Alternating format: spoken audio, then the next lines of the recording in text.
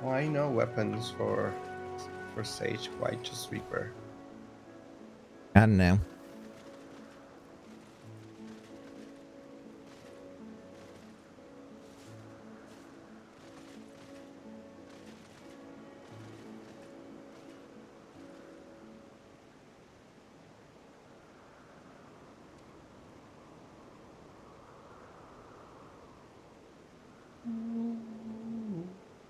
Okay, so is Seribot going to do its thing, or is it going to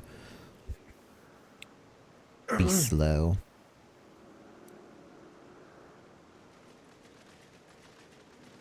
Well, I'm just gonna give it a minute. I'm gonna eat the rest of this, like, caramel shortbread thing that I had. Okay.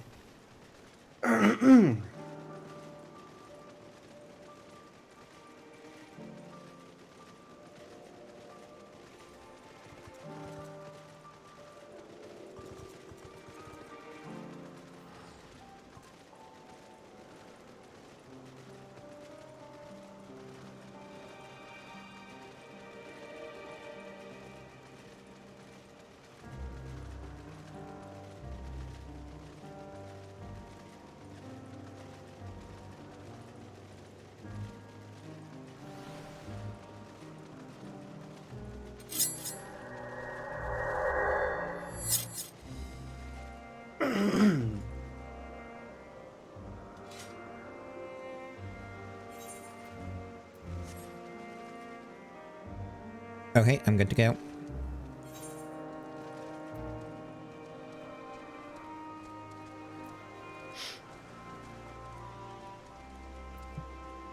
Right. Ether to ether. Something seems to be weighing on Hermes' mind. Cutscene. Tell me, Emil, in the course of watching me, have you learned aught of value?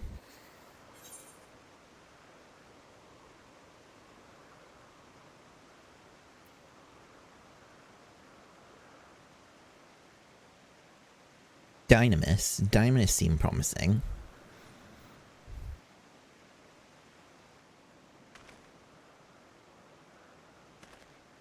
Dynamis, you say? Curious that such an obscure phenomenon should be of interest to you.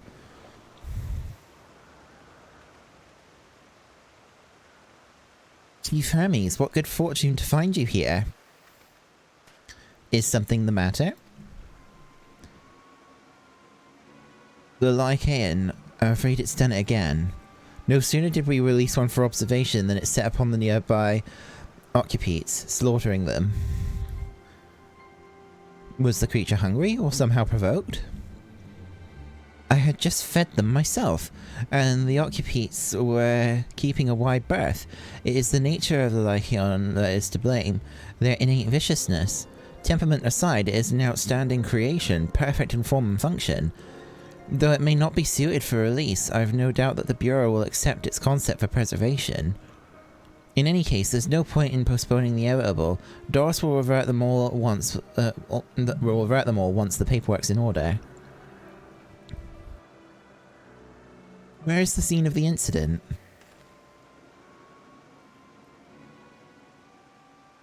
Just off the path to the 12 Wonders. As you make your way, you should see it on the left. I don't know if Doris is still there, however. Hermes, wait!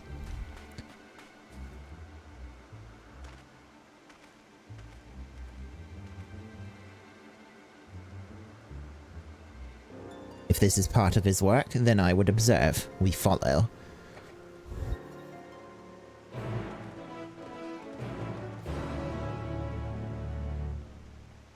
I was muted. I'm coughing a lot. It's alright.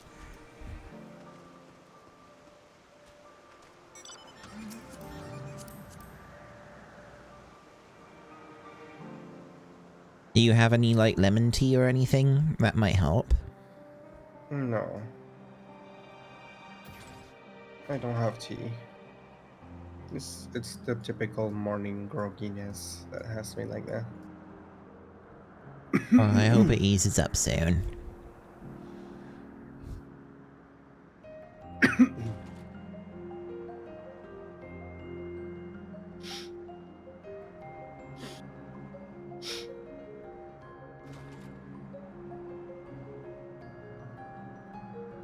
trees. I look like mushroom. This kind of makes me feel like it could kind of Garden of Eden-esque, doesn't it? It also feels very ephemeral. Mm-hmm. The lacerations and burns are unmistakable. A Lycan was indeed responsible. But the creature is nowhere to be seen. Doros must have taken it away. The man makes his base at the 12 Wonders. I shall go and seek him out there. Emmett Selk and I will search the area for good measure, just to make sure the Lycan did not escape. My thanks. Let us meet at the 12 Wonders when you have finished. I will go on ahead. Please follow with Emil.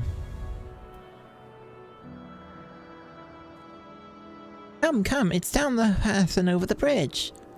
You have made a grave mistake today. You finished your Wanderer's Tale not knowing that the Silver Tickets has a new Urianger minion. Oh, there's an Urianger minion? I think I have a silver... Yeah, I have a silver ticket. I hadn't actually used, like, checked what was new, so I'd just been keeping them in stock.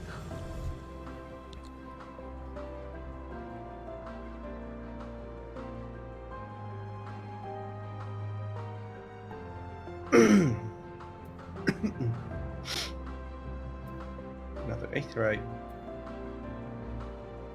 Yeah, we should probably go and attune to it before continuing the quest.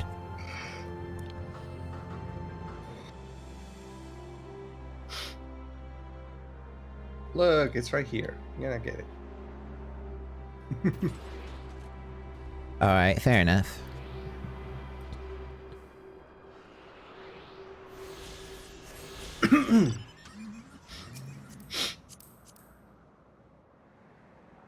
I do legitimately find it kind of fascinating, though, that we've been to other worlds. Now we've been to we've been to the moon. Now we've gone to the distant past. It's like all of the day's work for the Warrior of Light. Yep.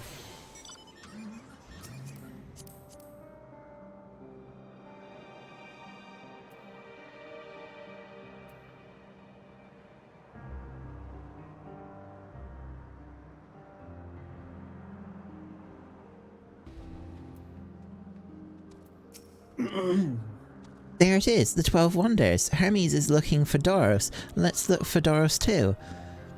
He's a man with long blonde hair, I think. I'll know him when I see him. Oh, I hate you. Stop following us.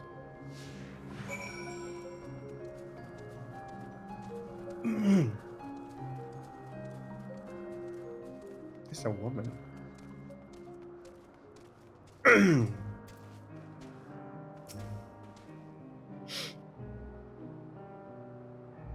If you're with me, Tion, then I assume you're on an errand for Hermes. What can I do for you? Sorry, wrong person. We're looking for Doros. I see. We do have similar hair, so people often mistake us from afar. I hope you find him soon. Oh. Him. Dark-haired man, so it's not going to be him. Maybe the next one? There's a blonde-haired man over here, yeah.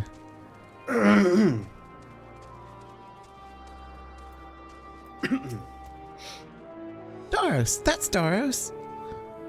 Well now, if it isn't Meteon, what brings you here?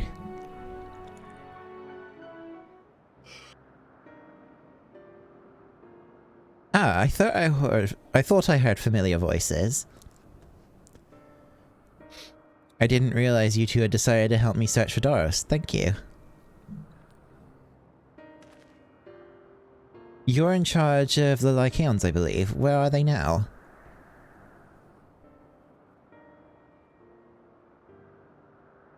Out in the fields in restraints. Frenzied as they were, I couldn't well return them to Tissus. Tissus? I'm gonna say Tissus, basically. Whatever. Once I've submitted my report, I'll see them reverted without delay.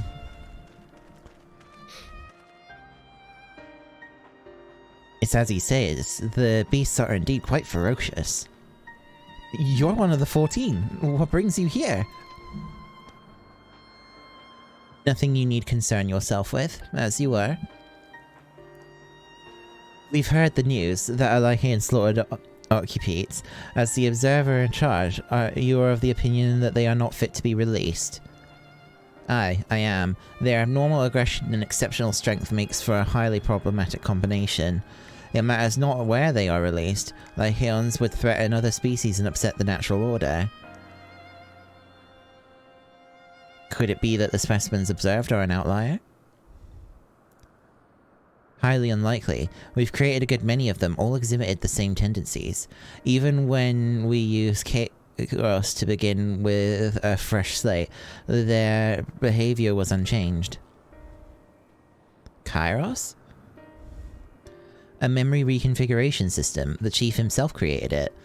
It allows us to erase or alter memories, that we may observe creations in different environmental conditions without needing to remake them from scratch. Quite impressive, and potentially dangerous, depending on the intensity of the etheric emissions. Pashtarot may wish to have words with you.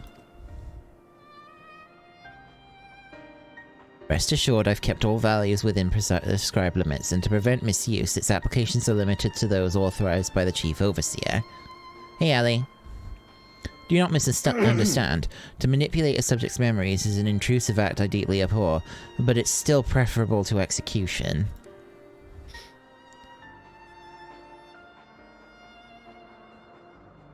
Come now, Chief, let's not be so melodramatic. What was born of Aether is simply being reduced to its original state. I know the distinctions concern you, but we mustn't lose sight of the bigger picture, making rational choices for the sake of a more prosperous star. If a creation cannot be properly studied even with the aid of Kairos, we must remake it. If a creation is deemed a detrimental existence, we unmake it. 'Tis all for the greater good, and none question the necessity of such routine processes. I understand these things, I do. I would never think to unleash a clear and undeniable threat unto the world. It isn't just that Hermes is attached to life, he's afraid of death. Yeah, I'm starting to question Hermes and be like, I don't know if I like this. Yeah, He's probably insignificant. gonna make something very dangerous. Be like, no, we mustn't kill it. Yeah. Yet insignificant though their individual lives may be next to all creation, it is all the Lycaons have. Before we seal their fates, we owe it to these beings to exhaust all options to ensure that nothing has been overlooked. If you insist, let me provide you with a full report and we may take it from there.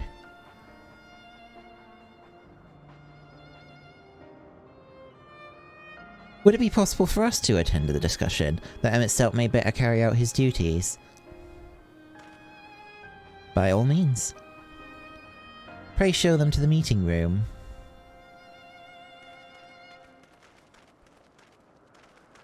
It's like... I'm starting to wonder if his fear of death acted as a catalyst for the final days in their time. Maybe. Hang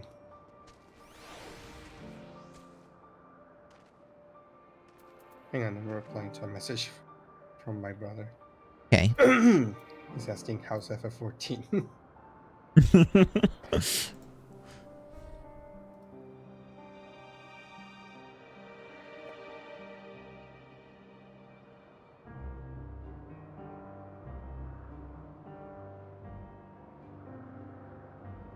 Same. Yeah, I mean, yeah, it's kind of understandable.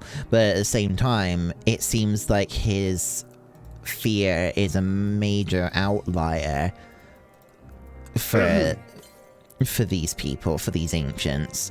They view it as they all seem to have a very different philosophy from what Hermes seems to be insinuating. To man, other beings are just things to be used and controlled like magic. That's what Hermes told me once. I mean, that's what their job kind of is. Maybe he got like an extra gift that he was supposed to get. He wasn't supposed to get. A sentimental gift. You needn't be an Enteleki to feel the weight bearing down on Hermes. I fear this discussion may take a while, during which time...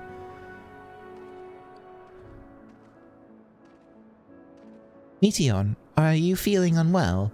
It's not me, Hermes, it's you. I won't go to the meeting, I'll stay with Emil. Loath though I am to impose, may I leave Meteon in your care again? No, I don't want to. I'm in your debt, if you'll excuse me.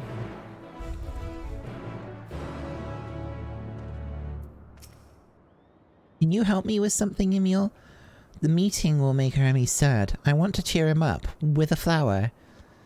Hermes likes flowers the most, of all creations in Elpis.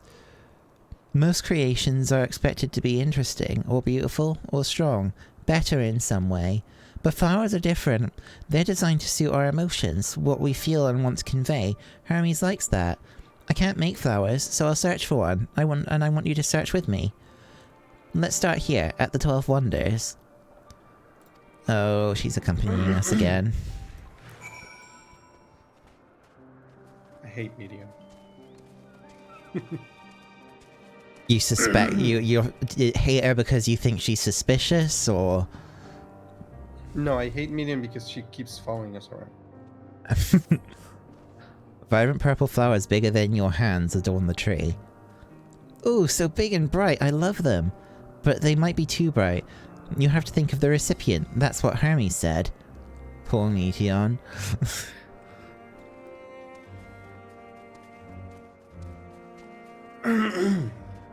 Slender tree. It looks quite thick to me. It is something about the fact that she has this connection to emotions and how that theme is played out through Endwalker so far. It just makes me feel like something isn't right about her. A tall slender tree rises before you. You crane your neck to look for flowers. No flowers. If there were apples, we could have covered them in syrup. Let's head outside next. Don't worry, we won't wander far. Hey, isn't that the horse from Palace? Yeah, it is. And that's the Pegasus that you get from the Conjurer's Guild. You hope she doesn't get the Persona Q treatment and is the final boss. I didn't want to say it, but I kind of feel like that there's a distinct possibility that she might be a secret antagonist.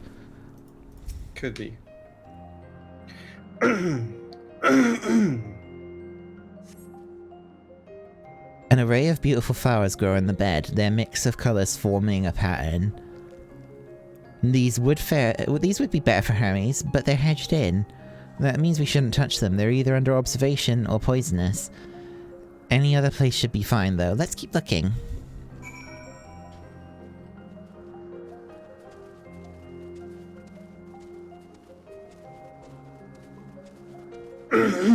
Oh no. Oh. I know what kind of plant this is. Set on it. Muscui or something like that. Ked traps and things like that. Oh, yes. Set on a tall, thin stalk, an oddly shaped flower is mesmerizing in its undulations. Oh, a conion, a flower that can move. When Hermes wasn't looking, it shot seeds at him. Not a good gift, maybe. But you're good at spotting flowers. We'll find something soon. Make it stop.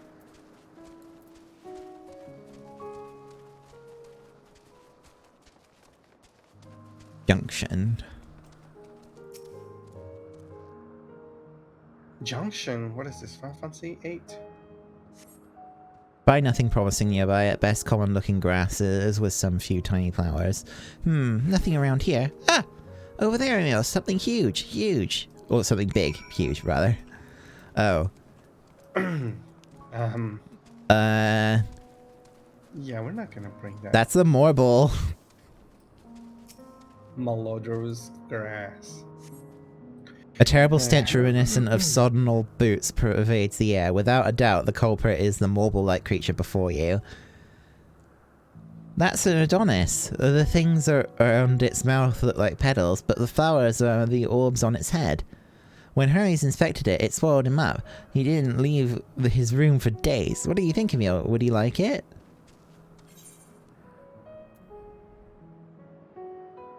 It's probably not a good sort of memory.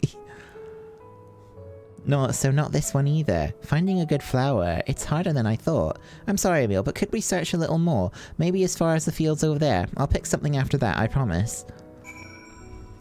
Jeez. The fact that they're called Adonis. Lush fields.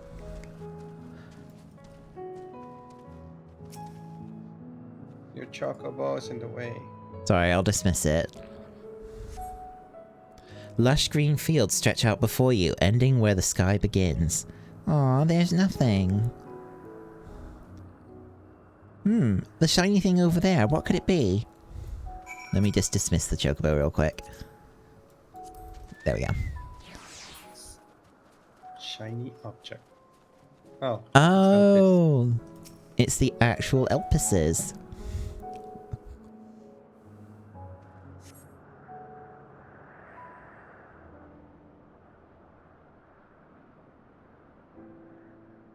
Oh, Elpis flowers, they're here too! Hermes likes and dislikes them at the same time. Like me, they're entelecchies. Like me, they feel his pain and turn dark. That's only for Hermes though. For others, they're always white and bright. So yeah, there's some despair going on with Hermes. Maybe he's the source of the putridness, whatever it's called. I do think he's connected somehow. Truly, the flower was dark in your home? Then do you have it too? A dark emotion? Maybe it's not that in the past the creations were turning like that. Maybe it started with Hermes and then everyone else also started turning. Possibly. My brain must have been super tiny. Throughout my playthrough, I never questioned anything. Who said that? That was Kitty. This is honestly, this is kind of just how I like absorb and enjoy stories by like prior put the threads together and kind of like seeing if I can figure out what's happening next. I'm gonna choose the first one. Same.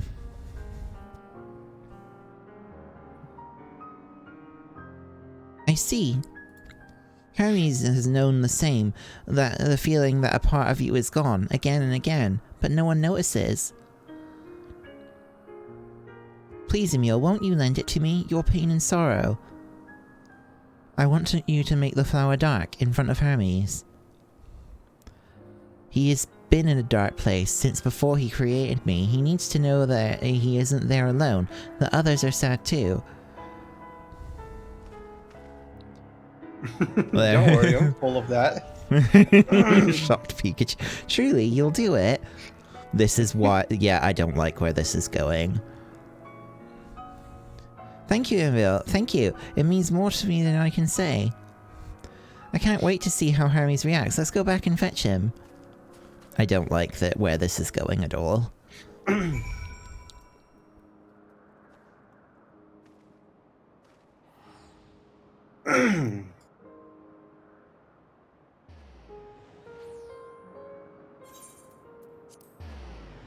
I feel like Meteon's gonna get overwhelmed. Like, the amount of trauma that the Warrior of Light has gone through all these years. I think Meteon's gonna get overwhelmed. It seems like they're still talking. Let's wait until they finished.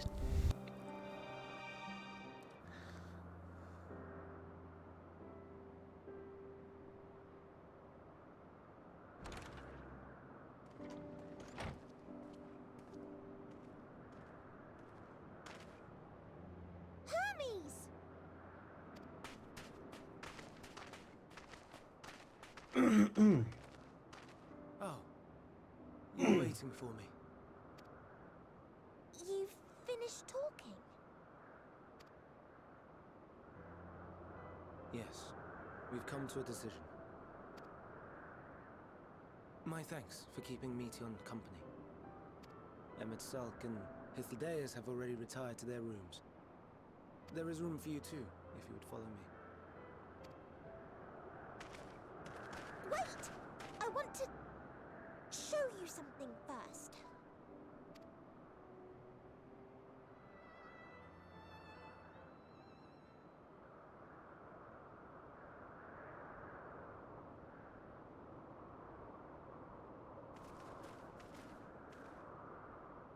Elpis flowers? Go on.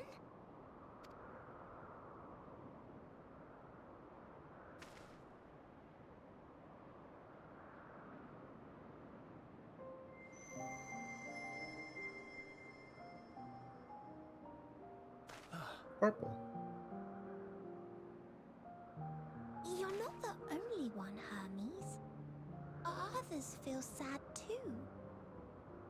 You're not alone.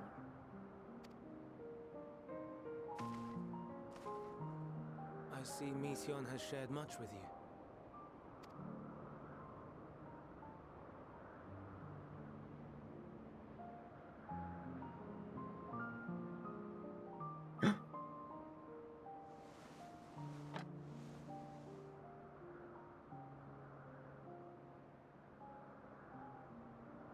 Oh no, he's hot.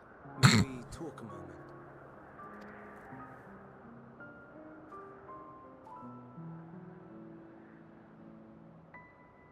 Oh,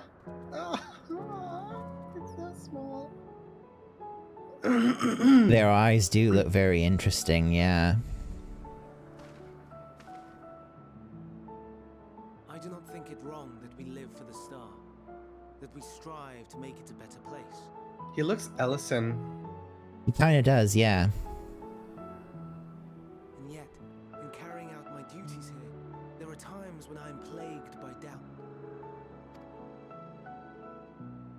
Do you recall what Hithildeus said when we first spoke of my nomination? Death is the privilege of those who have fulfilled their purpose, a choice they embrace of their own free will, and when they depart, it is always beautiful. Perhaps it is, but only for man.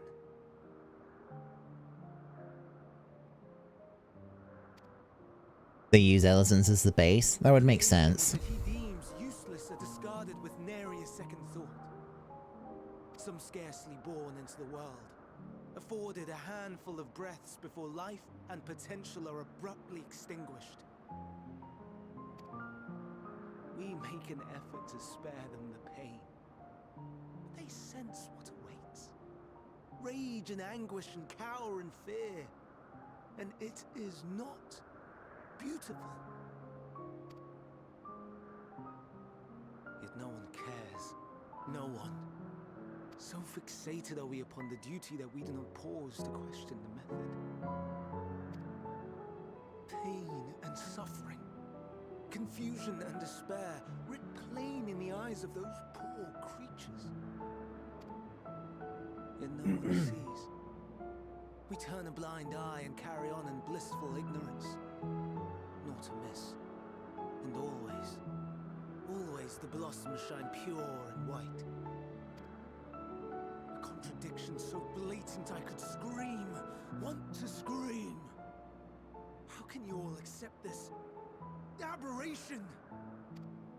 Then I wonder, am I the aberration for thinking thus? And I'm filled with dread. But now I know I'm not alone. Not the only one for whom the flowers weep. Owen asked what you thought as he kneeled beside the Elpis, or if he only did it at Meteon's insistence. Nevertheless, I thank you. To know that you too have experienced suffering is a comfort.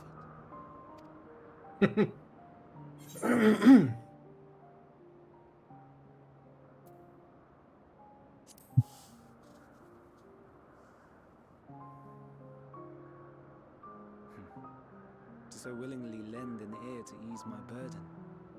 You are a strange one.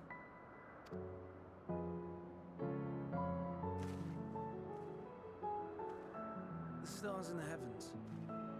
Know you what they are? Though it is too far to tell, each glittering light could be a world not unlike Aetheris. A world filled with life. So many stars, so many lives.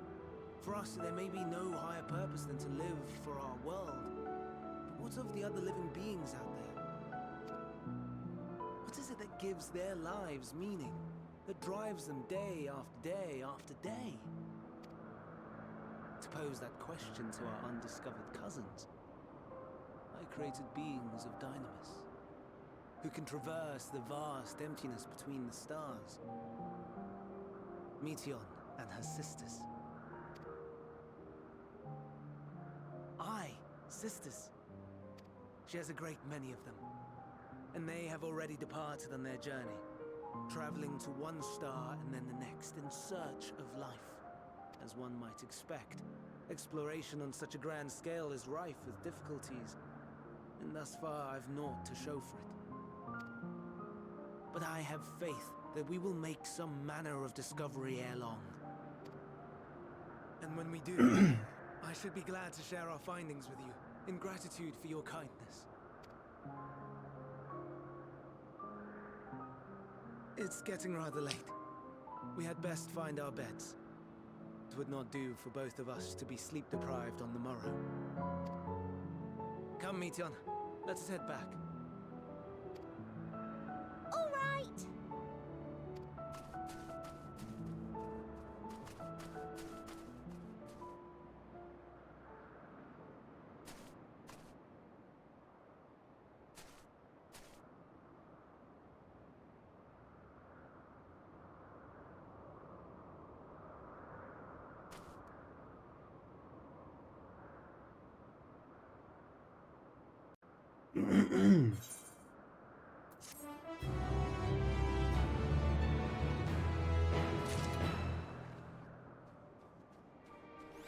That's something he didn't disclose to the others. He didn't tell them that they were sisters. Yeah, that's what caught my eye. The sister thing.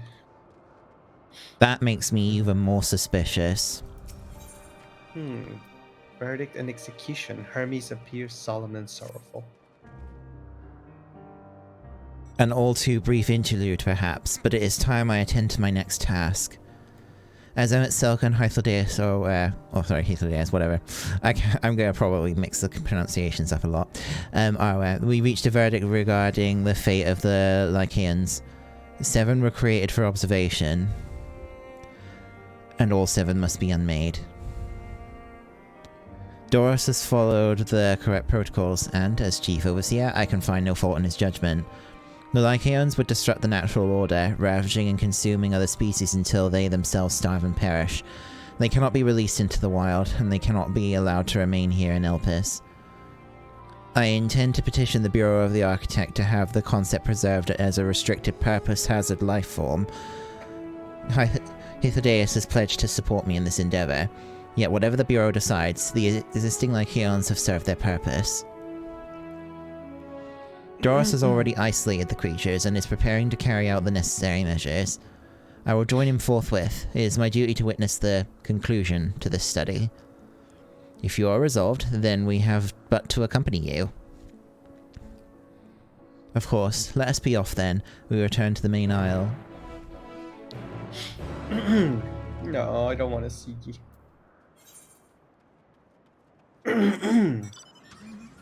And next 8 current quests has become available. Like, it's like I can't. I'm not saying definitely this is where it's going, but like, there's way too many like smokes coming from all of this. Smokes. Yeah, you know, where there's smoke, there's fire. No. I was gonna say, you wanna see what they look like? Oh. They're like your typical doggos. Oh, yeah. They look like... Oh, there's a mount that looks like these, I think. Hold on. Where is it? I know I've got it. It says there were 7. There's only 3. This one. Ah, it's so small. Why is it so small? I don't know. Anyway, let's talk to Doros.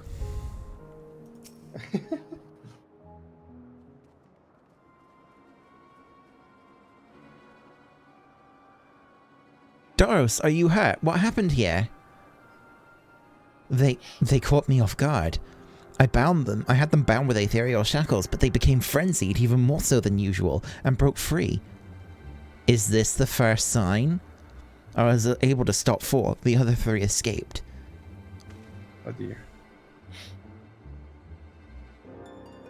I see them. 2 have taken to the air above the 12 Wonders.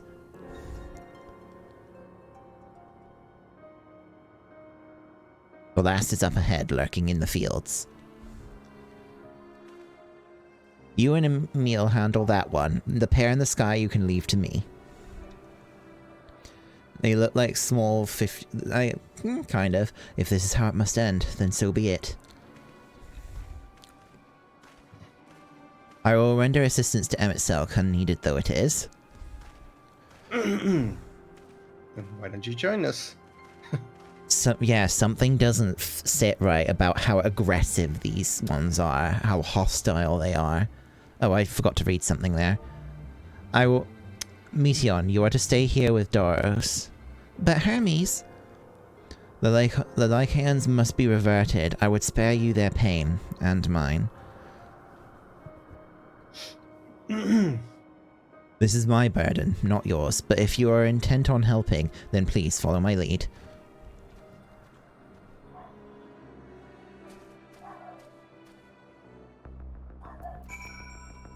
Oh, intense music.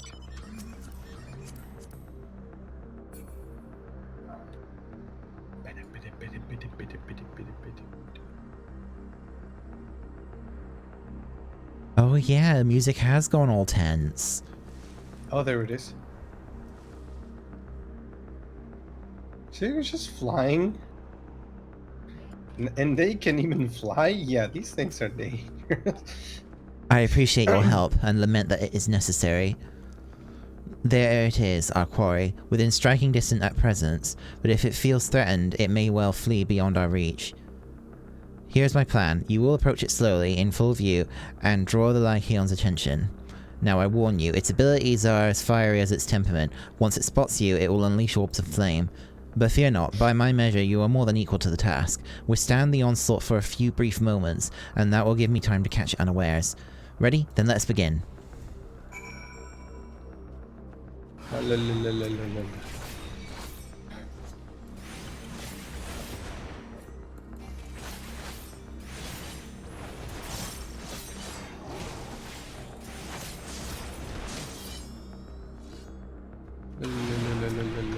Ah!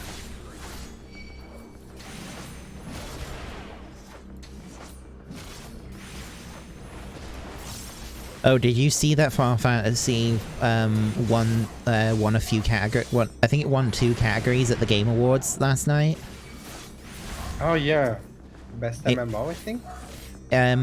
I think it won Best Ongoing and Best Support or something. I don't know if it also won Best MMO. I don't know if that was a category. I think it is a best. There is a best MMO category. I don't know if I didn't see them. It won Community and Ongoing.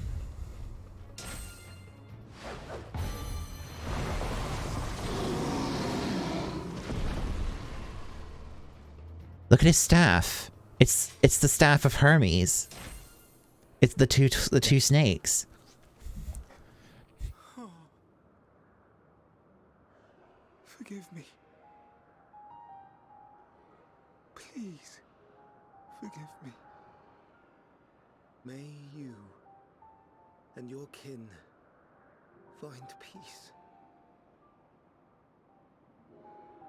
Wherever your souls may drift in the underworld, may you find tranquil seas. Why is Meteor here? Be not forgotten. In concept endure. To reclaim form and one day live again. Serve not the star, or any purpose save your own. Live again, if that be your desire.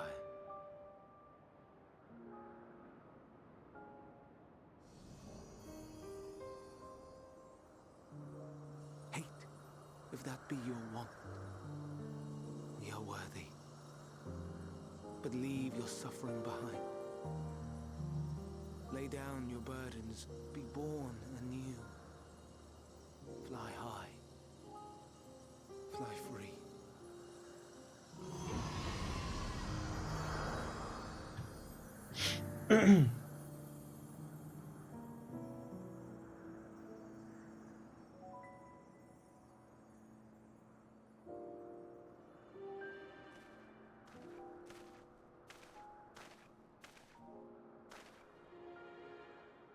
Join the convocation, Hermes.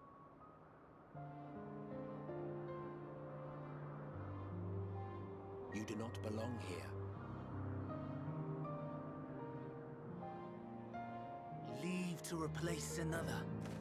To be replaced. It changes nothing.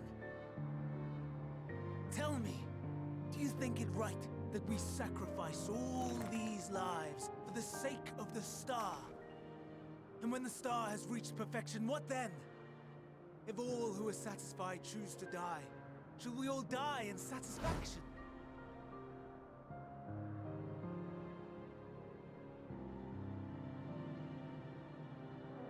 I do not know. Were I to take up the seat of Van Daniel, it would be tantamount to approving my predecessor's death. I do not know if it is right. And to be torn by such thoughts. I do not know if I am fit to represent mankind. Hermes! Please don't be angry. It hurts so.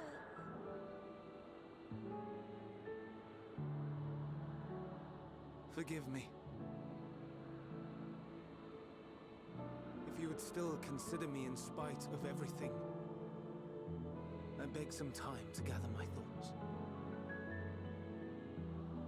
Meanwhile, Hythlodaeus, I fear I must trouble you to attend to the others. 'Tis no trouble at all. Take as long as you require.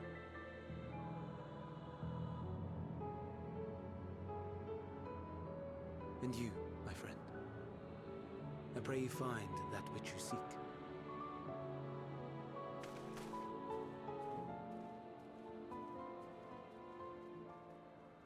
I expect we have some few matters to discuss. Shall we return to the 12 Wonders? Aye.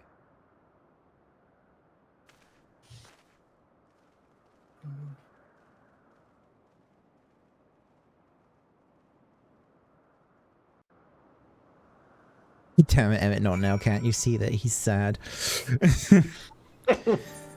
It really does feel like Hermes might have been the catalyst for it all, because he's unique in, like, it feels like he's unique in with how he despairs.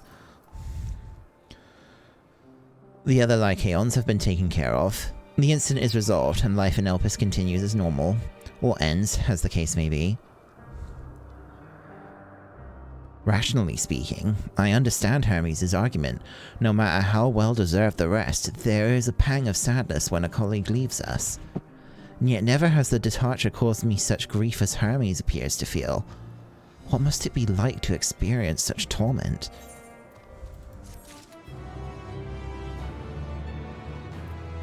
travelers at the crossroads. Hylodeus wishes to discuss plans for the remainder of 87. your visit. Time for dungeon, let's go!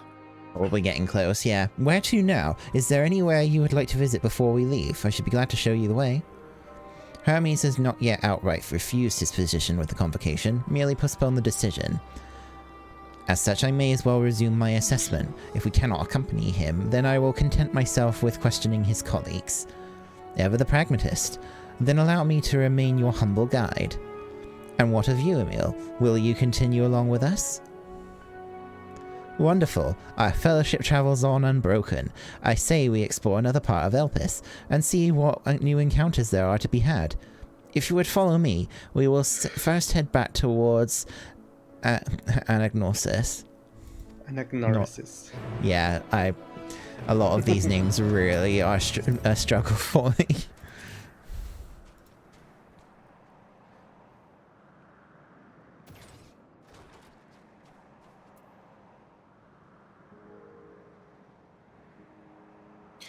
Oh, there's 3 Aetherites. Yep. So this is encompassing level 86 and 87. I think we're going to go back to Labyrinthos for like level 88.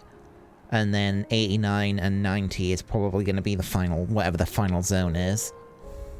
Yeah. Because the moon doesn't have anything beyond, what was 85? Yeah, we're done with the moon, No, sorry, I think. 84 was the moon. 85 was the second area. Of Thavnir, yeah. Thavnir.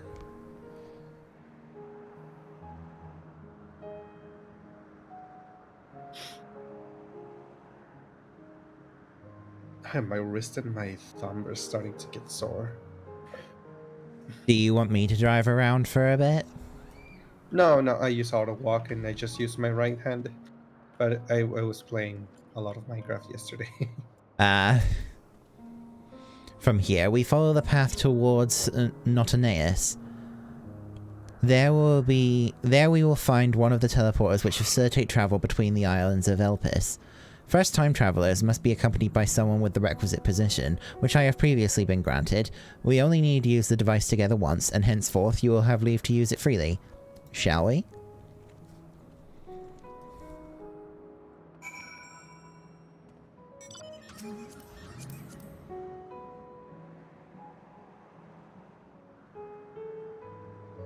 Still amazes me that they even went to this, you know? What do you mean? You know, coming back in time and seeing, like, Hylodeus and Emmett Selk in their unsundered forms and sort of thing, you know? Oh. Yep.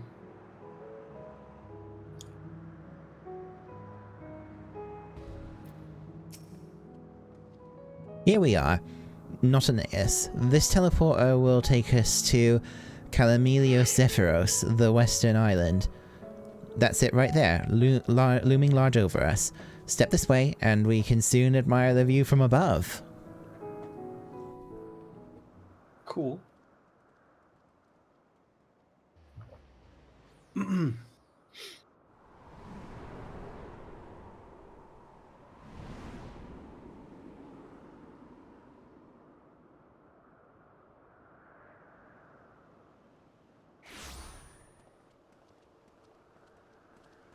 I present to you Calamelios Zephyros. Here you will find a number of testing facilities, as well as the observation hub of Poiton Oikos. Right then. Let's begin by... Spriggan. Well, well. An Arrhaeus. How delightful.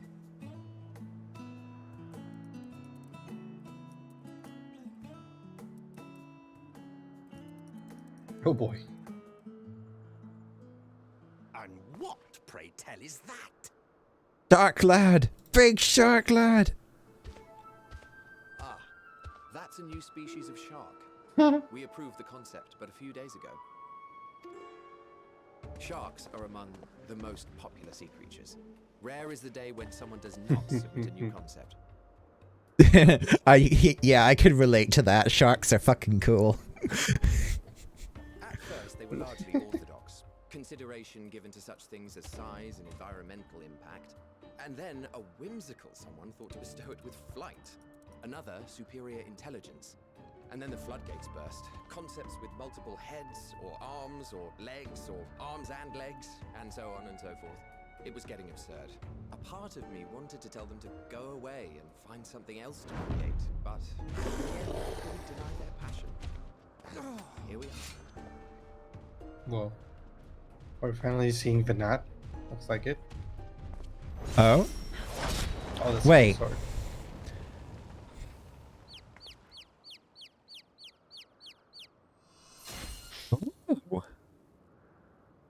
Hello, Venat. That was too close. Are you unharmed? Well now, if it isn't a pair of familiar faces. Bernard, that we should meet you here. Tell her who she becomes.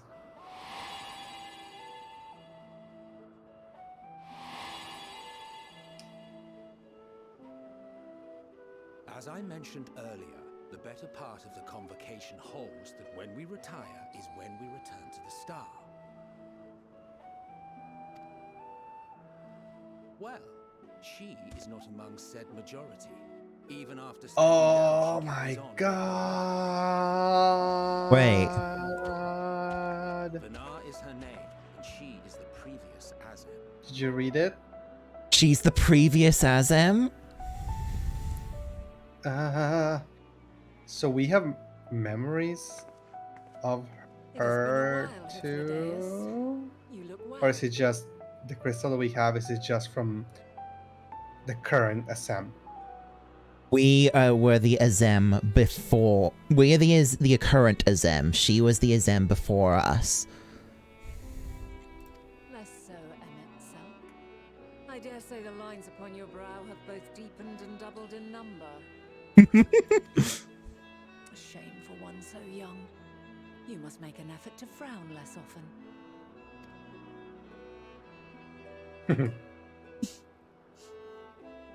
Easier said than done, thanks to your unruly successor. How is he, if I may ask? Incorrigible as I ever. want to see current Assam. Rushed headlong into a volcano on the brink of eruption just the other day. I should be glad to share the tale in its entirety later, if you're so inclined. Oh, you know I am. Now then, you are?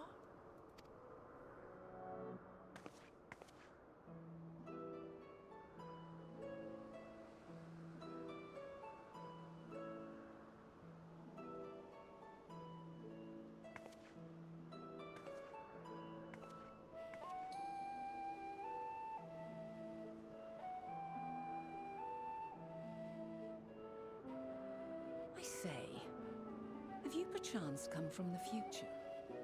Oh, What? just dropping it like that? I do not believe we have ever met, yet I sense my magic upon you. Therefore, if I wove the enchantment, I could only have done so at a later point in time.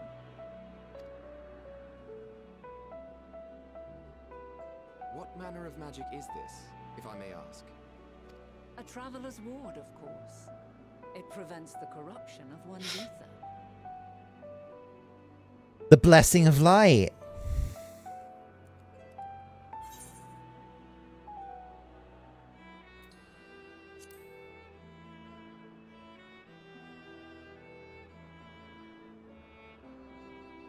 I see you are not ignorant to its presence. And while there are many protective spells, the one you bear is unmistakably mine. Hold on, Wait, so it's not Heidelins? It's Venats? that's absurd. Well, Venat is the heart of Heidelin, so she must have retained some of her abilities and knowledge from her life as an ancient. I do have a question. Is this part, are we in the part of the past where where both Zodiac and Heidelin already exist, or This is before the Sundering. This is then and how this is does before she the final have like days. Heidelin's blessing if Heidelin doesn't exist yet? Because it wasn't a blessing. It was a she's just revealed it's started off as a warding spell, but it turned into the blessing of light after she became Heidelin. That's what the people of the current think it is. She's just revealed what its true nature is. Okay.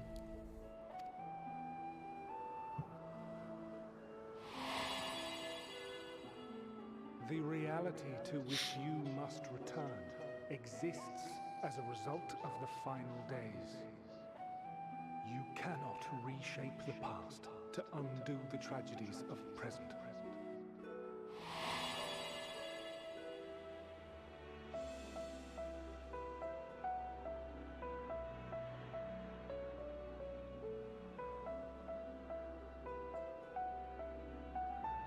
So, your actions here will not change your history, but they may yet affect the course of ours.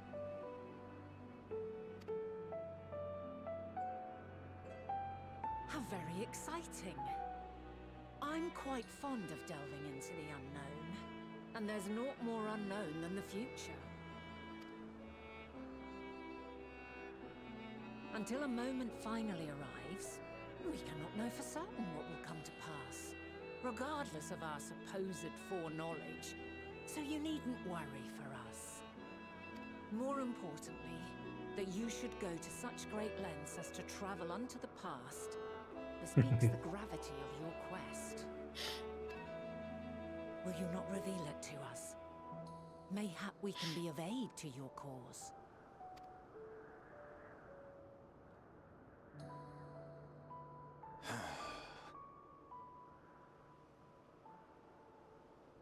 If this is true, then you've been keeping quite the secret to yourself. As a representative of the Convocation, I will hear it all. Your identity, purpose, everything.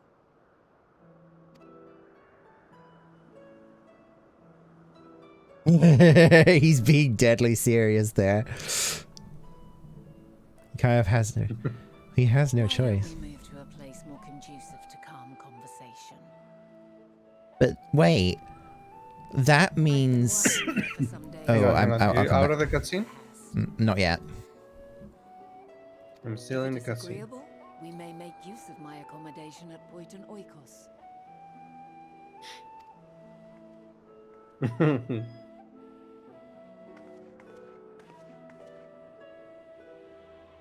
We were meant to meet. I am certain of it. Else I wouldn't have marked you so clearly, and sent you unto myself in the past. It's precisely the sort of mischief I would get up to. And quite inspired, if I do say so myself.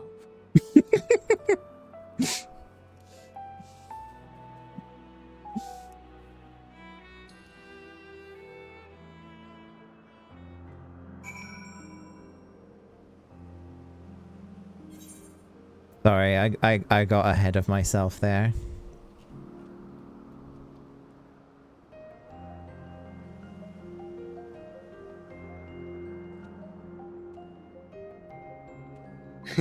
Giving you the blessing of light and sending you to the past, that sounds like something I would do. I think I like Vanash. She's quite entertaining. But notice how she's wearing a white robe, and what we know about her is that she's a retired member of the Convocation. Maybe wearing a white robe is significant of that. Yeah, because I thought the white robe meant that they belong to Heidelin. Maybe that's something she adopted for herself, but I think maybe the reason she's wearing a white robe is because she's fulfilled her purpose in life but chooses to live on. Maybe it's that sort of symbolism.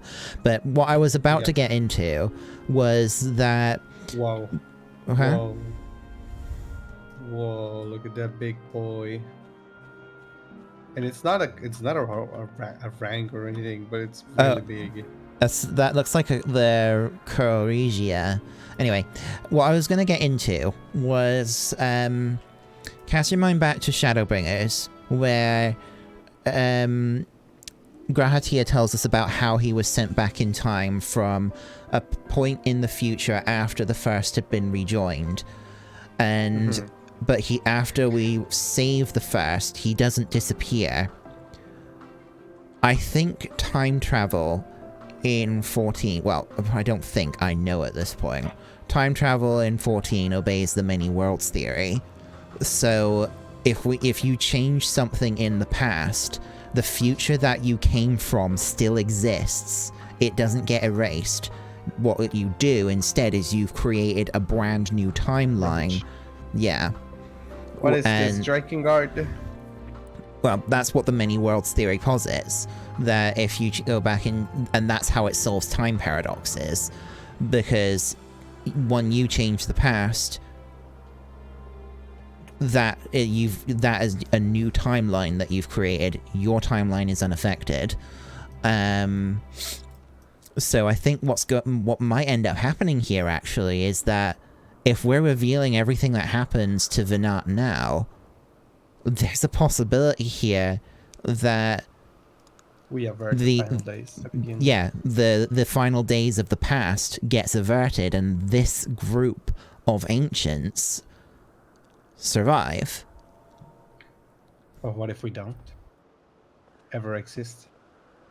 I mean, then it goes down the route of it being a circle, and that we had to come here in order to set up the events that led to where we are in the present, like how the events in Alexander's storyline is essentially a time loop. So that is the one timeline theory. Okay. That means there's a world where Emmett and you are best friends. Lol. Anyway, I'm talking to Vinat now. My apologies, but before we move along, a colleague has tasked me with a matter which I'd rather not leave unresolved. It involves finding a certain concept engraved crystal, and the quick-fingered Aureus which made off with it. An Aureus, you say? I think we might have seen the culprit before being distracted by that business with the shark. Would you like us to follow its ethereal trail? That would, of course, lead us only to the Aureus. There is no guarantee that it hasn't dropped or stashed away the crystal you seek. Please, even that much would be enormously helpful. Well, you are hunting down the thief. I can follow behind and scour the forest floor just in case. Can I ask you to join the search? I would appreciate another pair of eyes to cover the land to the west of here. Many thanks. There's a small bridge leading to Poetinoikos. Let us meet up there once we've exhausted our efforts.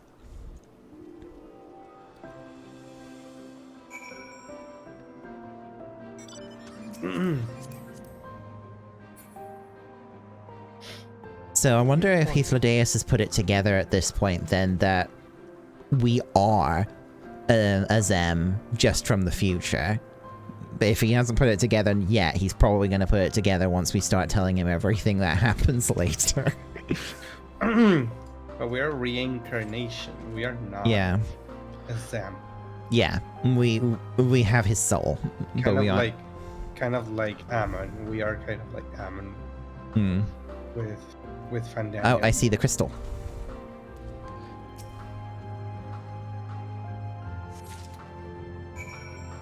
Well, that was easy.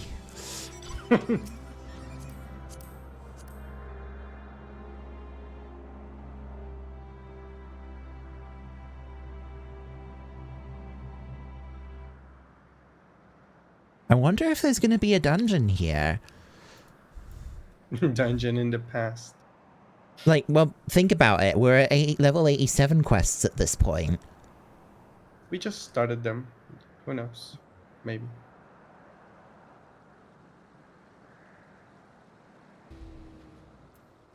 Alright, let's talk to Vinat. Our last searcher returns. I am afraid that the Aureus no longer had the crystal, nor was I able to find it as I followed in its wake. I don't suppose you fared any better? You bet we did. We're the protagonists. The crystal! Well done. Wonderful. Now I can focus on your tale without that missing concept nagging at my mind. Have you always had a knack for finding things? I am a Sen. I've often been asked to do so. Oh, you too. Some of us seem destined to always be searching for ourselves and for others. Long ago, when I held the seat of a Zem, I was forever trekking back and forth across the star in search of answers to people's problems. Naturally, the need for such journeys has lessened considerably since I entrusted the position to my whimsical successor. Yet I am still eager to come running should an old acquaintance or new interest require my personal attention. That is what brings me to Elpis, in fact. Many times has my presence been requested, my opinions sought concerning the habitat of this or that creation. Agreeing to help locate that missing crystal was a minor distraction, which now promises to become a major revelation. How strange and wonderful it is the way one thing leads to another, wouldn't you agree? Here's my thing. Here's the thing that I just thought. If we do like avert the final days and whatever, we may exist like in the future, but we would just be like regular Hrothgar with no powers, no blessing, no anything, because Assem would still be alive, and he wouldn't we wouldn't be like anyone's reincarnations. So we would just be like a normal NPC. That is one way to think of it, but then again, the Hrothgar exist as a result of the Sundering, so we probably wouldn't exist in this way. Anyway, you okay? I'm going to talk to him itself real quick. Okay. You read it because I... Oh, sorry. The problem you present is vexing enough without adding the older Zem into the equation. And she wonders why these lines upon my brow grow deeper when she herself wields the hammer and chisel. The Azems, both mentor and student, are a force to be reckoned with. I find them a delight personally, but they have a habit of making Emmett Selk look as if he'd bit down on a sour grape. Alright, I'm going to talk to Vinat now. A past not yet come to pass. Vinat is in a cheerful mood. Thank you again for your timely help. Now then, 'tis time I returned this stolen property. If you would go on ahead to my accommodation, I will join you as soon as I have attended to that task. Follow the path straight ahead to the building at the top of the slope. I have the entire place to myself, so we can speak without fear of being disturbed or overheard.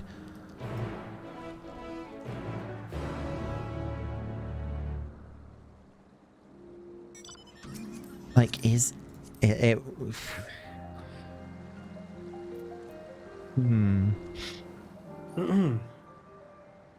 First, we attune. Oh yes, of course. That's a very good idea.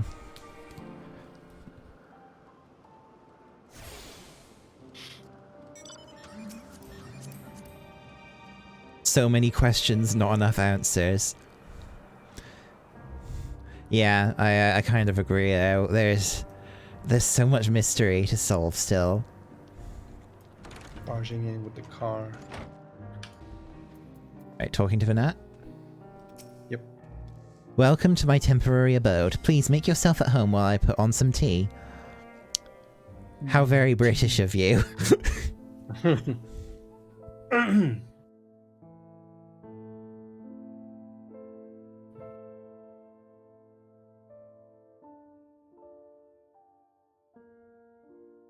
Look, it's the... A wonderful aroma. It's answers. I feel more relaxed already. Would that I had The music sweetmeats is to answers. offer, but I travel Yep. light out of habit. There's plenty of hot water though, so please have as much tea as you like. Now then, will you tell us your tale? Oh dear.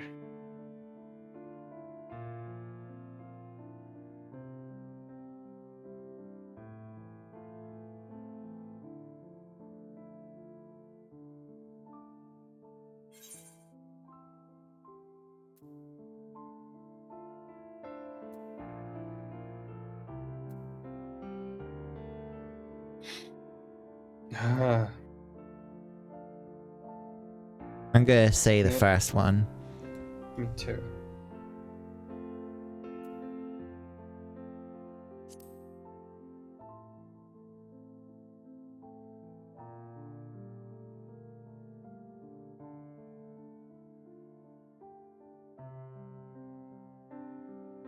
Why don't you start from the beginning?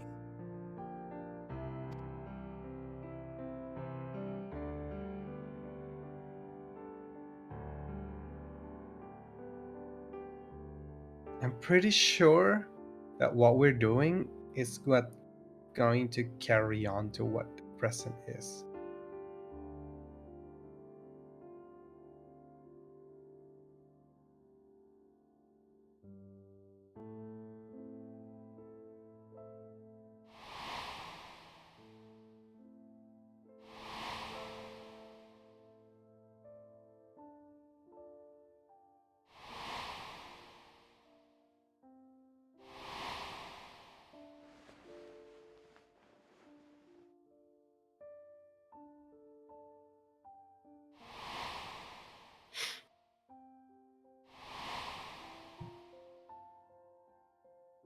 Their tea is all gone cold.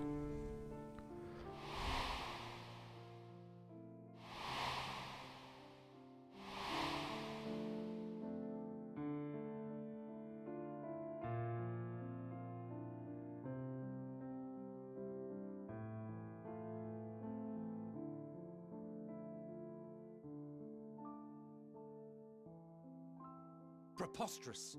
Utterly preposterous. While not the words I would have chosen, I too have my doubts. Much of it borders on the incredulous. What of you, Vanar?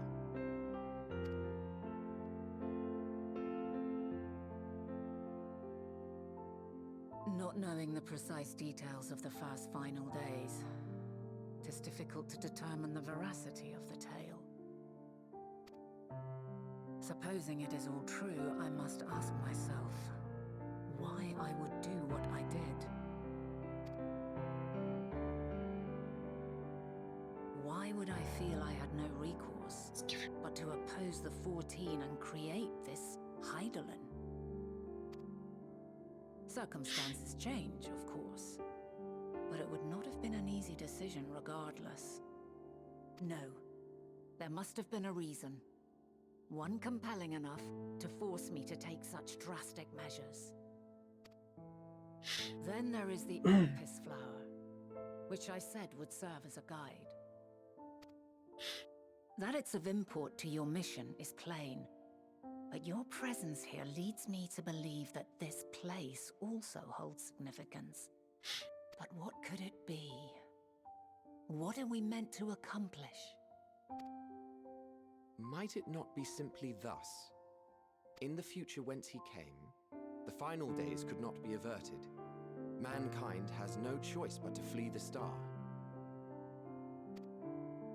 By alerting us to that eventuality, perhaps you wish to pave the way for other futures. Theoretically speaking, it is a possibility. Yet if that were my primary objective, I see no reason to guide our friend to Elpis specifically. The capital and Amarot, or even my own home would be more logical destinations.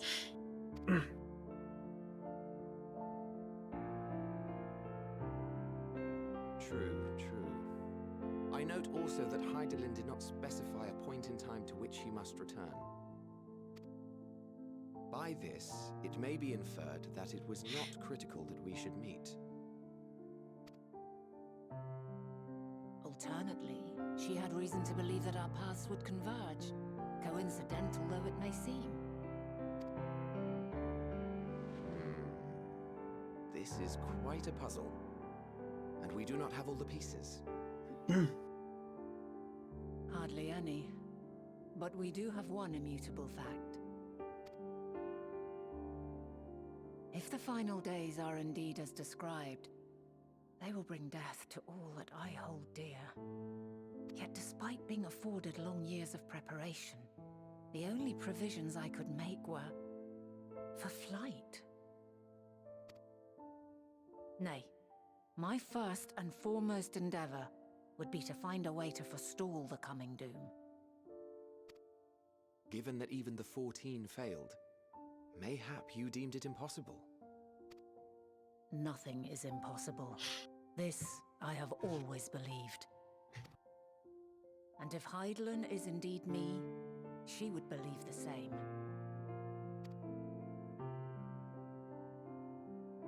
Listen to yourself. Are you seriously entertaining the notion that you are a messianic figure in some far-fetched tale?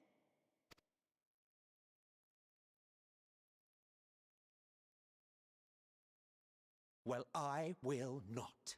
I refuse to accept that our world could be undone by some unforeseen calamity.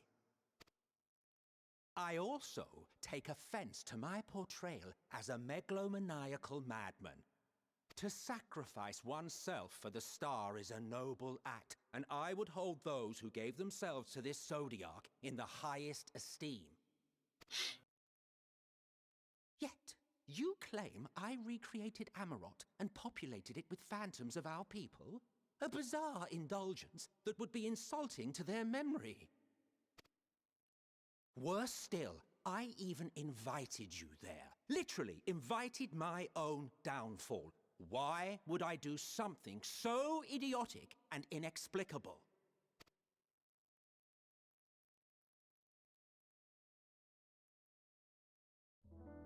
Now, I will allow that the hypothetical task of restoring our world would be daunting in the extreme. The thought of having to bear such a burden for 1,000 lives horrifies me. But I would never forsake my duty. I would never forsake my brethren.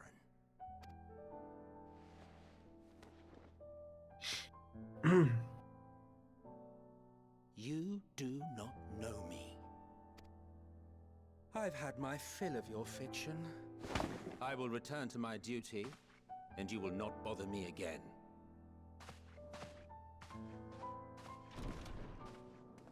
Self. Wait!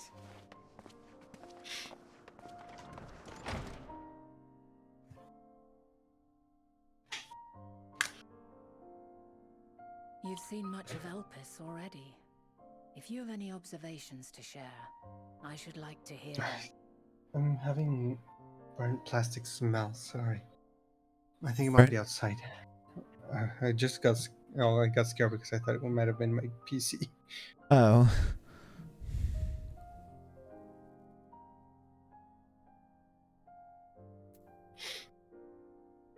Have you fallen a bit behind? I'm in the decision of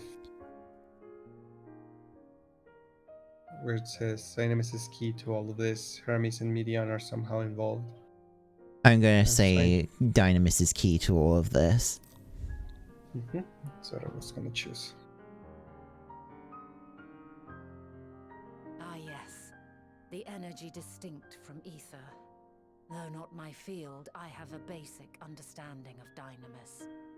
And you say Hermes researched the phenomenon in the course of creating Meteon? Yes, I believe this warrants further investigation. With that settled, it is time for action. The missing pieces of the puzzle are here, I'm certain of it. And when you find them, the picture my future self has painted will be complete, and you will have your answer. Now suffice it to say, I will aid you in your quest.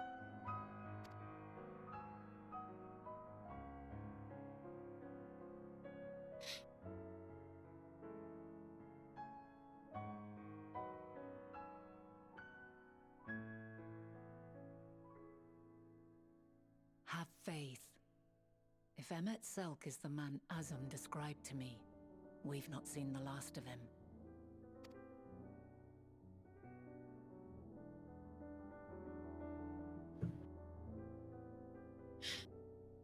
Let me close the window because I think that's where the smell is coming from. Okay.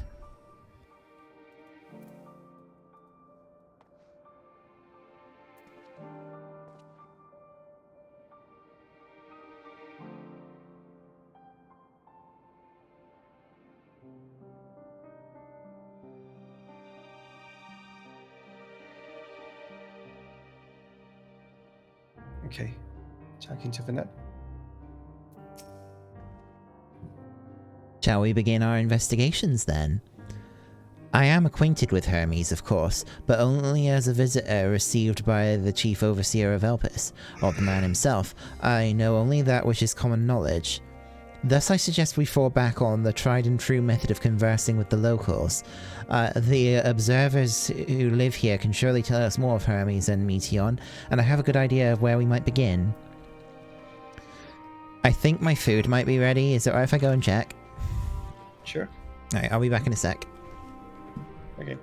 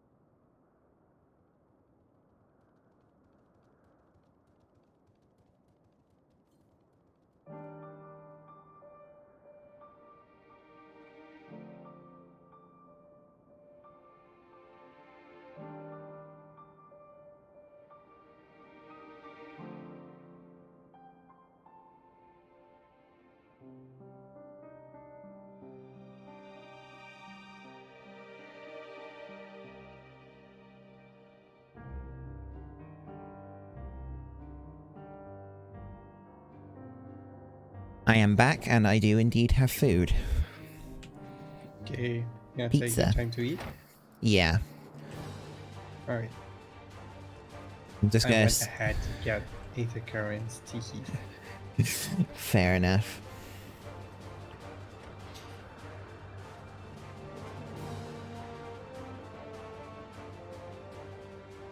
This one's annoying. Like that. What did you say? Why is that? Why is that? Oh, you have to go around to get up here. Fair enough.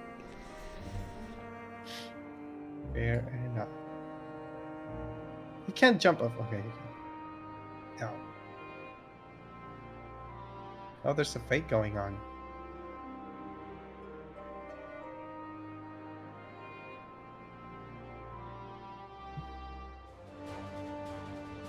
Pray I don't die.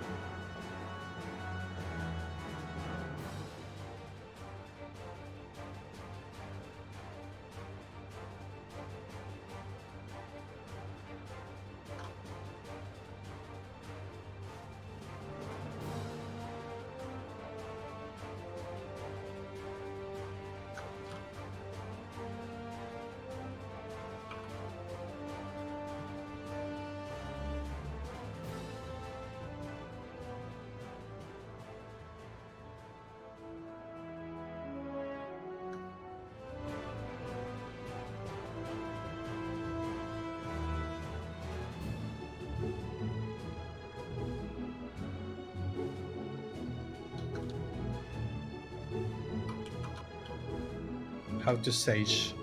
Find who is tanking in the fates. Start spamming them.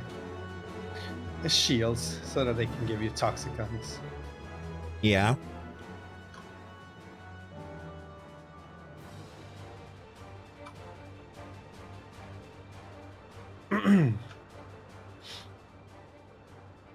I'm halfway done with the pizza.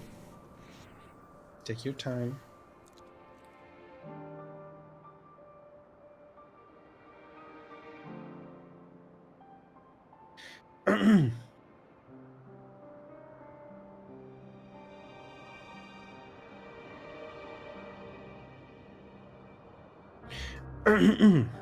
I'll wait for you at the quest location. Okay.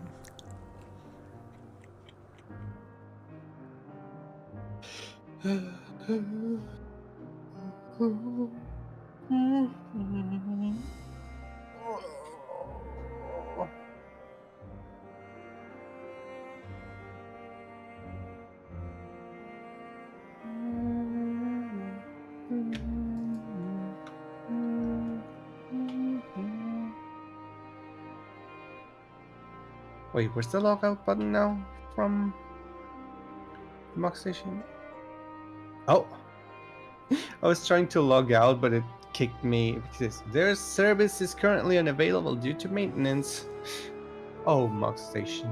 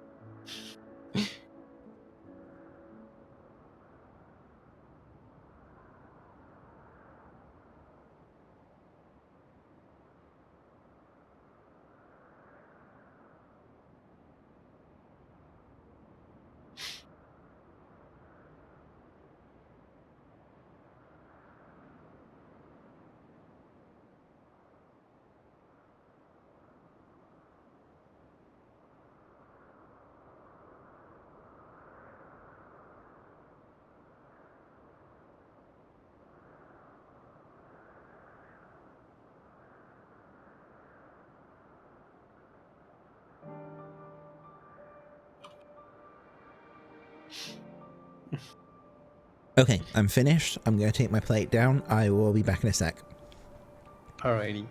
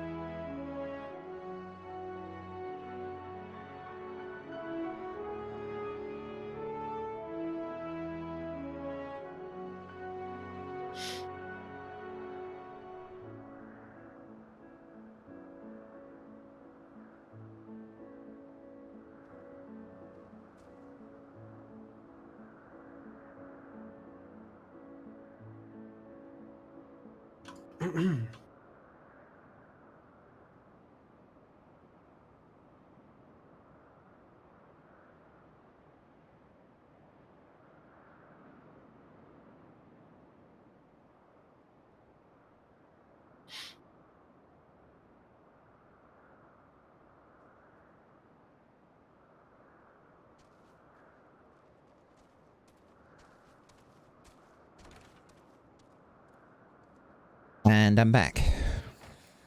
Welcome back.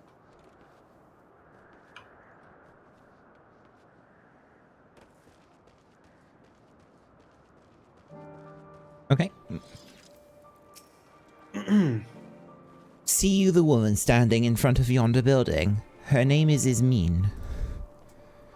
She is the one who made arrangements for my stay in Elpis, and from what I can recall, if she has held her position here for quite some time, chances are she can provide us with some insights.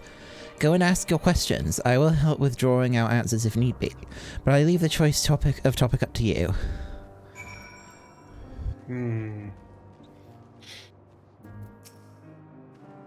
Questions for me? Well, I suppose I have no other pressing duties at the moment. Oh no. Blech.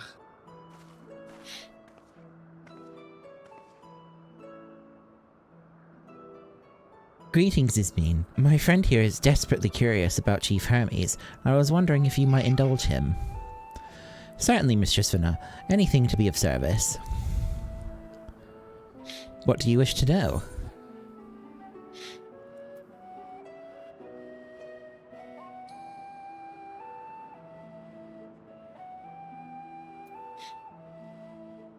What do you want to say? We are gonna choose what we want, or we choose the same. I'm thinking picking what kind of person is Hermes. I chose the interests, Okay. but I'm not gonna wait to read mine, because that's gonna take a while. Well, I can only answer from my own experience, but I would describe him as a quiet man, reserved you might say, and occasionally somewhat poor with his choice of words. His reticent nature, however, does not prevent him from carrying out his duties as Chief Overseer.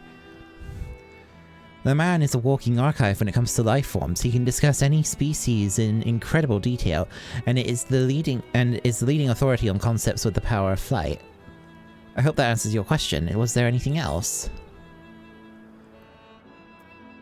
How long has Meteon been here? Vina is asking the question that you're not asking, because what you read is the thing that I chose. The second thing you read. Ah, okay. I cannot rightly say. As the Chief's personal creation, Meteon has not been subjected to observation and study like other concepts. So one day she was simply there. And what do you make of her abilities?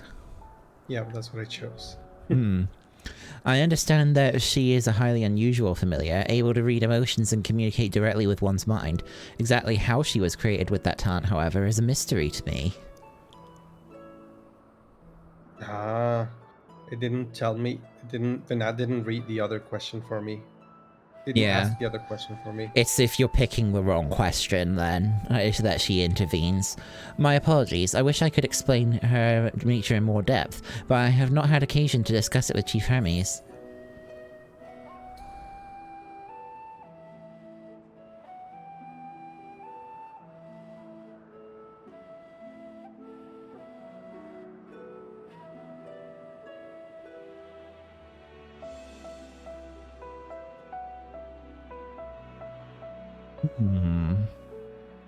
I'm gonna ask, do you trust him?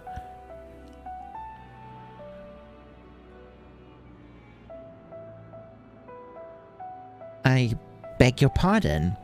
I have known Chief Hermes for many years, though I cannot say we are close. He has never withheld information to the detriment of our duties, if that is what you mean?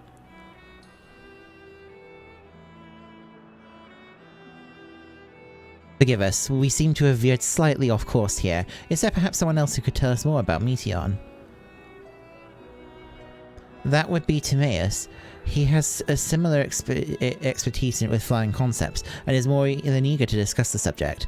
You'll find him conducting his observations on the banks of the stream, somewhere to the east. Oh, and unless you take particular joy in rambling discourse, I suggest that you keep your questions concise. We shall keep that in mind. Thank you for your patience and your insight. Think nothing of it. If there is aught else you need during your stay, please do not hesitate to ask. Come, Emil, I think we've taken enough of Ismene's time. I don't understand the purpose of these kind of quests. I mean the type of quest. Yeah, Like, I'm not asking questions. It makes no sense. Feels like a waste of time to make them this way. Yeah, I don't feel it's particularly interesting or necessary, I suppose, but oh well. Our investigation is off to a fine start, wouldn't you agree? From here, I propose we split up. I shall continue making inquiries with the resident observers. If you could track down the colleague has been mentioned.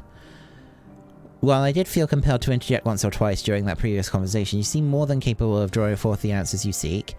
All that I ask is you watch your footing around the stream. We can meet back here once you've finished speaking with this Timaeus.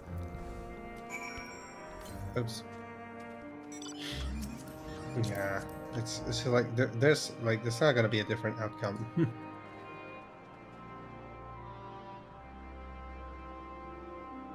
So there's really not much point in making it like that. CM.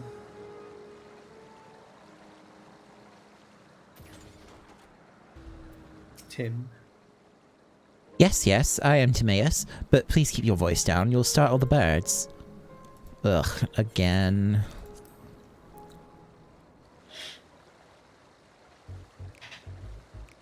So, what is it you wish to speak about?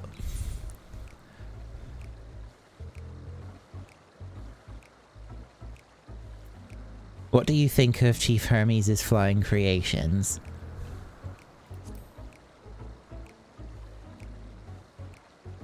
Chief Hermes' work? A worthy subject indeed. Those beings which soar through the clouds, majestic and graceful, are ever a favourite of creators. Even now, with so many varieties in existence, the flood of newly imagined concepts continues unabated.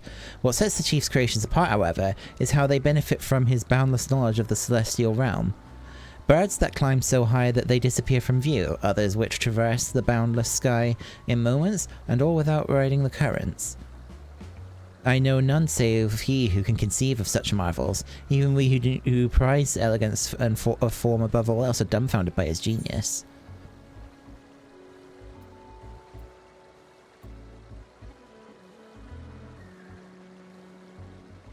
Meteon too is a marvel then? My opinion on that matter would be superficial at best. Despite my admiration for Meteon as a concept, I have never delved too deeply into the inner workings of her nature. I know that she has a gift for communicating via emotions, but otherwise her abilities are a mystery to me. If Chief Hermes should choose to submit Meteon's concept to the Bureau of the Architect, then will the design be registered for public scrutiny? Analysing a colleague's creation before that step is frowned upon, to say the least. Of course, if he came to me, a fellow artisan looking for advice, that would be an entirely different story.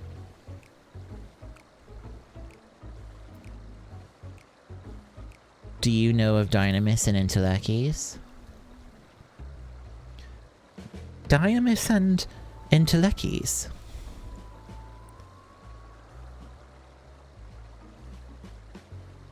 Those terms do sound vaguely familiar. Was there not a flower made here in Elpis, which exhibited properties of one or the other? It must have been centuries since I last heard anyone speak of such things. Has there been a resurgence in interest? Then why bring up the subject? I'm flattered that you sought my insight, but I cannot afford to neglect my duties for the sake of idle chatter. Now, I really must return to my observations. Surely you have your own tasks to attend to? We chose the same questions. The same questions. I don't know if that was relevant or not. Yeah, so far we haven't learned anything that we didn't already. Which is why I don't like these. Like, they just make the quests longer. Like, only, like the voiced cutscenes or the cuts or the quests with the actual main characters are the ones that bring us new information. Everything is just like reinforces what we already know. Yeah. Back already? That was quick work. You were obviously clever enough to head off any of that rambling Ismene mentioned. So, have you any new findings to share?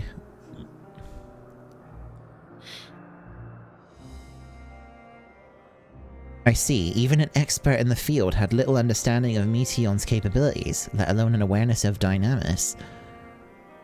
My questions resulted in much the same answers. Hermes' colleagues view Meteion as his personal project, and could provide no details beyond those which you just told me. Which leads me to believe that he is the only person with a significant knowledge of Dynamis is Hermes himself. Yes, we've made some progress here, but more information is needed if we are to reach any definitive conclusions.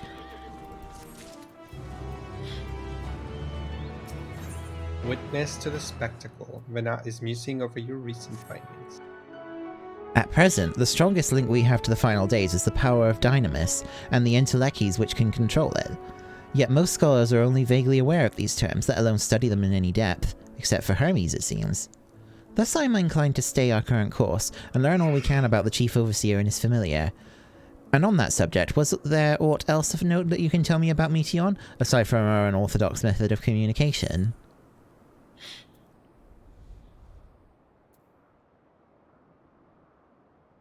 She and her sisters were created to journey the stars and search for intelligent life.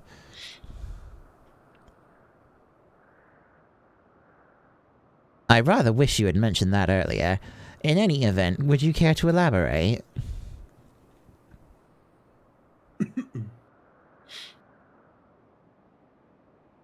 So these siblings of hers now travel the great expanse in search of deeper meaning. Thank you. Though the mystery at hand remains unresolved, I feel you've touched upon a vital clue, one we should keep in mind as we continue. Next, I propose we take ourselves to Peripateia Crystalline, not far from here. Just follow the path to the west.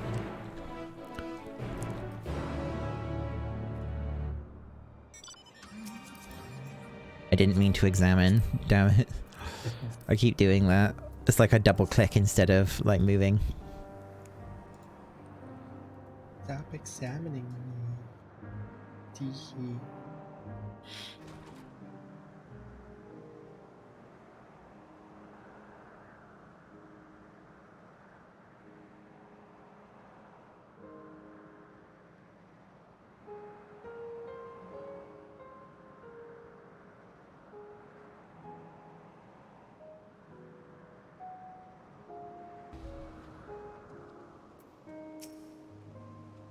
This tower and the one further along are both parts of Peripateia Crystalline, the facility where they archive all of Elpis' observational and testing records.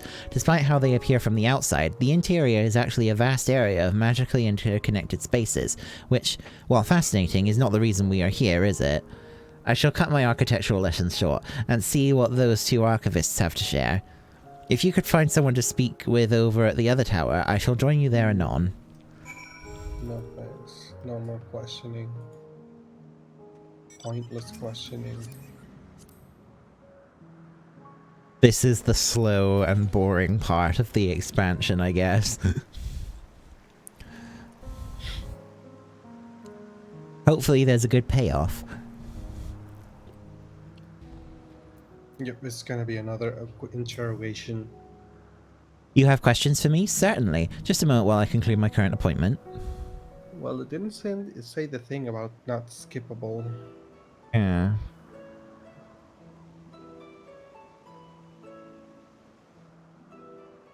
Indeed. So if you could provide a comprehensive log of those behaviors, we should then have sufficient data for our official records.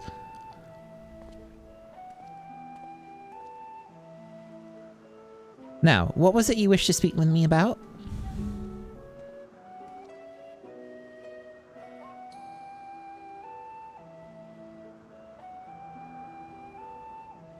The Chief Overseer's personal research project, and by that I assume you mean Meteion. Such undocumented studies are difficult to track. After all, hardly a day goes past without seeing a researcher trailed by one creation or another. I'm afraid I cannot tell you exactly when Meteion appeared, only that she now spends most of her time at Chief Hermes' side. Although, I do recall an interesting tale my dearest Galines shared with me.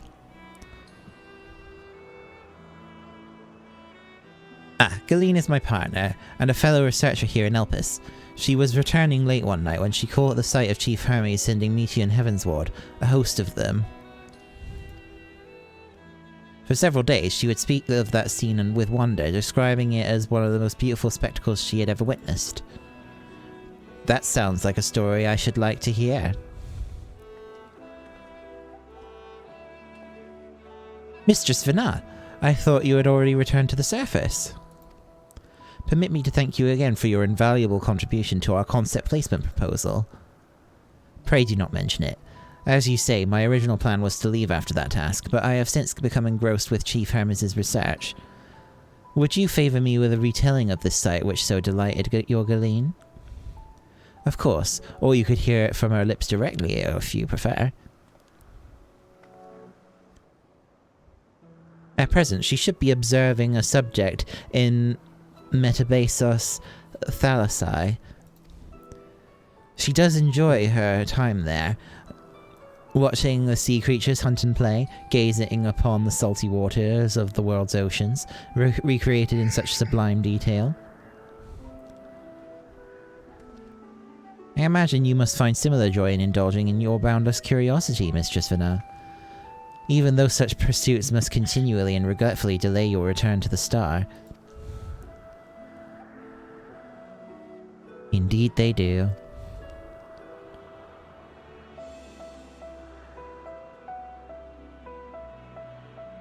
Tis a well-deserved and it is a rest well-deserved and long overdue, I should think. How greatly have we prospered for the wisdom you accumulated during your travels as a Zem.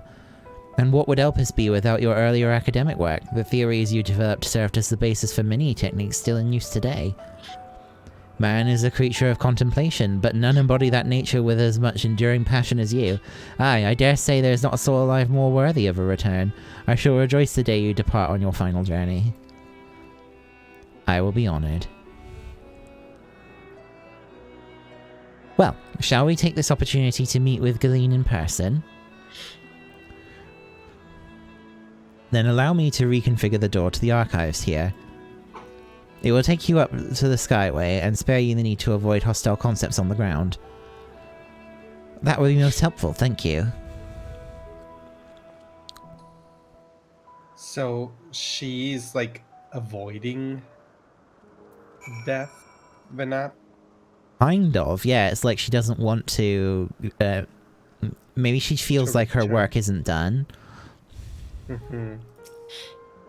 I have opened the path to the Skyway.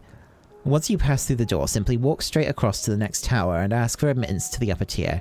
Upon arriving at the upper tier, walk straight across the Skyway and you will find yourself at the entrance of Metabasos Thalassae. Galeen will be eager to share a tale with you, I am sure.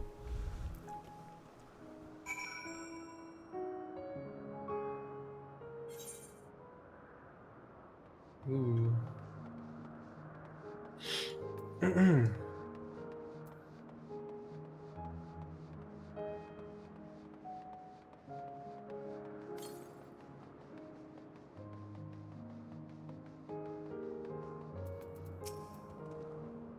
Mistress Vanat, just passing through?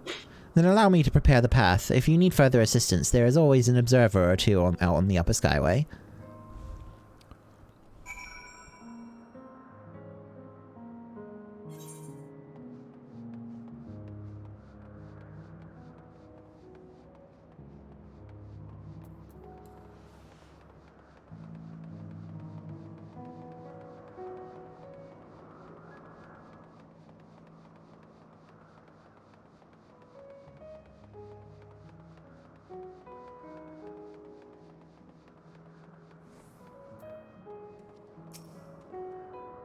Mistress Vanat, I was not told to expect what would have prepared an official... We would have prepared an official welcome. Please, there is no need for fanfare. I only wish to speak with Galeen, if that might be arranged. Yes, Galeen, of course. I will inform her immediately. But she may be engaged in a testing phase. You could be in for something of a wait. Should I let her know your business is urgent? That won't be necessary. This lovely view will keep us occupied until she is ready to receive us. Cutscene.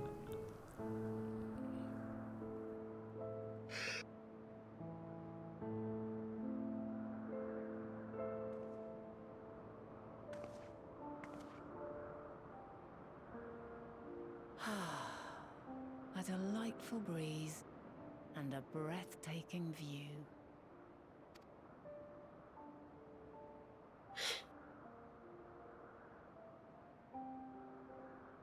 Yeah, it is pretty.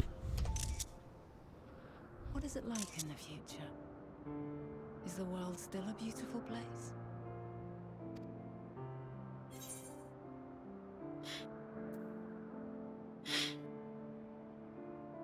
Some parts, yes. Others, not so much.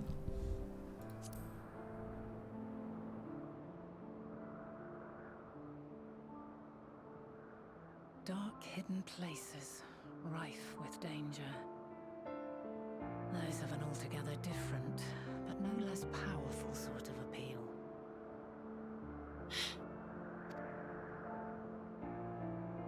While we wait, will you not tell me about your adventures? Well, not the portentous events which led you here, but the simple delights all your own. By learning about the future world, I may gain insight into future me's plans. But more than that, I have an interest simply as a fellow traveller. Short of going somewhere oneself, there's naught more stirring than hearing another's account.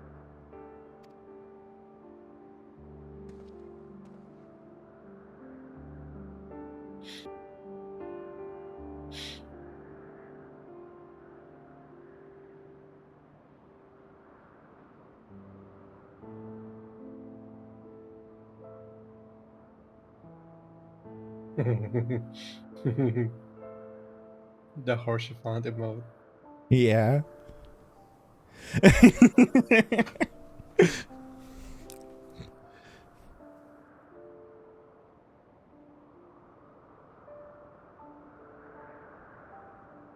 Incredible.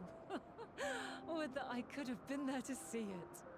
I'm sure you were, technically speaking.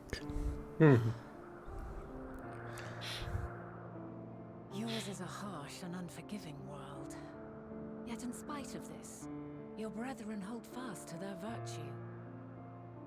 To know that the light of mankind's potential still shines, even in that faraway place, it gives me heart.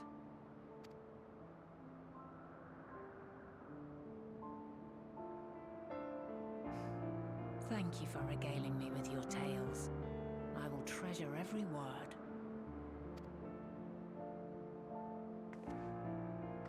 As you know, I was once a scholar. And among other things, I sought to understand the workings of the world. What exactly is ether? How formed the laws of nature? Whence sprung mankind? Riddles and mysteries beyond counting. Over the years, I have managed to find answers to some few of them.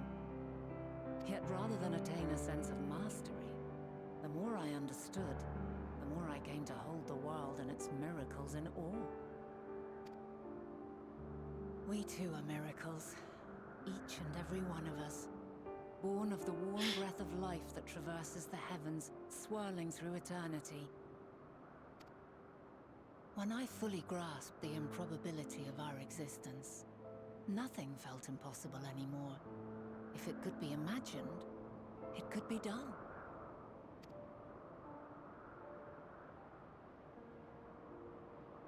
A passion swelled within me, an epiphany dispelling all preconceptions of what was natural and true, and a presence without, immense yet intimate. Fate, perhaps, holding us in its tender embrace. As reassuring as it was intimidating, how keenly aware I became of creation's fragility, built as it is upon precarious happenstance. I was overcome with an irrepressible urge to know the world more intimately, to hear its voice, feel its breath.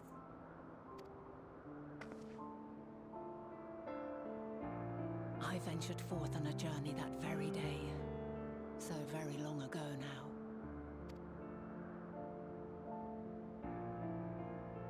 Freed from presumption and prejudice, I saw the world through a newborn's eyes. Everything something fresh and new. And so beautiful. Lands that stretched on forever. Skies one could drown in. The heartbeat of nature, silent yet strong. And amidst it all a people. Beacons of light and life. Laughter that warmed my heart like naught else before. They are my meaning, and my purpose, my love. And so long as they need help, I cannot return to the star. Perhaps my future self is still waiting for it. The moment she can let go and walk unto the end. Safe in the knowledge that man will find his own way.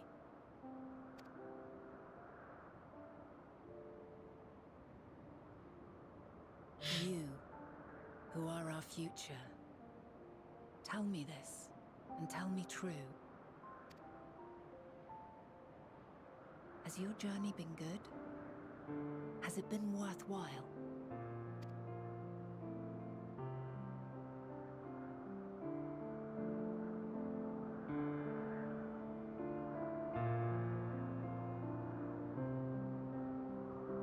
We're getting to answer this one? Oh, Pray forgive my lateness. My observation subject was rather irritable, and it took a while to settle it down. No need to apologize. Your work takes precedence. Besides, we had a pleasant conversation in the meantime. You're too kind. Now then, I'm told you wished to ask me some questions. Indeed. I've an interest in one of Hermes' creations. Meteon. You witnessed a host of them take flight, yes? Oh, that! Yes, I did. It was in the dark of the morn. I'd left the Thalassai after nocturnal observation. As I walked along, I spied a bright light climbing high into the southeastern skies. Then, in an instant, it was gone. Like a shooting star, only rising rather than falling. But then another shot up, then another, and another. Intrigued, I made my way to the edge to investigate. And who should I spy on an isle to the south but Hermes and Meteon, the Matea, rather. There were lots of them, and I realized they must be the shooting stars that I'd seen. A dazzling spectacle indeed. Have you spoken with Hermes about this? Oh, yes. The sight left such an impression on me that I approached him about his mystery project the very next day. Alas, he said that he couldn't reveal anything just yet, that he needed to conduct further tests. It shouldn't be long now, though. He often returns to that isle, and I have a feeling he's nearing a breakthrough.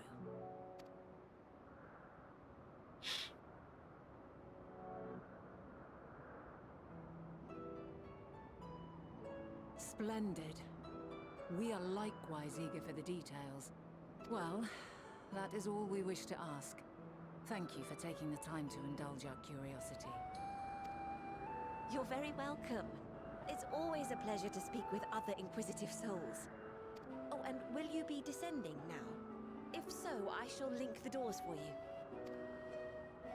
Please.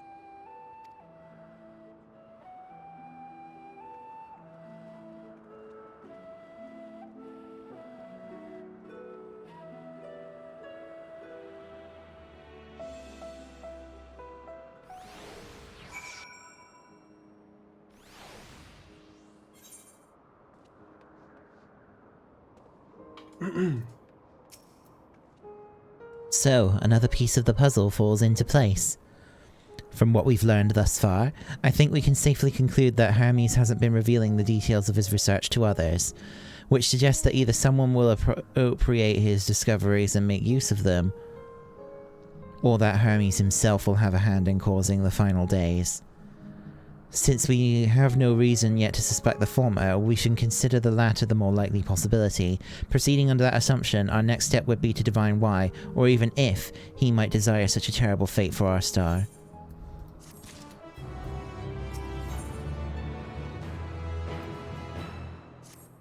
Worthy of his back, and that has a new course of investigation in mind. I should like to visit the site from which Hermes sent forth the Matea. If we are fortunate, we might find some hint of what drives this research of his. Galeen said she spotted them in the southeast, rising from an isle she could see from the edge. If we stand at that same vantage point, it should not prove too difficult to locate the isle in question. Let's take a look, shall we?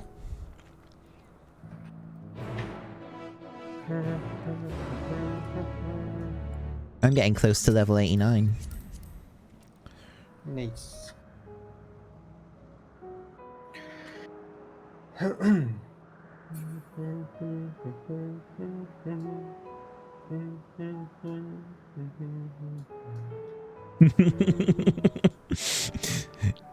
It's a very distinct tune, isn't it? I mean, they keep shoving it on your ears for Yeah. every, like, in every single jingle that they play. I mean, yeah. Like right now. Dun, dun, dun. Yeah.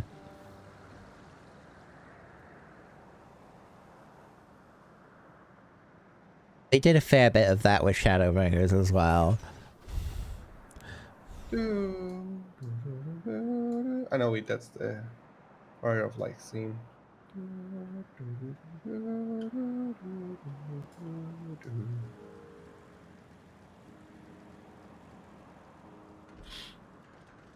It's that bam ram ba ba ram bam ram. Yeah. Here we are.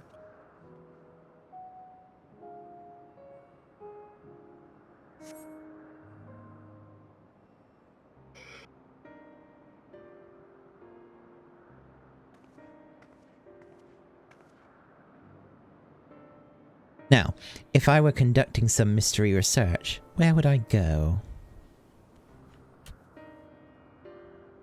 Ah, what about that one? Have you the means to fly? 'Tis quite a distance away. Having attuned to all the ether currents. Inconvenient, but hardly an insurmountable problem. To me, Argos. Whoop. Doggy. I knew it. My friend, would you mind creating a double to carry a meal here over to that island?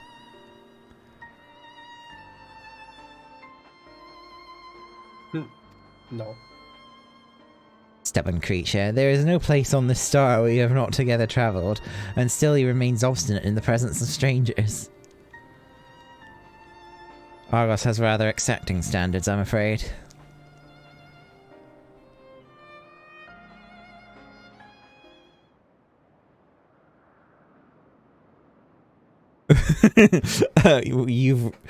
You've ridden him before? Ah, your before, meaning my after. Not at all confusing, that. Interesting. 'Tis certainly not unthinkable. But speaking of the here and now, the quick solution is for us to face off in a sparring match. What? What? Demonstrate to him that you are capable of holding your own against me in a battle, and you should convince Argos that you are worthy of his back. And besides, I might even teach you a thing or two in the bargain. She's gonna kick our ass. You seem doubtful, but useful lesson or not, it will certainly be a moment to remember, a memory of a distant past to cherish. What say you, traveller out of time? Is this gonna be the dungeon? Choose your battlefields. I admire your confidence. Clear your mind and prepare your weapons. I will await you at the clearing over yonder. Jesus. I think this turns out to be the dungeon. It's just well, just us fighting Heidelin. Put the nut in her place. No, but like, imagine if this was going to turn out to be the dungeon. It'd be like a very weak and poor excuse of a dungeon. Yeah, but I think there's another thing here is that I guess they might not put the dungeon here since none of the trust NPCs can be here, unless if they do, they give us like ancients as our trust NPCs. Is like since for example, Lena was a trust NPC in Shadowbringers for one dungeon sort of thing. It's a solo instance. Okay. The hell? Hey, how are you still writing if you're not in my party? I don't know. Shall we begin? Right. Be warned, I will not go easy on you. Wait, 3, 2. Oh, sorry. Already clicked. Okay, it's okay. I didn't know you were going to do a countdown. Oh no. Oh, just like that? Alright, bring it on. No. She has a lot of health. Neither side hold back. Hey, this music's cool. Ow. Oh! I'm gonna have my ass kicked. At least I can heal myself. Oh, I didn't know it was gonna be that. That's cheating. She's a paladin. Yeah. Which is convenient, given how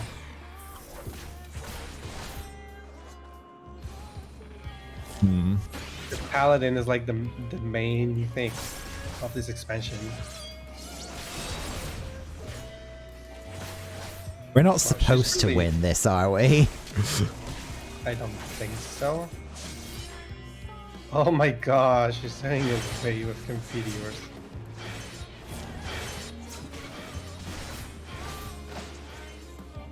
My blade sings. Be careful with that circumstantial art. I thought it said circumcision at one point. I was like, Jesus Christ, Heidelin. Impressive. I shall have to try something different.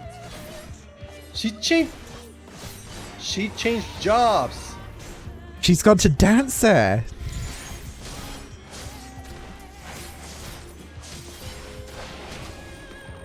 No quarter.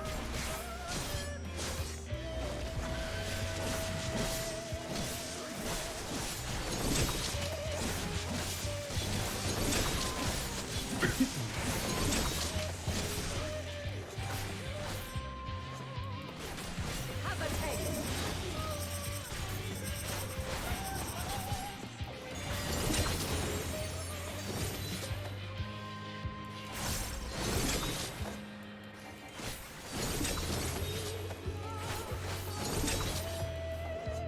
Physical fight.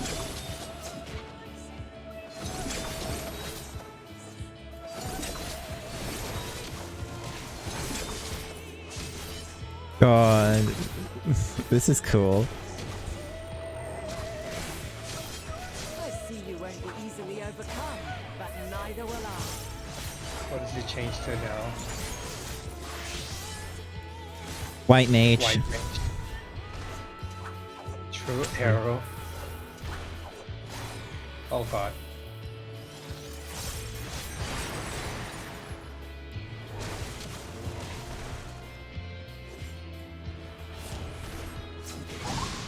Yep, never mind.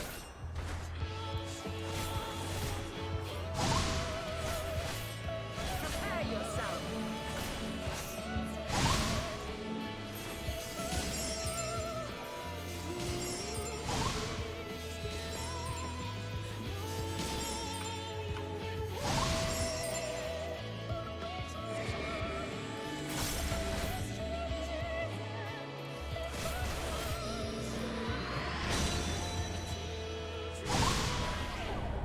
Oh, I died. I'm dead. Duty failed. Oh what? No. I got pushed into the arrows. I'm gonna go very easy this time. Fuck it. I just want it done. Yeah, it's so nice. Oh my god. Let She's my very savage. hold back. Yeah. Hello.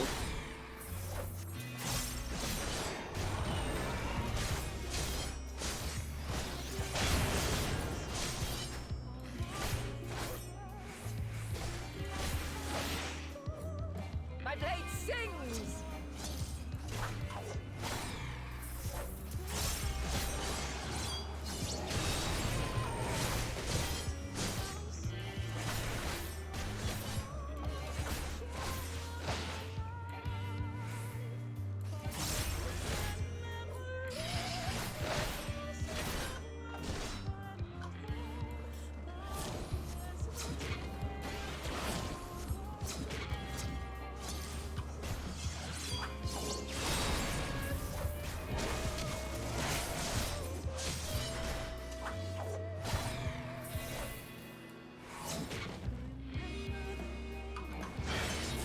Oh my god.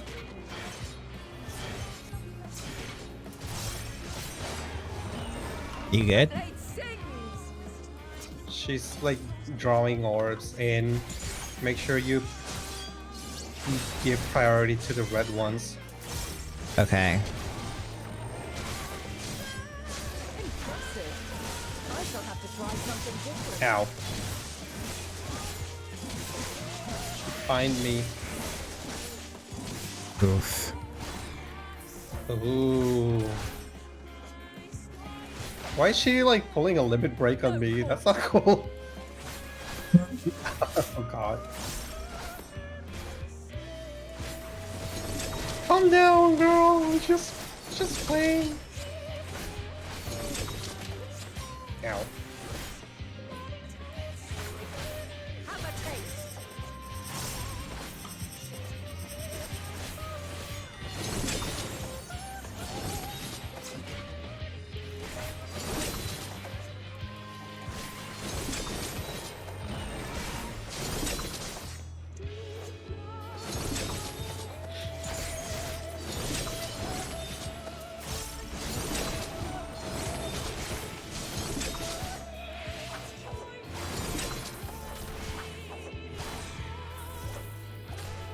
I'll wait for you. I see you went First easily overcome, but neither will I.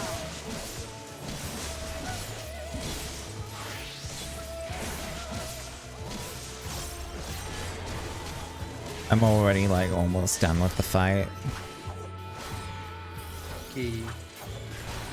Unless you can't defeat her. I don't understand how you would like do this without having the power of healing yourself.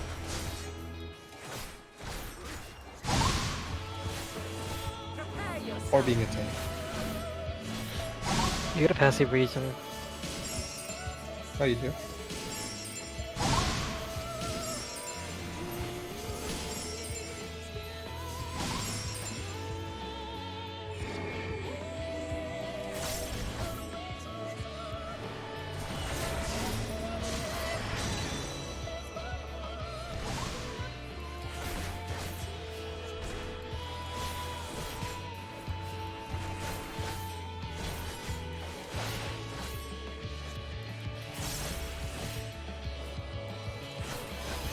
Let me know when you're at the dialogue outside of it.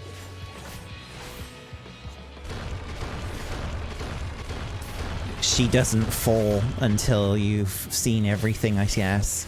Because I've gotten her down to 0.1 and she's still not falling. Very well. What percentage is she? Oh. Red orbs, you said, right? Yes, they move faster.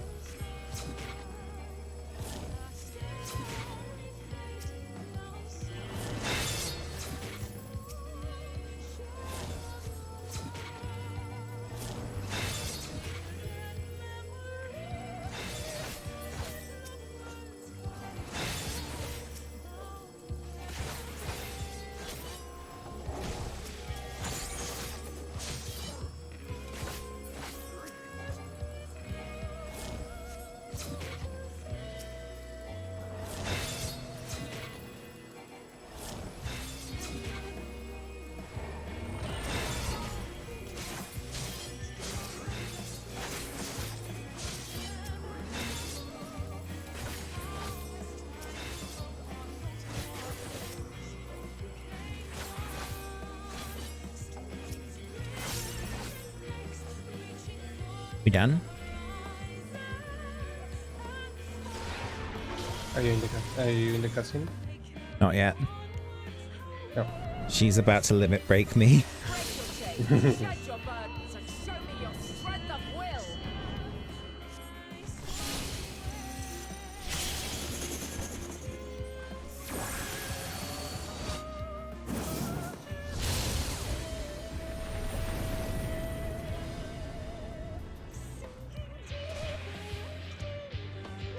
You still stand.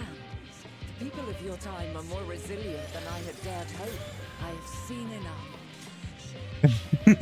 enough. Nice. Duty complete. Just Okay. waiting for the cutscene now. That was a cool limit break, though. Yep. Wonder if we're gonna see it Was my again. intent to finish it. Maybe it's something that the Warrior of Light learns from her. Since the Warrior of Light has always been has always done limit break of its current class. That one was like a everything. Yeah. Alright, I'm in the first dialogue, so ready to Okay. continue. Yeah. One would think I never learn. I made the same mistake with Asm when we first sparred. Despite being less than half my age, his strength was astounding. As is yours. 'Tis plain you have weathered considerable hardship. Far more even than your tales would suggest. It seems we have both learned much on our journeys.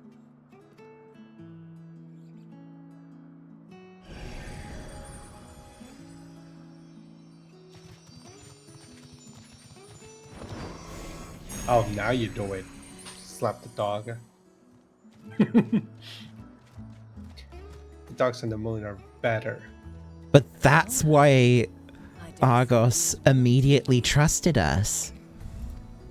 Because he already knew us from the Mm.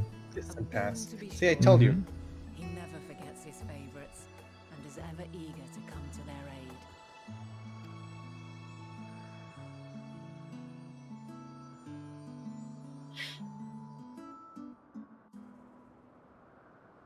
Please don't look at me like that.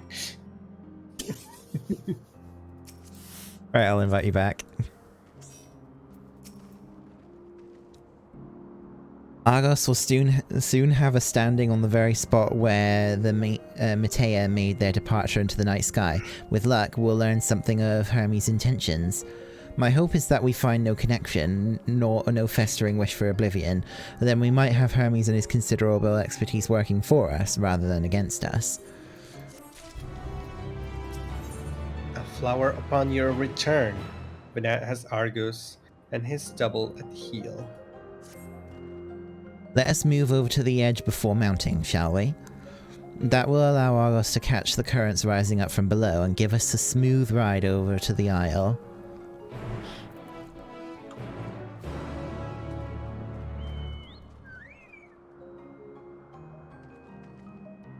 I think we're probably getting close to being done here, actually. I don't think there's much left to do here.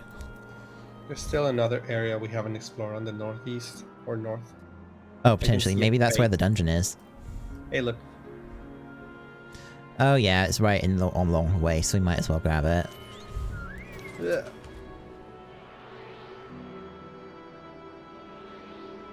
Yeah, we just walk from here.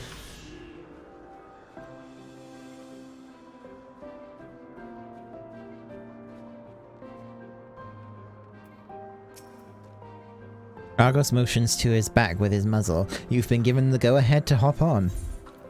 Yes, let's go. Whee! Isn't this pleasant? Argos certainly seems to think so.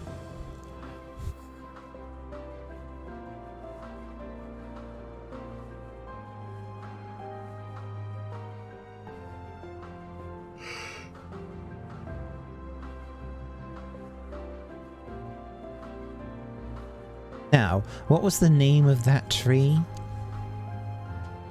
No, something. Ah, Noah Taforion. Quite a striking specimen, is it not?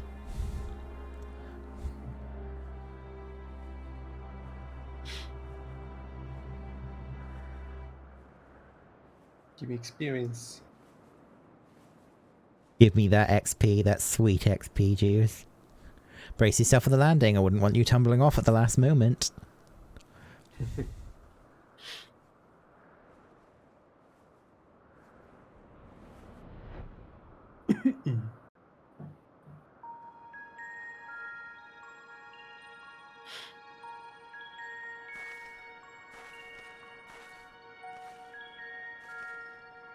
Quite a small place, lacking even the most basic equipment.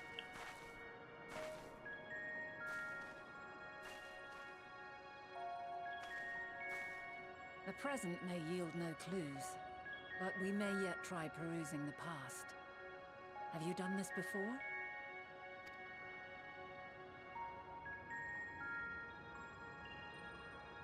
So you cannot control the power freely. Worry not. I shall assist you. Come and stand before me.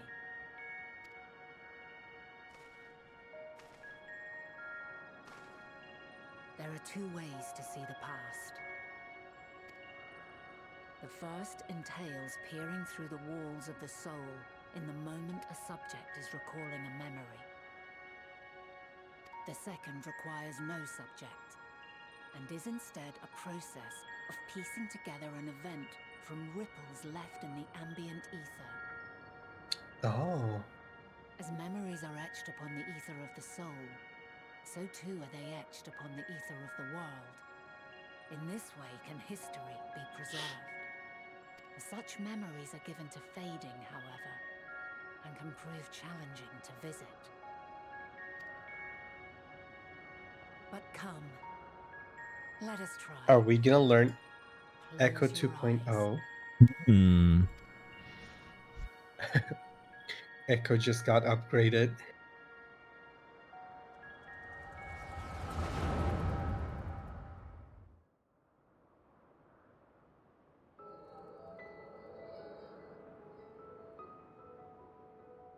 All units fully functional and proceeding on course towards their respective stars. Estimated time to completion of survey is 108 cycles. End of status report. Severing connection with shared consciousness. Did you hear that, Hermes? All is well.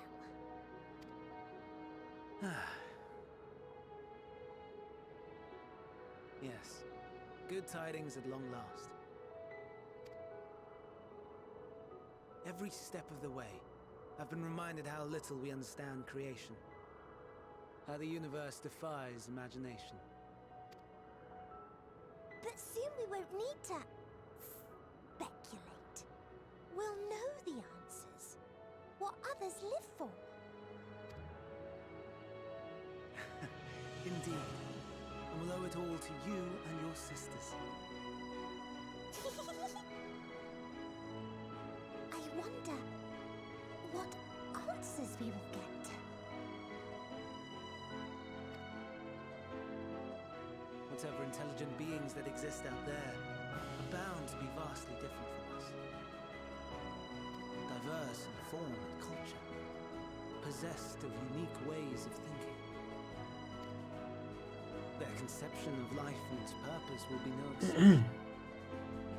Completely and utterly unlike ours. Utterly unlike... how?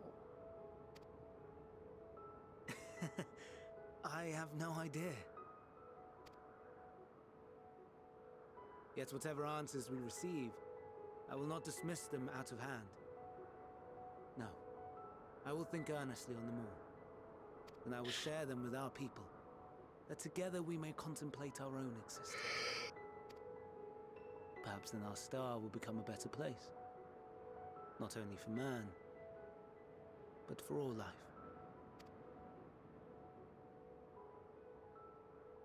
Meteion, though I gave you wings to soar the heavens, I did not teach you how to walk the earth.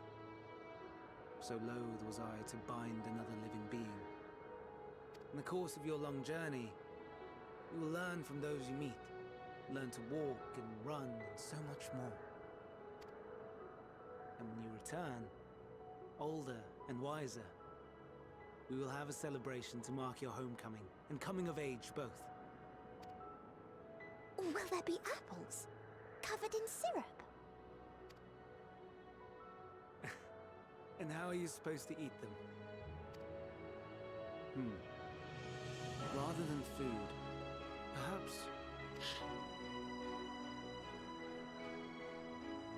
a flower. Yes. Upon your return, I will gift you a beautiful flower.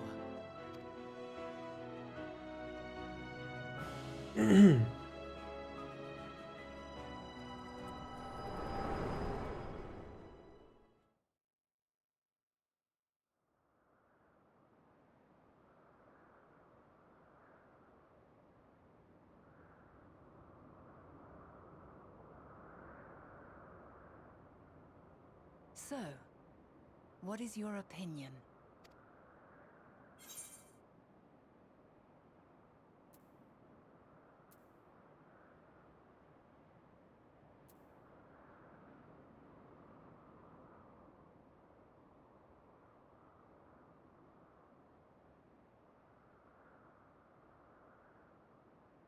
Hermes wouldn't wish for the final days. I'm inclined to agree. As we had suspected, the two are somehow involved. Yet 'tis difficult to believe that they would deliberately seek to end all life.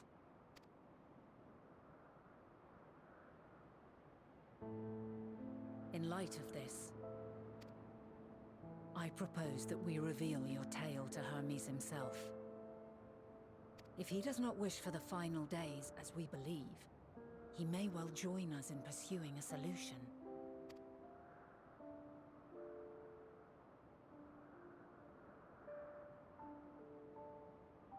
Then it is settled. Let us seek out our friend with all swiftness. 'Twould not do to let such a pure soul be blackened by tragedy. Well, wait.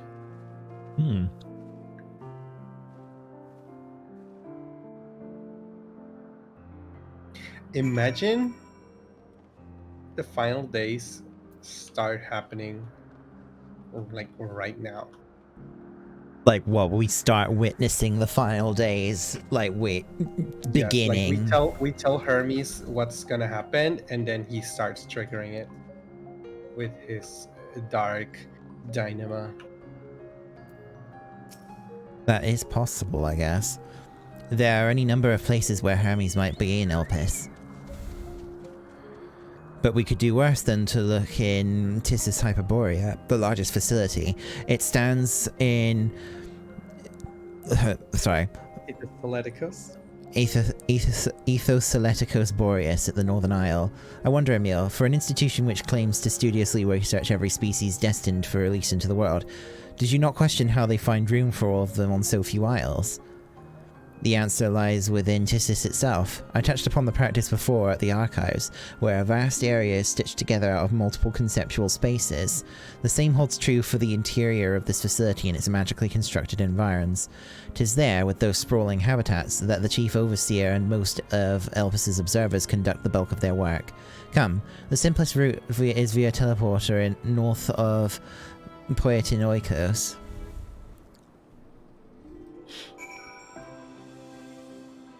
Look at all the side quests in Poitin Oikos. 1, 2, 3, 4. Oh 5, my 6, god, there 7, are 9, so 10, many. 12, 13, 14, 16, 15, 17. I think it was 18 plus the recurring quests. Holy shit. I like it. It really is like that fucking gif of Mako that I have where she's just getting fucking bombarded with side quest markers. Oh, we're going to another area. Wow, we're going to the remaining area. Yeah. Alright, let's go.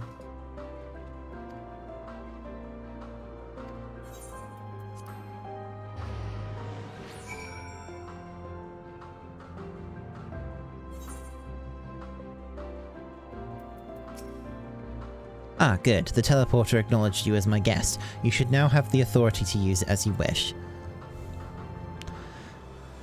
As for the way to Tissis Hyperborea, we follow this path, then turn left at the crossroads.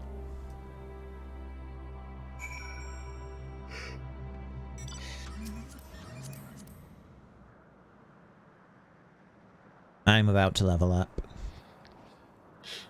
Yay.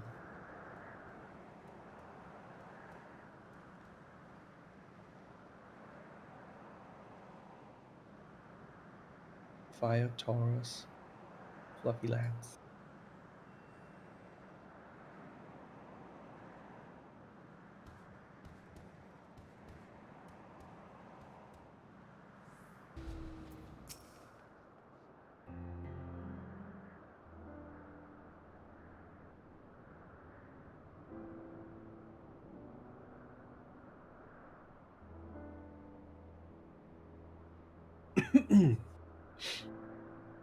Here we are, the grandest research facility in Elpis. We should head inside and ask after Hermes' whereabouts. Hermes is at another facility, as we have just discovered. Oh. It's the boys.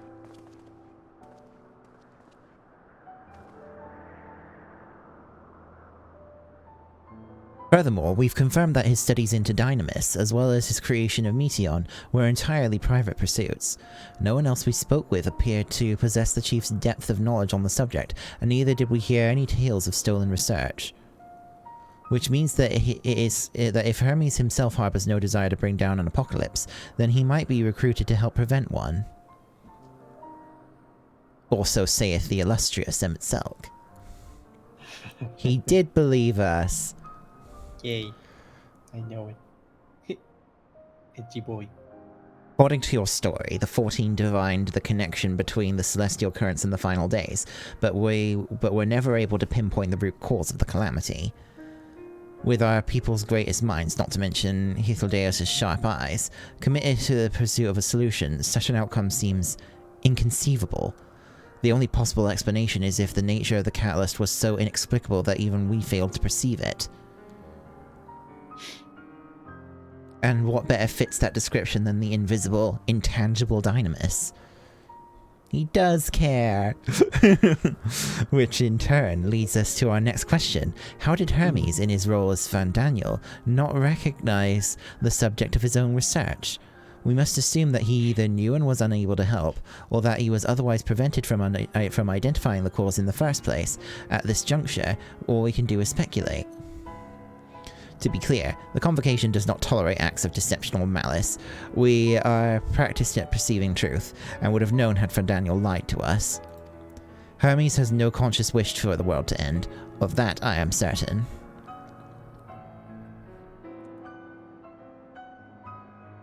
It seems there is more to the tale after all. So it is Dynamis. We conducted an investigation of our own, you see.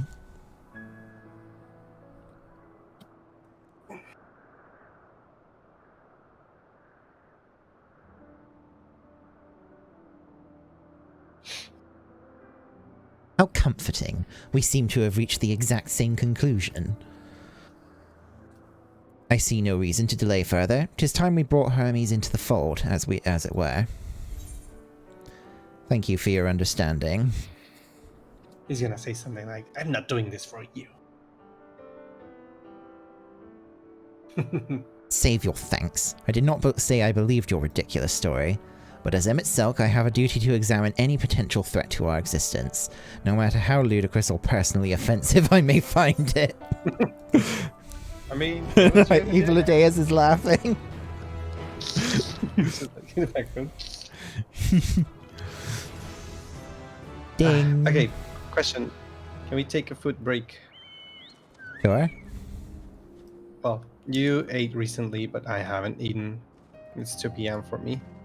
Yeah, we can take a food break. Alright. I will be RB. Okay. Whilst you're doing that, I guess I can go and try and unlock more aether currents in another region. Sure.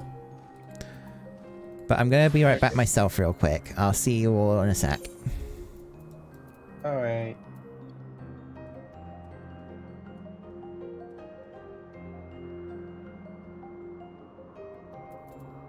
I'm gonna go to the mayor. Right.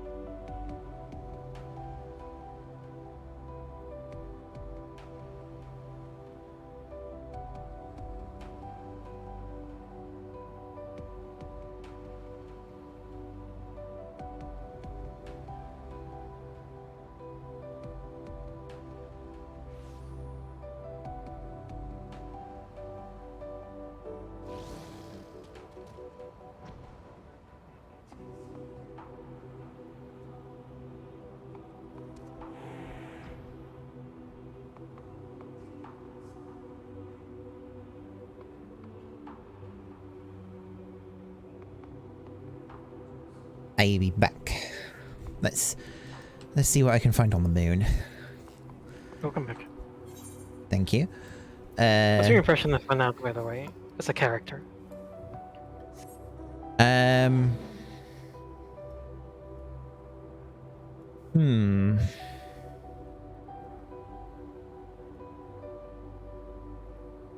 She seems a lot like us, in a way, like how the game tries to portray our character.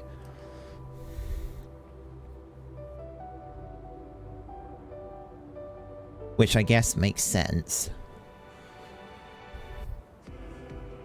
Why? This is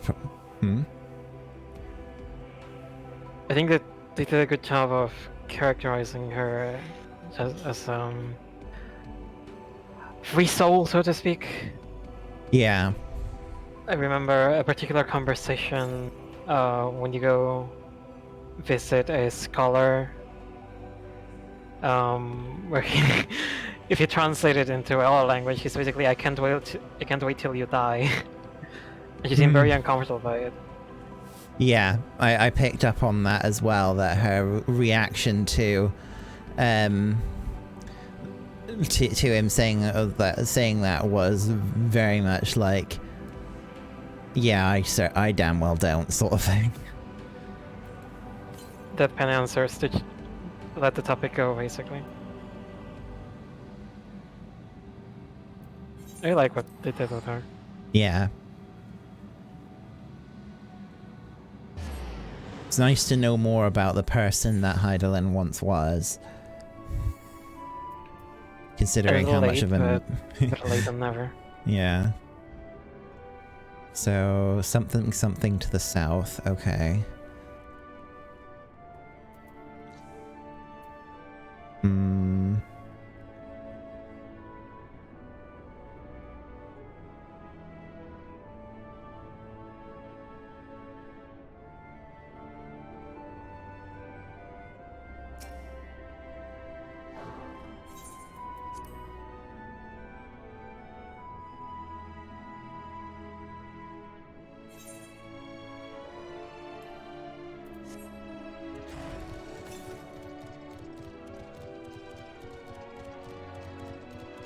Honestly, if there's one thing I dislike about this place, is that it's just unnecessarily big.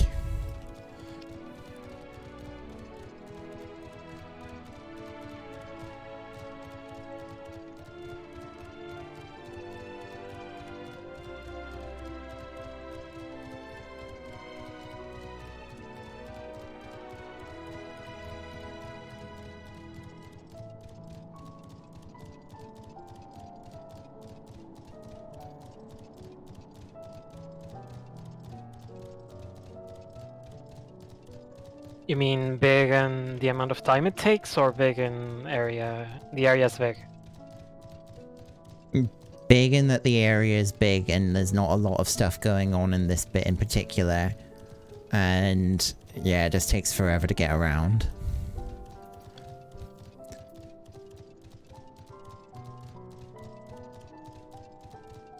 I wouldn't be able to say it with 100% accuracy, but I think that was the longest part of the game when I did the MSQ. Certainly felt like the longest. 60 southeast. So, wait, where is it then? Southeast.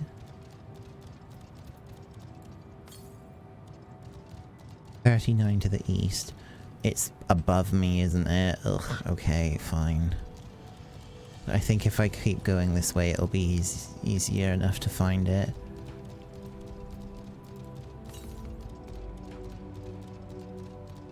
$111 to the north. Yeah, it's up here.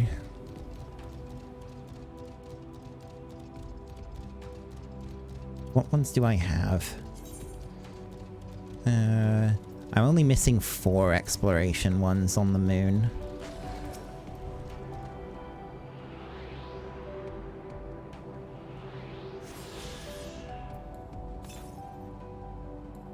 Southwest. That's this way.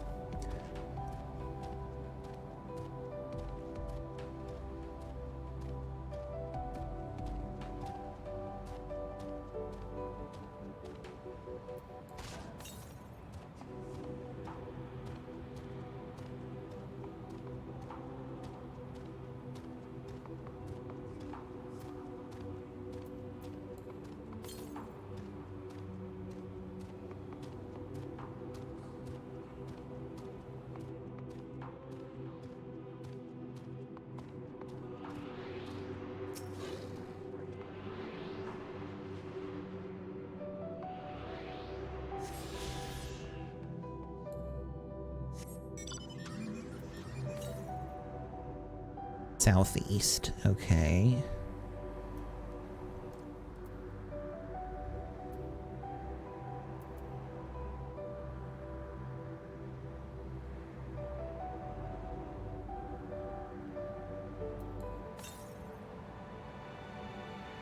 Oh, it's on the other side of the thing. Ugh. I guess probably the best thing to do then would be go back to this one.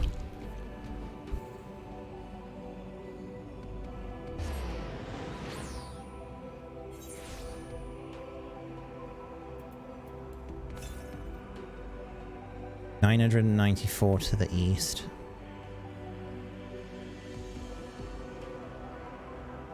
Yeah, all of the cracks are really a pain in the ass.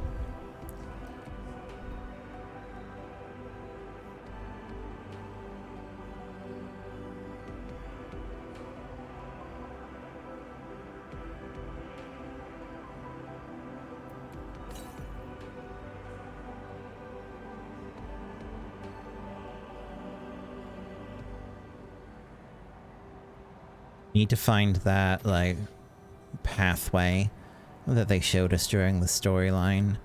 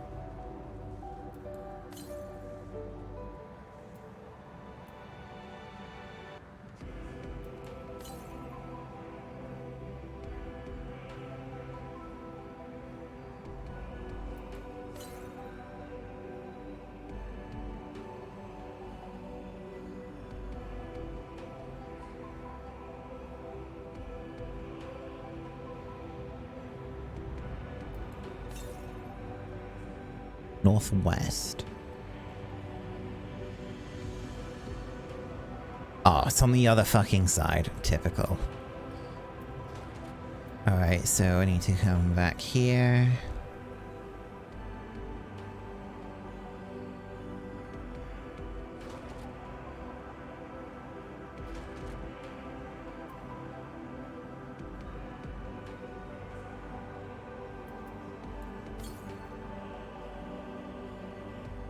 Boost Princess. Oh, it's an A rank.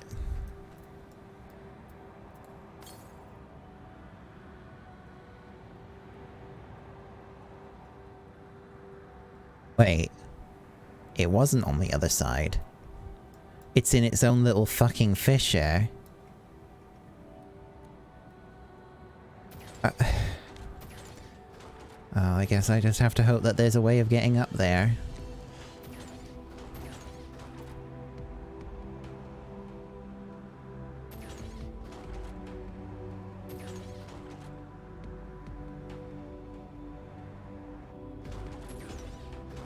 Okay, how the fuck do you get up there?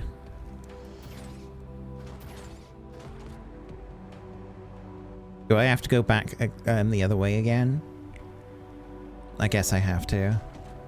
You're on the wrong side. Oh, crying out loud. I thought it was on... Damn it. Hello. Welcome back. You good? Yeah, I'm just getting frustrated with the moon. You need my help? I know where to go now, I think, to get the one that I'm looking for, and then I guess I could use your help for the final one, because I'm probably going to struggle with the final one. Okay. You need to be up. You need to be up top in order to get to the side. Where are you right now? I see where you are, and I think I know where you need to go. Yeah, wait for me there, because the last one is on the very tip. Do you see like the Y of that crater that you're at right now? I've seen where it is. I just don't know how to get to it. You have to go all the way back from. You remember where we got the ink for Urianger? Yeah. There's like a tiny bridge. Like if you can zoom in. Oh. On the Loving Ways, darling. I think, you know what? I think I'm just gonna go back. Wait, yeah, I'm just gonna wait for you here. No, I'm just gonna wait for you. I'm coming already. God damn it. Yeah, I was like, wait, how do you actually get there? Like, is there a quest? But I zoomed in all the way. Yeah, might as well get the exploration ones here, and then we can continue with the MSQ. Yep. Which ones are you missing? Of course. I'll tell you where the other one is once we've got this one, because I'll be able to use the compass to point it out. Yeah. Is it here? Yeah, it's here.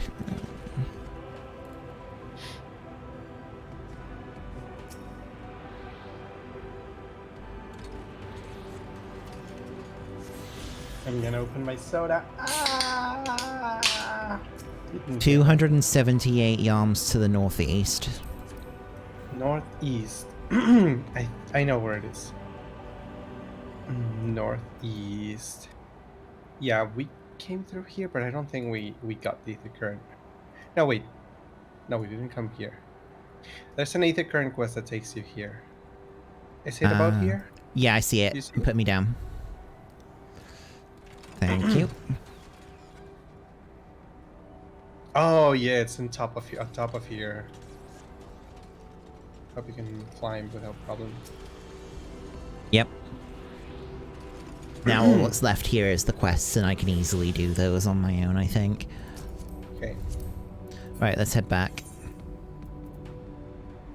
I think we have to go to Poitin Oiko. Whatever. Oikos. Yeah. There's a okay, hop on because we have to go to the teleport.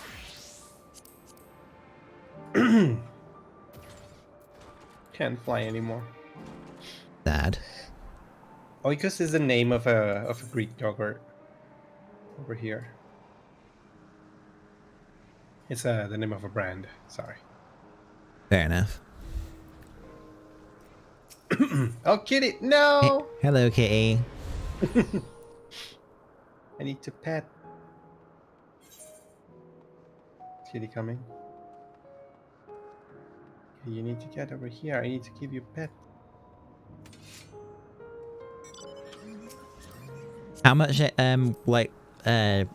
XP do you have left to get to level 90 then, hun?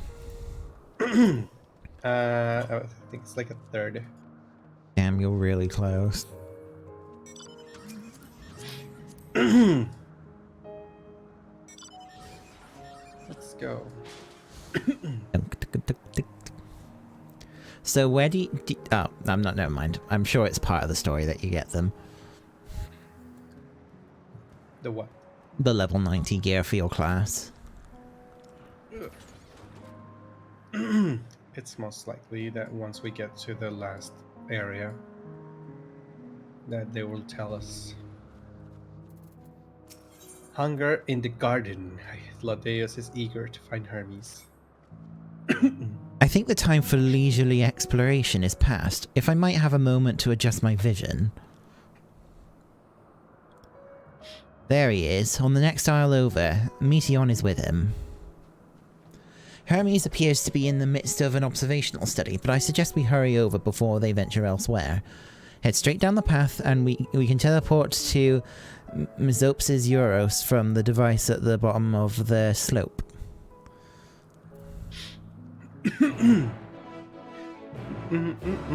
it's like every single one that we have seen so far, every single ancient except for Venat are wearing black robes.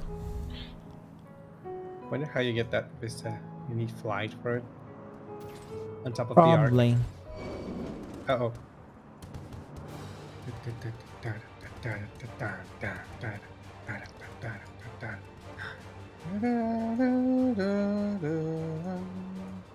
Subsys Euros. Oh. I swear, if there is actually a dungeon here. Most likely. Is there a map in any of the expansion? Oh, is there a map in any of the expansions that doesn't have a dungeon? Well, the moon doesn't have a dungeon. It had the trial, though. Maybe it'll have a dungeon. Look, Cass Like, is here. Oh, hey, Cass. Like, for example, the, so, it's because the moon doesn't have a dungeon, Thavnir had two, Tower of Zot and then the other one. But yes, in Shadowbringers, as far as I'm aware, every map had one dungeon associated with it. They are close by, within the Hungering Gardens. That would be the circular enclosure you see just up ahead. Well then, Emil, make yourself useful and bring Hermes out here to us. If I were to go, he would assume I was only there to press him on the Fandaniel matter. Of all of us present, you stand the best chance at convincing him to put aside his work for the moment. But the creations in there are not exactly... Then again, perhaps Emil can handle them. He did survive a bout with Venat after all. Off you go to find Hermes, but do be prepared to come to blows with the garden's denizens. Yeah, whatever.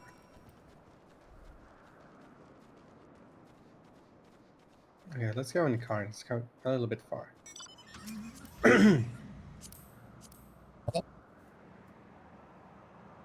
Let's go. Oh, wow. Oh look, it's Copycat Cassie.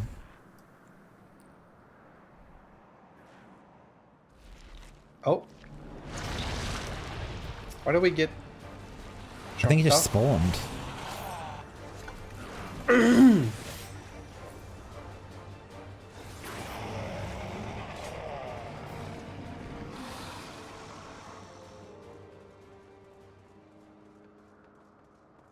wait, sorry.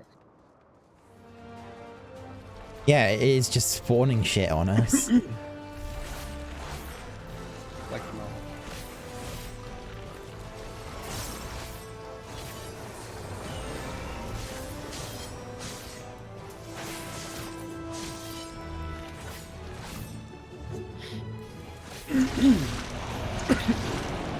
Huh? What do you mean, what did we call you? No, you said the name, the copycat Cassie. Oh.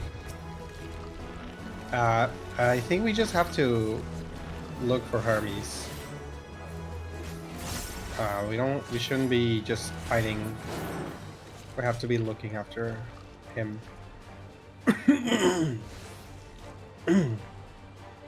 I don't see him anywhere yet.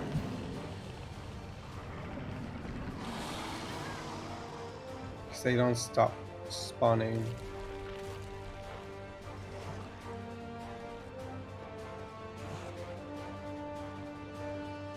Well, I don't know if it has anything to say, but it says event cancelled on my chat. Oh, hold on.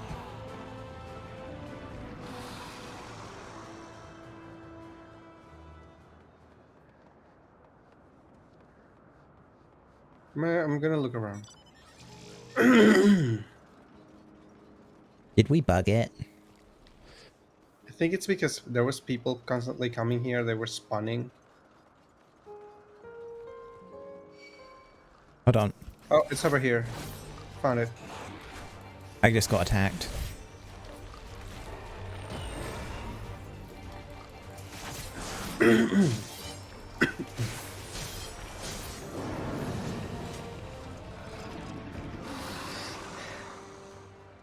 Mikey. Emil, what are you doing here? I thought you were keeping YongDasom itself company. An important matter, and unrelated to my decision on Fandaniel, you say? Then yes, I will come as soon as my work here is finished. It will not be long, I promise, but you should really wait outside the garden with the others. This is no place for idle exploration. Boo. This is easy.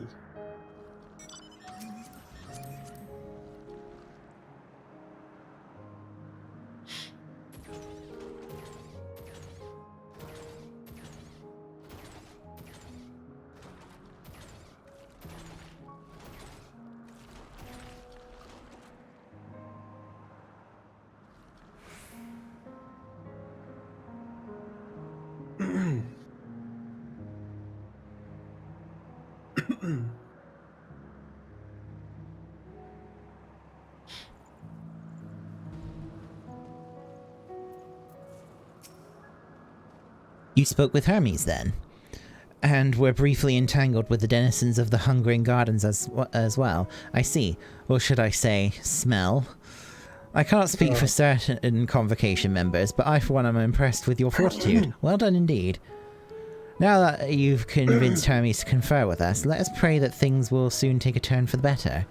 For as fascinating as it would be to meet the Emet-Selch who would recreate Amarot in the depths of the ocean, I think it best for all concerned if such tragic events never come to pass. Be it in our future or your past, assuming yours is not truly written in stone, naive hope that is.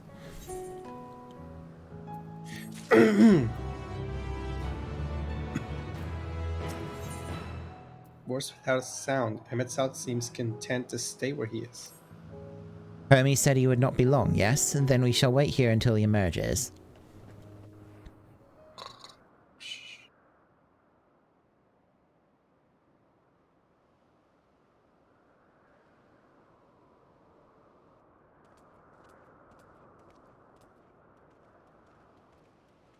Apologies for keeping you waiting. I understand there is a matter you wish to discuss. Aye. A matter of the utmost gravity, if one can suspend disbelief. Go on then. Tell him what you told us, who you are, and why you came.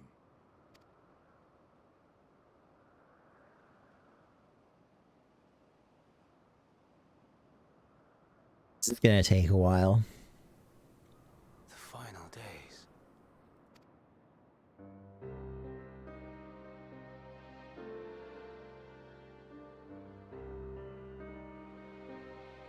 The phenomena observed during these star-encompassing calamities is likely the product of a dynamis reaction.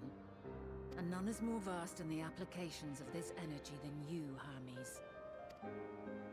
I must stress, that we do not believe you would desire such destruction. We come not to lodge accusations, but to beg your wisdom. And so, distressing though the exercise may be, I ask that you share with us your opinion on the matter, on the assumption that our visitor's tale is true. Even you, Vana.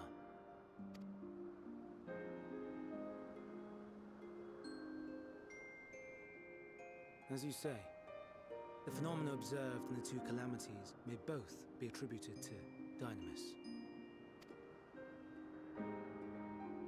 Of note is the difference in its effect. In the first final days, it warped creation magics. In the second, it warped the people themselves. The key variable, I suspect, is the etheric density of the men of each age. As you know, ether, in essence, negates Dynamis. Harboring high concentrations of ether, we ancients cannot readily manipulate Dynamis, nor be manipulated by it. Therefore, rather than ourselves, the calamity affected our magics. In contrast, having been sundered, the people of the future are composed of but a fraction of our ether. Thus are they susceptible to the Oh, that's influence what of the Dynamis 60%. and its transformative potential. But that would explain only the mechanism, not the cause. Though perhaps... What is it? Even should it be a hypothesis, we would hear it. Dynamis is an energy put in motion by feelings. Feelings for which there must first exist a source. A source to which the victims must be attuned. One that harbors the selfsame negative emotions. Elsewise it could not be the agent of such extreme change. So it wasn't the stagnation of the celestial currents. Someone, or something, is instigating the star's demise. So, we've a villain on our hands after all. Any idea who or what? The celestial currents comprise the outermost layer of the star's ether, encasing it like a protective sphere. According to your tale, it was where the currents were weakest that the phenomena first manifested. If the inciting factor came from without Aetheris, then its effects would first be seen in those locations.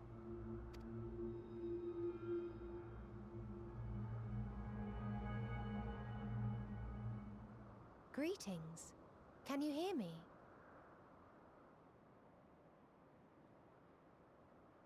Do not be alarmed.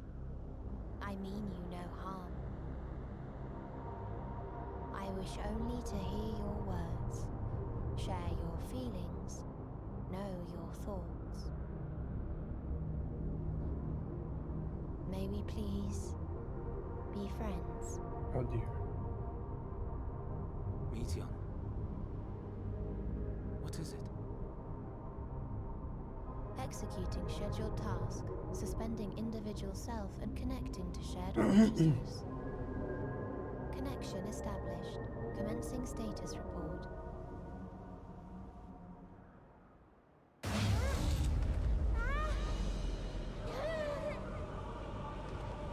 It hurts, it hurts!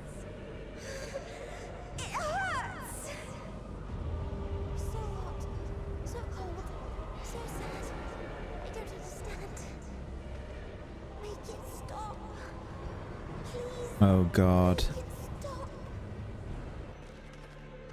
Steady, Meteon. Steady.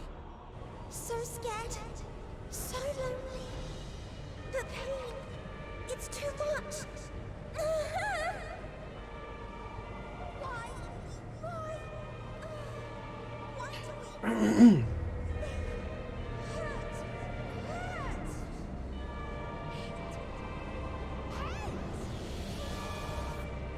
This is wrong! All wrong! She's gone? But how? She has altered her etheric density in order to blend in with her surroundings, an ability for avoiding confrontation. Most effective. Frustratingly so. I can't see her either. Not even a trace. Stay away. Please. This is wrong. My mistake. So please. Are you all right?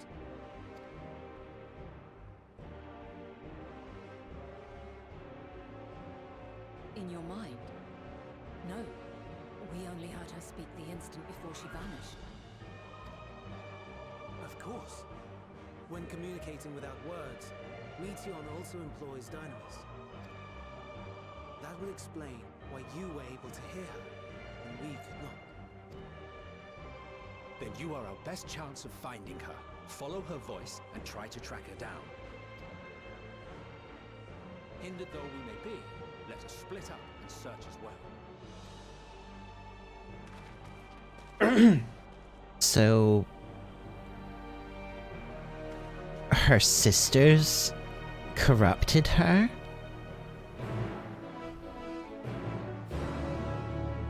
Maybe the sisters know something they don't want to tell us. It sounds to me like when they encountered people from other stars, they were not met with kindness. Probably. No, we got spoopy music. All right, let's split up and look for clues. This is the same music. I see something over here. Suspicious disturbance. Yeah, this is the same music that played when the Sin Eaters were attacking the Crystarium. So...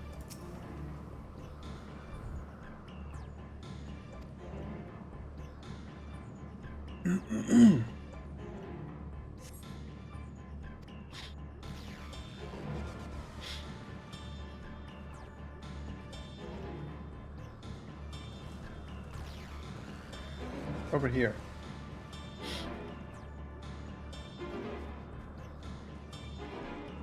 It looks like I might have been correct about my suspicions with Meteon.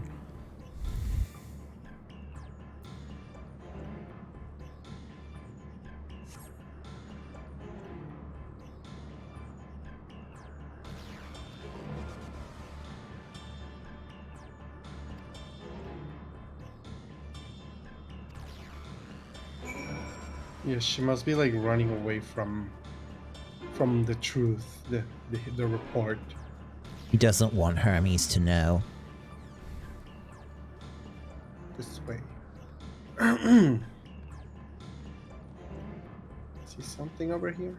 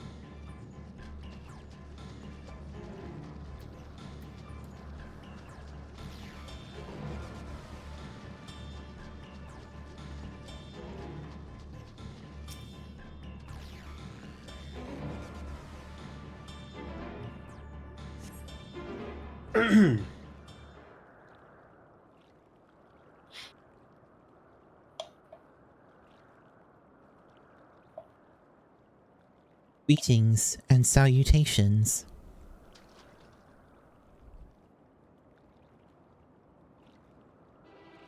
Commencing report.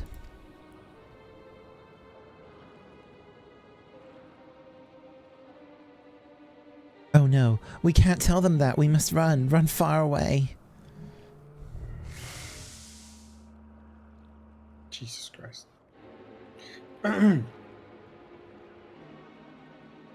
Please don't follow me.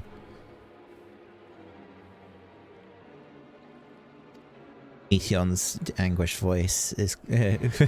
sorry, fades as you sense her climbing up to the top of the ridge. Silly Meteon. Of course we will follow.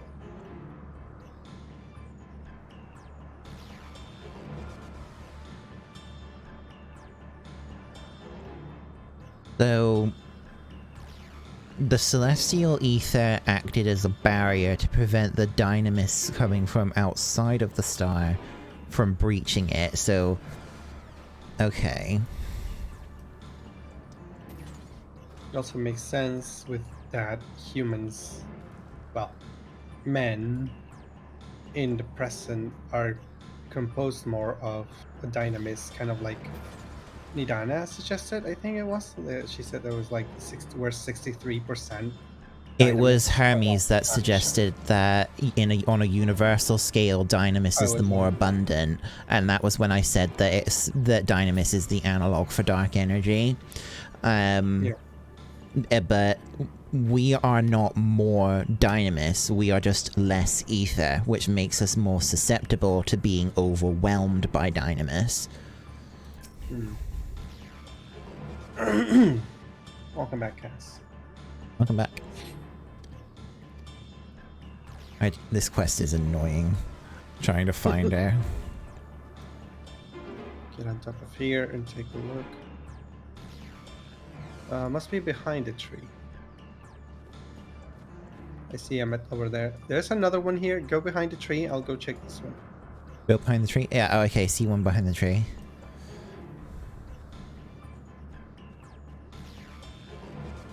Because I don't think this is the one. Yep. No. How did it come to this? Wait for me.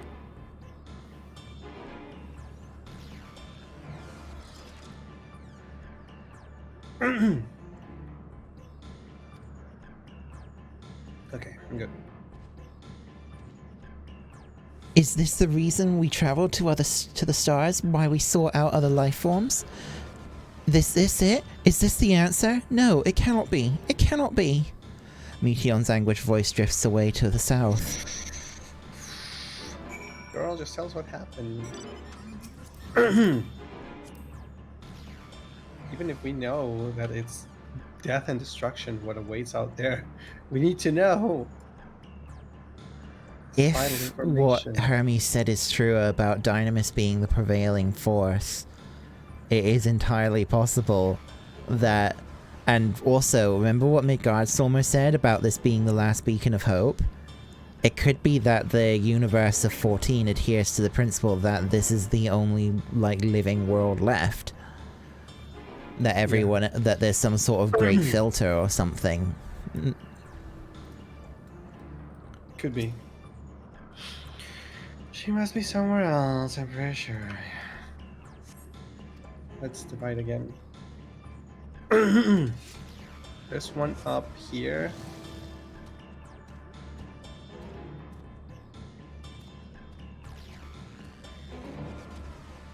You listen to that one, I'll go and look elsewhere.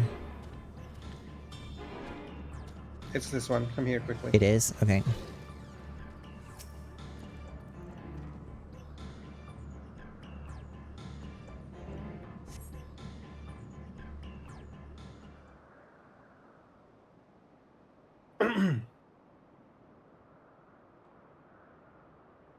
Compiling report for dissemination to Hermes and all peoples of Etheris.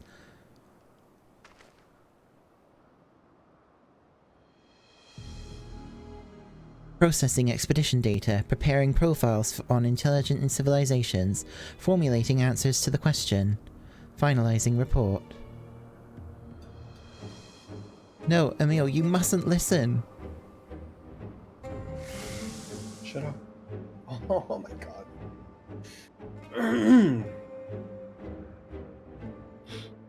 Okay, so there It's are wrong. other lifeboats. It's all wrong. Meteon's anguished voice flees towards the lake. Any sign of Meteon? Panicked and confused, which will make it all the more difficult to predict her movements. Hermes, what do you make of this situation? The Meteor are linked to a single mind, a shared consciousness which connects them across any distance. I suspect something has happened which disrupted its usual harmony. How might we access this shared consciousness of theirs? Much as you would approach any sentient being, directly. In the Matea's case, that means speaking to any incarnation within physical reach. So unless we can track down the Meteon we just lost, we have no means to communicate with them. No way of knowing what befell our sisters, no way to provide directions or guidance. Then we had best set our musings aside and concentrate on how we might find her. That's kind of a dumb design.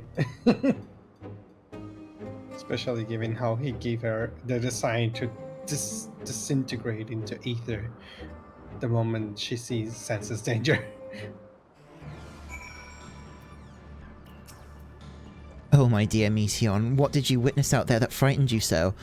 Why do you seek to keep it from us? How terrible could it possibly be? Follow, wander, stumble, listen. Ladeus has a suggestion. Correct Wait, me if I'm... aren't these the words from Answers? Follow, wander, stumble, listen. Maybe. Correct me if I'm wrong, but Meteon renders herself invisible by matching her etheric density to that of her surroundings, does she not? If so, could we not then disrupt her concealment with a surfeit of ether, much how Selk solidified your presence when we first met you? Don't be absurd, I can hardly channel ether to a recipient whose whereabouts are hidden from me. Which is why we must all work together. Emil, you will continue the search in the same manner as before, but this time with you in tow. Once he ascertains Meteon's likely location, you proceed to reveal our wayward familiar with a swift ethereal downpour. Very clever, and thankfully she has made herself easier to capture by fleeing towards Laith. Assuming she is made visible, it should prove no great feat to herd her into a corner. Then we have our plan. Emil and Emixelt will be our tracker and trapper respectively, while we others predict and obstruct Meteon's avenues of escape. Emixelt and I will keep an eye on each other's ether to help coordinate our efforts. Let us be about it. Well, it seems we are partners for the time being. Let us return to where we last saw Meteon and pick up the trail from there. I will keep myself in a state of preparedness, ready to rain down ether at a moment's notice, meaning it falls to you to keep the way clear. Selk is now accompanying you. Yay!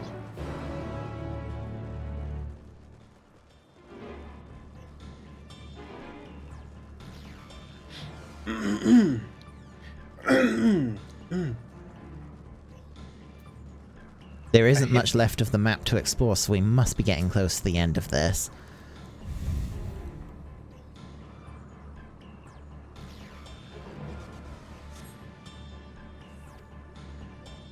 Okay.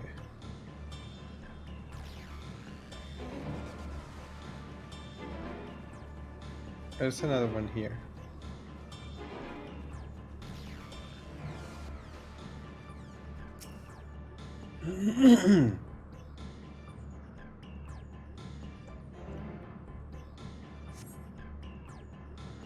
Why can't I fly? Are my functions being restricted? Hide, yes, I'll just have to hide then, where no one can find me. Meteon's anguished voice heads towards the water's edge. She went into the lake, as if this wasn't tiresome enough. Well, at least that open expanse should make her easy to find. We won't lose her this time.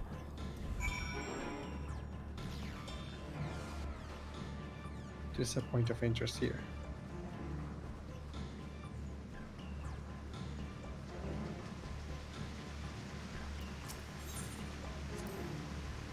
We should be able to reach the bottom of this drop by climbing down the rocks at the water's edge. Do not even think of dragging me over the falls. Final days or no, if I end up drenched from head to toe, I swear I will feed you to a remora. How about we do it? Woo! I'm sure you'll like it, Emmett.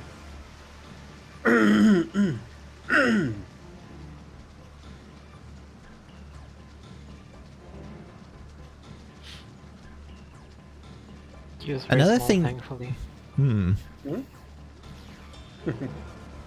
Sorry, I was gonna say another thing to consider is that, if I remember rightly, Emmett Stout told us that when they summoned Zodiark, Zodiark tempered them. So by the time we met him in our time, his mind was already severely altered by Zodiark. Yep.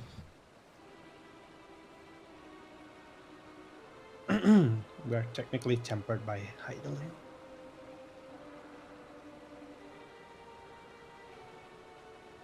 Not here. I'm not here. Please. Yes, you are.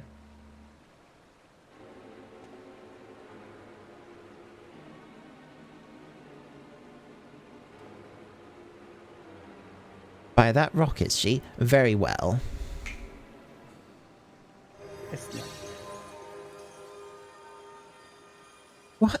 Why can't I hide?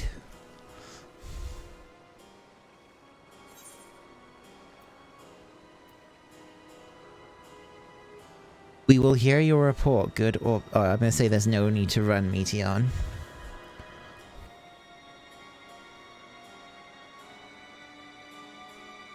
Gil, what are you saying? Everything is so faint. I'm sorry, I'm not strong enough. Stay away, I'm begging you. Don't make me say it. It will break him, his poor fragile heart. Maybe she's gonna say that the final days are coming. Now we have a chance. Once the others are in position, the two of us could herd her into the midst. Sorry. Okay, go ahead. I was gonna say maybe it's the final days that she is trying to avert, and maybe that's why there was like no clue of how the final days happened. Yeah, like maybe that scream though that came from her that we were reacting really heavily to. What if that was the sound that everyone heard? It could be.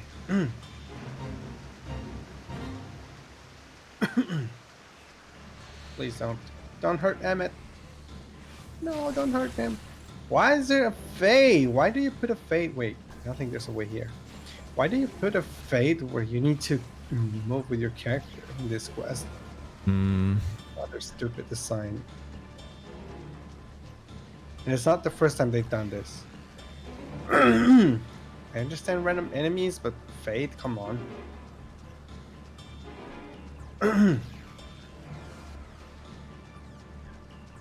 Gonna look behind this tree. Nothing. There's something here. There's a point of interest. Yeah, let's talk to that first.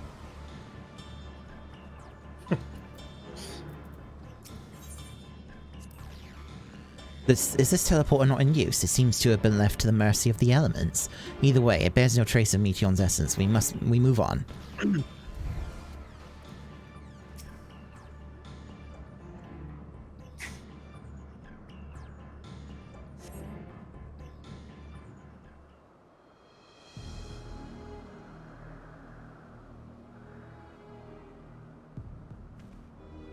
There, I see her.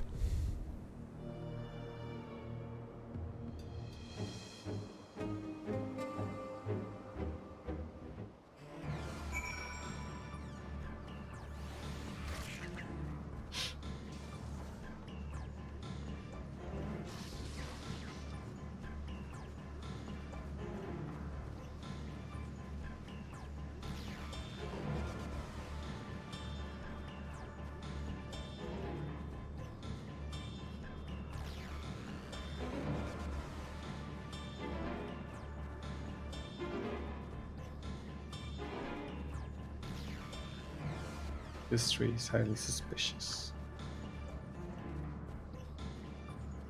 Nope, there's nothing.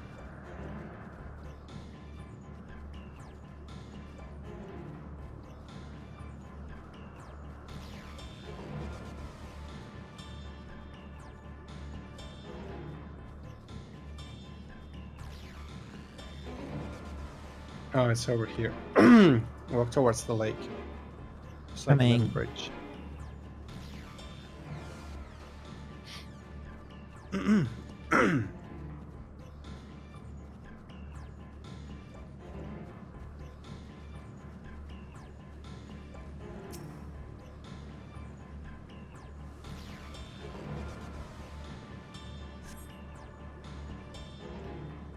Hippies on the lake.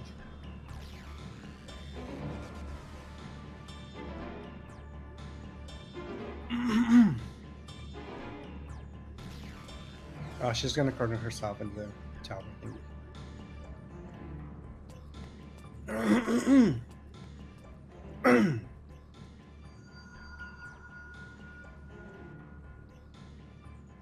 Aha! Give chase. We shall herd her into the shelter.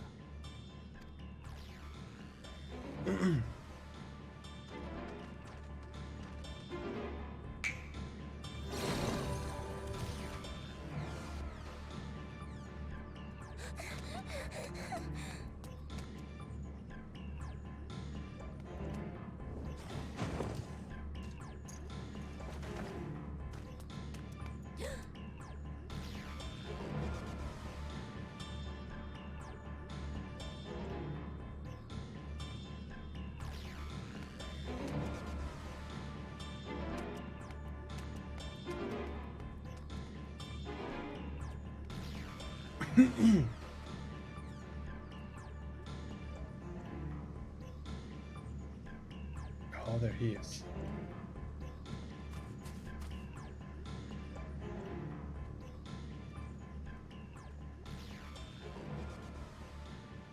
Please, Mission.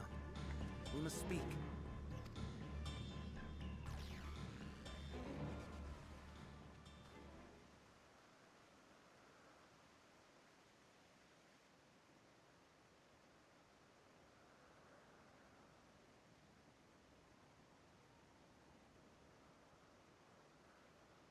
I'm sorry, Hermes. I'm so sorry. If someone can hear these words, then please. Please protect them. Protect them all.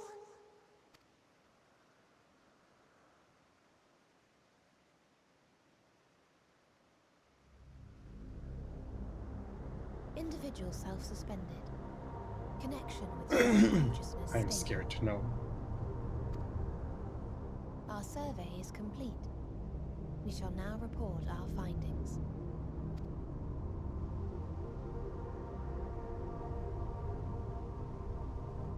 All units safely arrived at their respective destinations. Seeking answers to Hermes' question, we attempted to make contact with the intelligent denizens of each star. Results are as follows, in order of numerical code. Enna. Traces of civilization found. Structures believed to have served as domiciles. No extant life forms detected. Dio. Ruined remnants of buildings scattered across star, surface of which is encased in ice. Presence of life could not be verified. Tria. Evidence of large population centers, akin to cities recovered. No extant life forms found, only their lingering essence.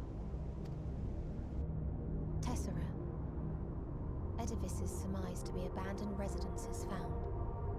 No extant life forms detected. Deadly plague or extreme environmental degradation likely to have led to mass extinction. They are all dead.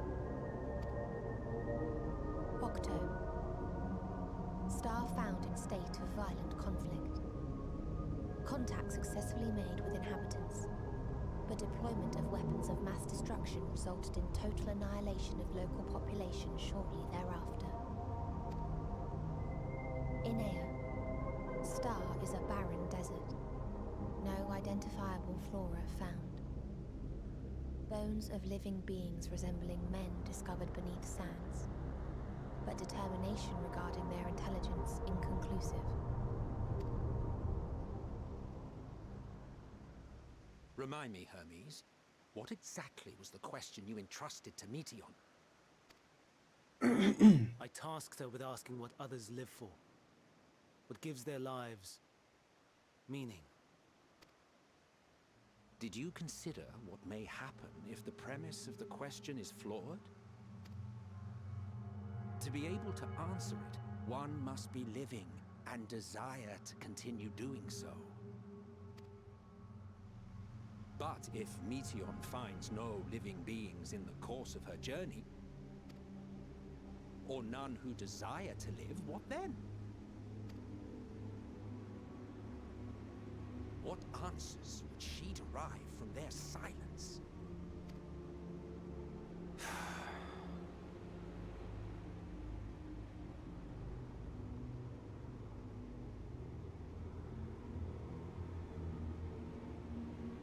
Meteion, enough!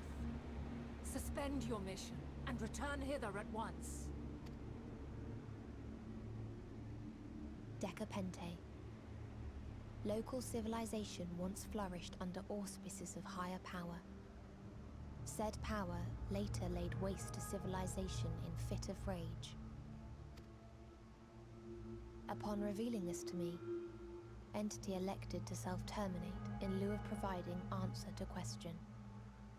No other intelligent life forms found. Turning a deaf ear, are we? We are taking Meteion back to Amarot. As I understand, we will need her if we are to bring back all of her sisters. Yes.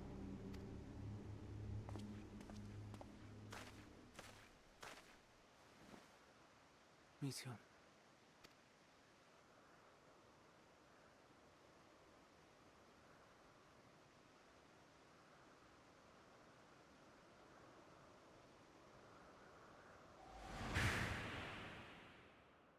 It isn't right, is it? It isn't right to turn away from the answer.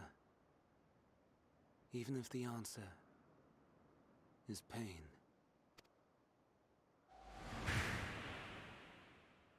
Even if we aberrations must scream ourselves hoarse to be heard.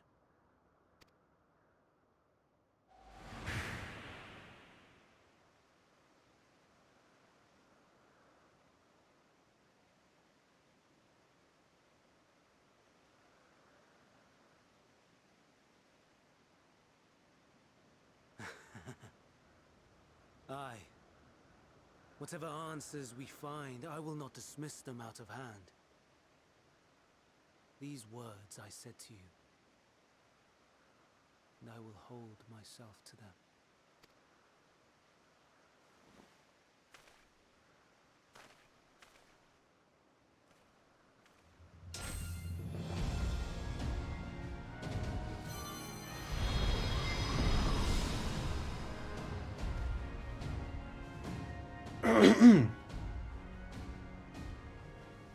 The fuck? What is the meaning of this? You cannot take Meteion, not until she has finished her report. All else must wait.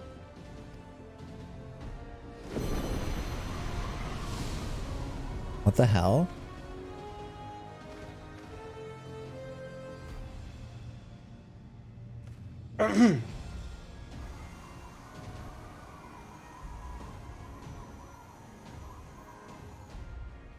You fool!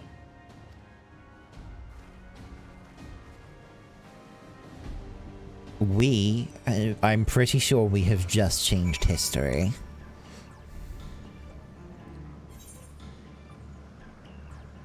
Why does it feel like I've seen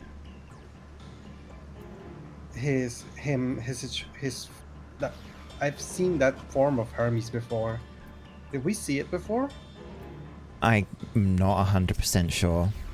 Why, Hermes? Why could you not leave well enough alone?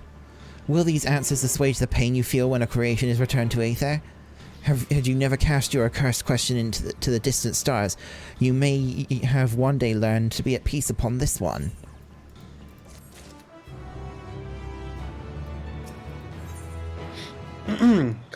Caging the messenger. Hydradeus is pondering what to do next. Hermes is headed to Tissus. Considering the expansive dimensions of the place, even we may have a difficult time locating his ether. All I can say is that he entered from the rooftop and likely arrived at the uppermost point in the facility. So, do we pursue him? Of course we pursue him, no matter what Hermes might be thinking. Meteion is a potential threat that needs to be brought under our control. The Convocation's duty is to safeguard this star, takes precedence over any personal stake in the matter. Venat? Emil? 'Tis clear we stand on a precipice, but we have yet to determine beyond a shadow of a doubt that Meteion is the hand which tips us over the edge. Nevertheless, if we are to learn the truth of the final days, we must give chase, and even if neither Hermes nor Meteion is ultimately responsible, we cannot leave them to suffer this torment alone. Agreed on all counts. To Tissus Hyperborea then, and we go. Dungeon?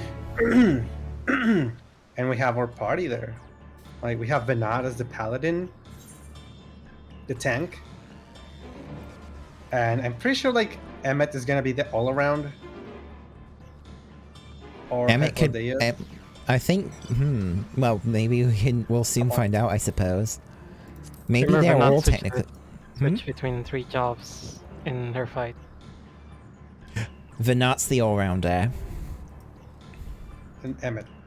Emmett's probably a black mage, based off of what we like. His equivalent is a black mage.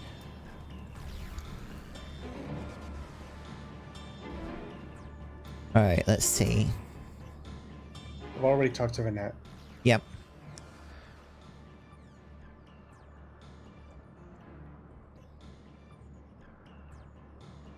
What have we here? Excuse me, has something happened inside Tissus? Mistress Venat, I'm so glad you're here. No one knows what prompted it, but the alarm was sounded and Tissus was put into a state of alert. Procedure dictated that we evacuate immediately, and we have yet to investigate further. This is Hermes' doing, obviously. And what does this state of alert entail exactly? A field of dampening magic is draped over the entire facility, usually in response to escaped entities and the like. Tissus scholars and observers are unaffected, but everything and everyone else is weakened to a fraction of their usual capabilities. Then consider us forewarned. We do, however, have urgent business with Chief Hermes, and must enter the premises regardless.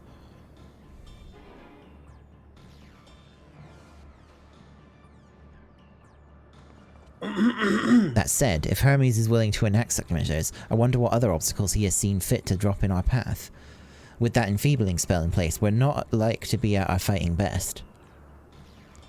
And I was hardly an effective combatant to begin with. I have little to offer beyond my ethereal vision. Then you will put that talent of yours to good use. You were fairly skilled at spotting weaknesses, if I recall. Fairly skilled? Now you've gone and raised everyone's expectations. You all need only to make the most of your strengths, and I will fill in the gaps as required. She changes jobs inside the dungeon. I was once a Zem, after all. 'Twas my job to rise to the occasion, be that as a defender, aggressor, or healer. I feel better about my lack of prowess already. And you, Itself, can impress us with your arcane magistry. You lob potent spells as easily as breathing, but can also channel that power in a protective manner if you so choose, yes? Well, yes, should the situation call for it. Excellent, that should cover us on all fronts. What if it's not a dungeon in a solo instance?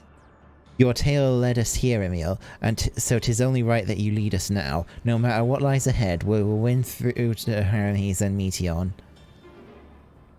And then we will face the future together. Yes. Tissus. Just gonna say it. Yeah, I want to see what their roles are. I want to check what the trust system says.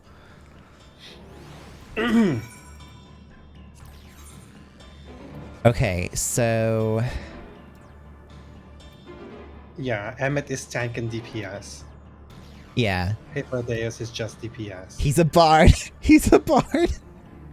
He's a bard? How do you know? Oh, Look. Soul Seer. His symbol is the bard. Your third seat. Come, let An us be off. all-rounder. Let's get this over with. The third seat! Emmet is the third seat. Yeah. Alright. Third dungeon. Time to ask in chat. Cass said that he was going to.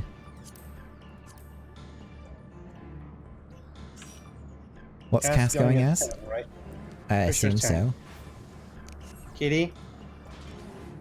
You have a DPS?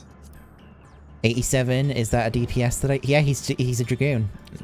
Oh, never mind. I'm not gonna ask. Oh my god.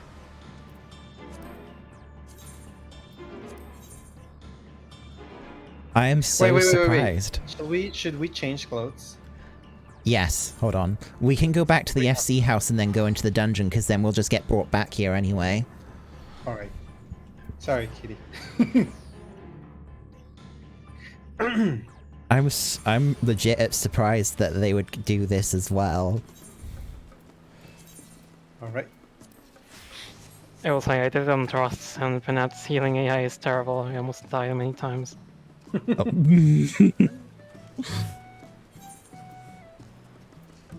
Oh. Oh, we're good to go in.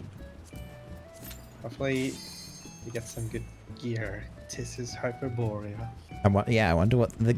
I'm assuming the gear is going to look very much like how, you know, the Amarotines look like. I hope not.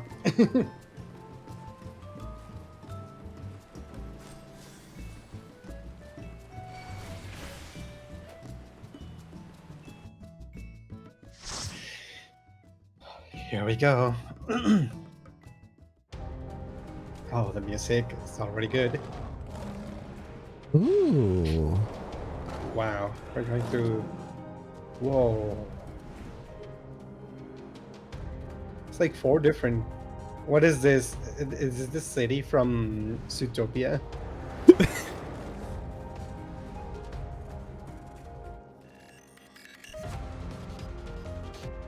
Oh, fucking banger. Oh, we're gonna take it slow. Now that we finally made a 4-party. Yeah. Please, turn back, else I might be forced. Wow. Oh, Guy took Tis's Hyperborea. There's something here. Interactable. Let's take it. Well, this is a perfect dungeon to be in a full party for, so we can read it. Have you ever wondered whether your creation is a beneficial existence to the star? Wonder no more. For at Tis's Hyperborea, our mission is to determine the answer. From the temperate plains to tropical jungles, from smoldering volcanoes to frozen fields, we put creations to the proof in a wide range of meticulously recreated environments. Will your creation be able to survive in the wider world, or will it threaten the survival of other species? The answers to such questions and more our highly trained staff will uncover. Wonder if there's anything on the other side.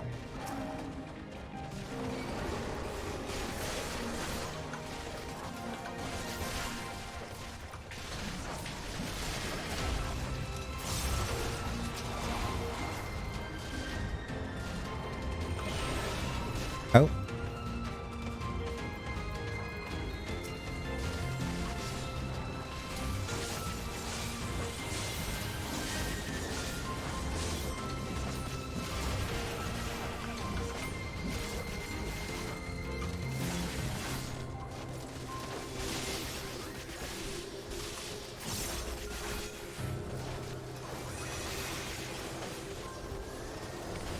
I hope I get some good gear in here. I'm starting to feel a little bit outdated.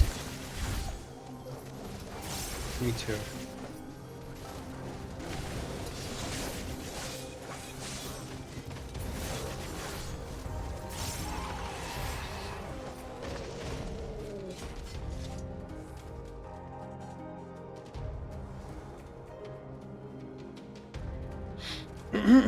Oh god, the snow area is so... I'm going to actually...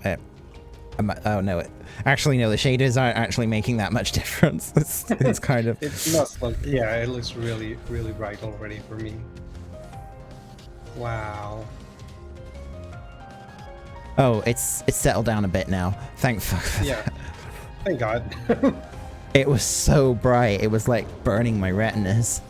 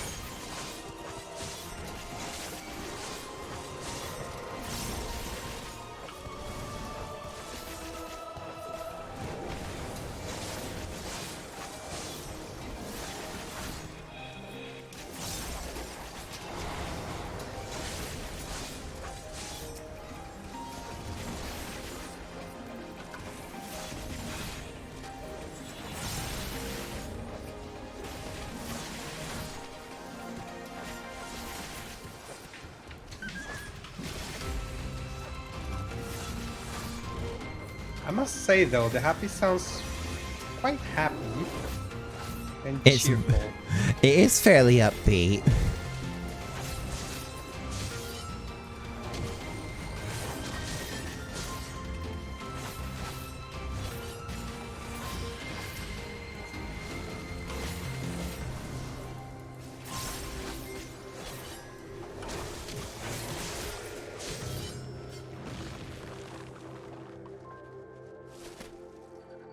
Oh, he even fucking throws snowballs in here. Tell you when to stop what? Big holes are Like- fine, I guess. Mm. Just keep in mind that I might not have a high level gear to keeping you up. Oh, if you want to look around, okay. You're good to go. Lisa? What a name.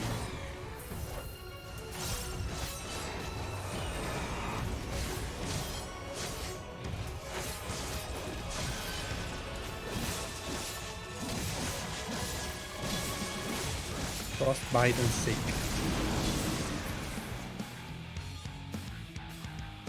The fuck did it go? Look at the footprints. Look at the footprints. Ah.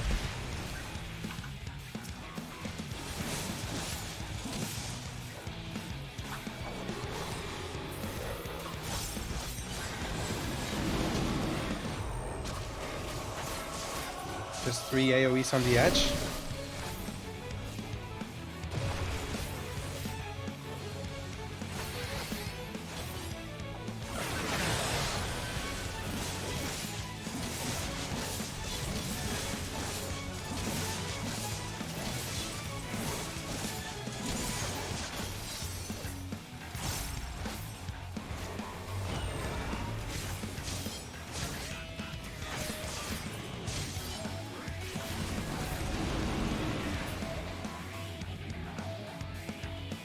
Going to 2 ways.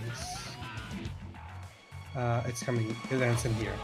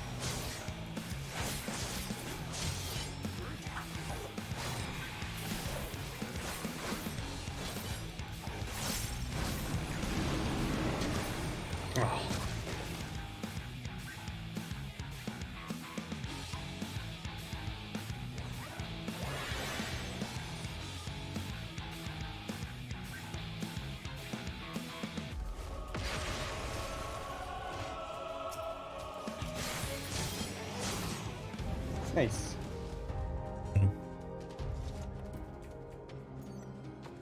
Ah. Oh, for me. 2 healing upgrades. Nice. New boots. Hang on. Wait. Hey, comfy boots.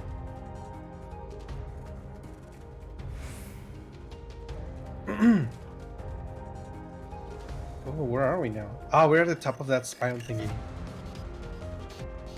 Alright, you're good. You're good to go.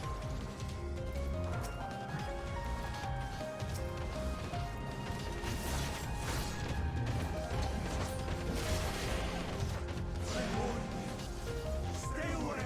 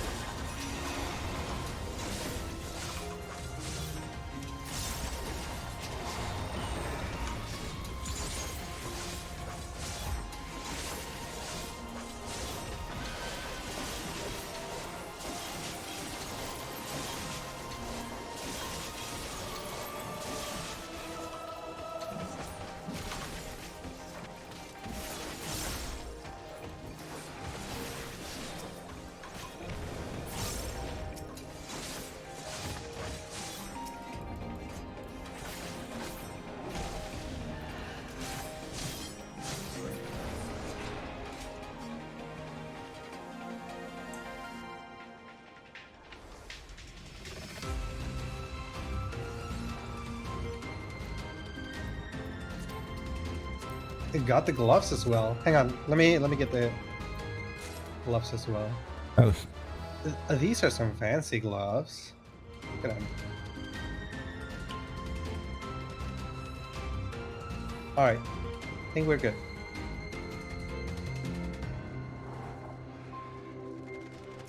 Take the shield before. Yes.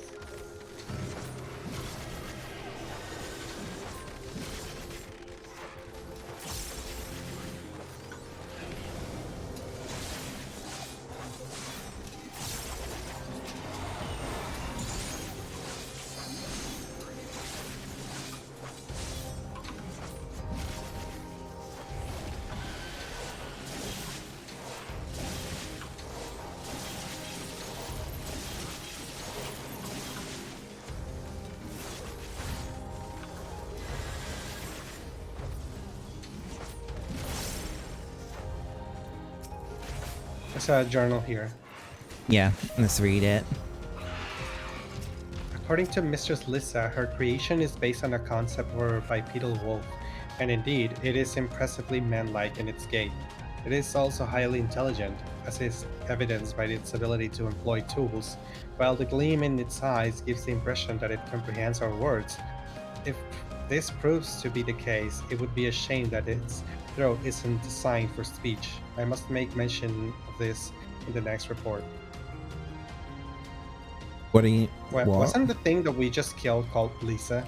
I think that was its creation. I think Lissa named it after themselves. Did you say Or maybe it's Lissa... gay? Hmm. Wait, did I?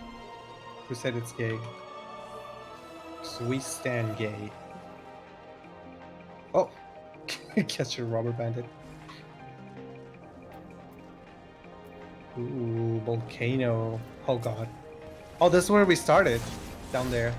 Oh.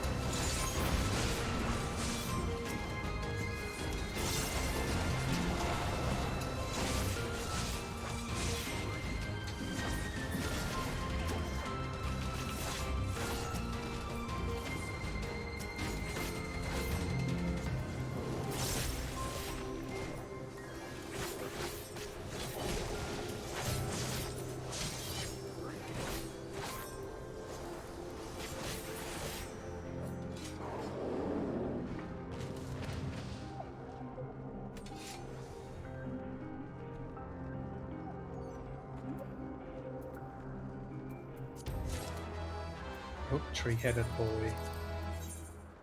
Latin lore. Or Latin lore. Three-headed snake.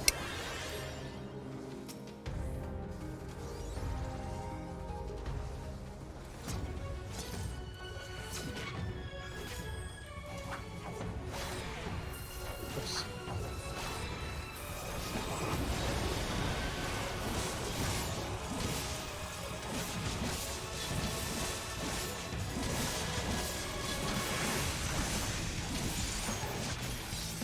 It has one of its mouths has fire.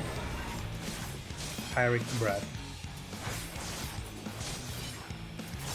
It's gonna conflict cone. Oh, that's just a really big cone.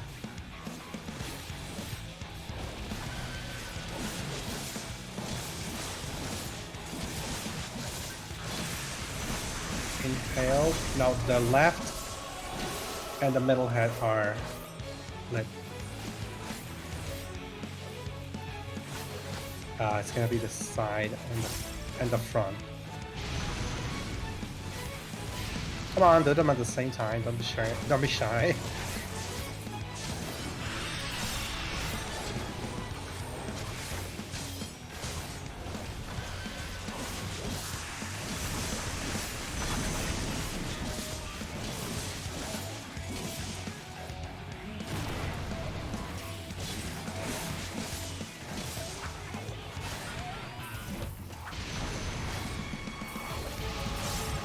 Ooh. Intimidation. Did not need to do that. Oh, it was a raid wide. I called it. I used my arcane crest at the right time. I didn't hear you calling it. No, I predicted it. I was like, I used my right, arcane then crest. middle. Right, then middle. Okay.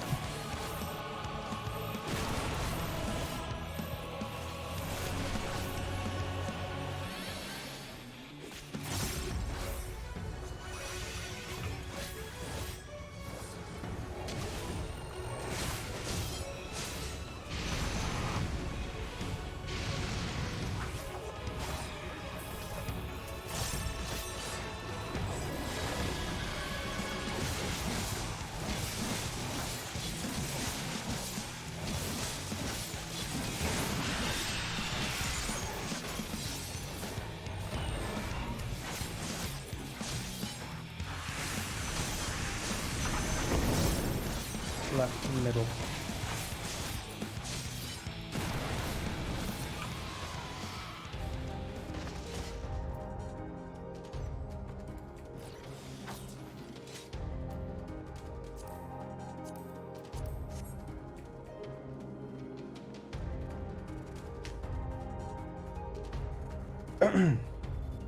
Getting all the gear. Ooh, smoky.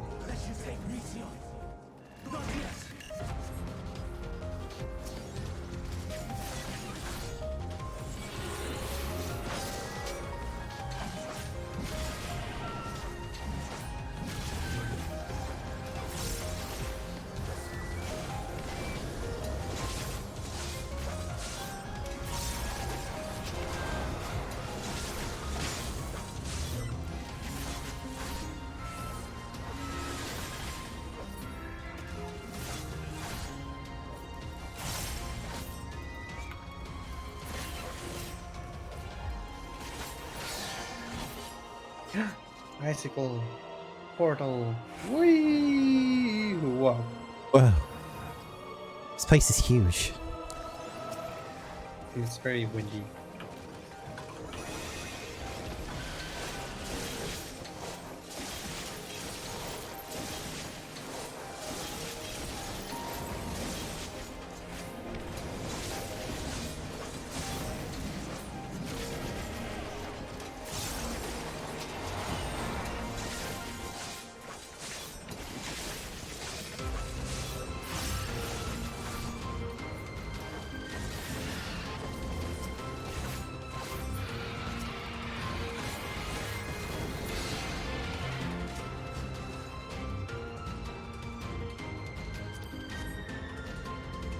Keep getting everything.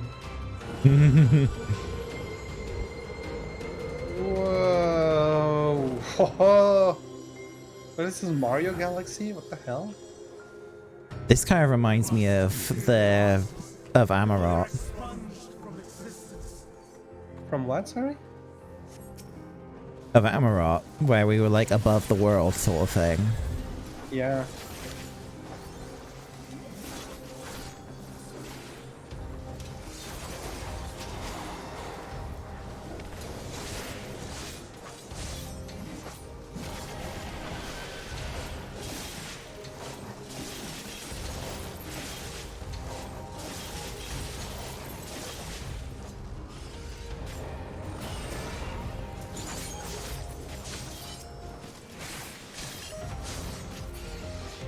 Flying life forms and interaction. Okay, never mind.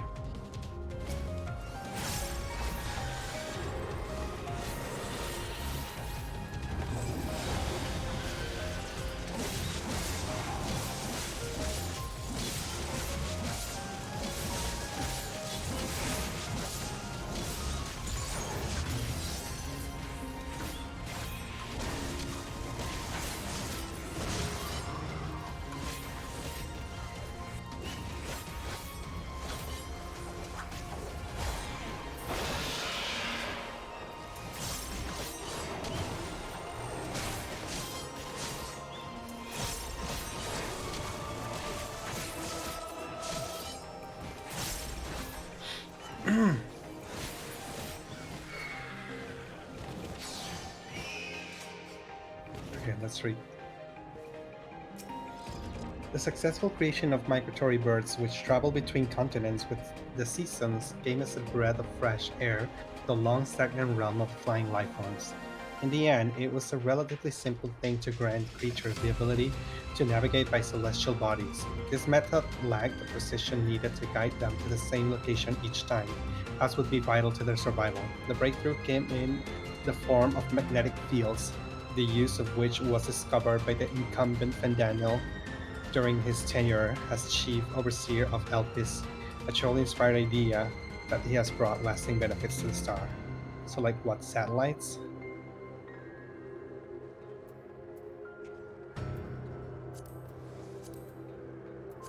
They have I got pistols? something else. Yeah. I got my Oh, that's an earring. Oh, it didn't let me equip it. Okay. Winged Defiance. So, it comes to this. I've no wish to fight, but this time, I cannot yield. Though the world may think me a mad, desperate fool, I will hold fast to my conviction. Oh, I thought it was gonna have its own theme. Hang on, let me equip the earrings.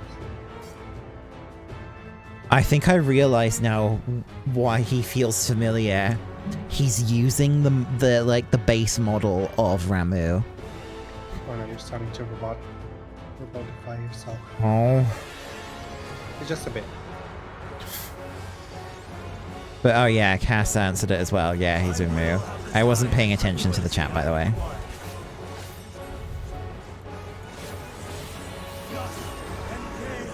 Trismegistus. Oh wait, that is something that has to do with Ibis Trismegistus. I've heard that word in a Toho fan made that is based to be. I'm going to assume over here is safe. I hope that this is safe Yeah. too. Oh no, kitty.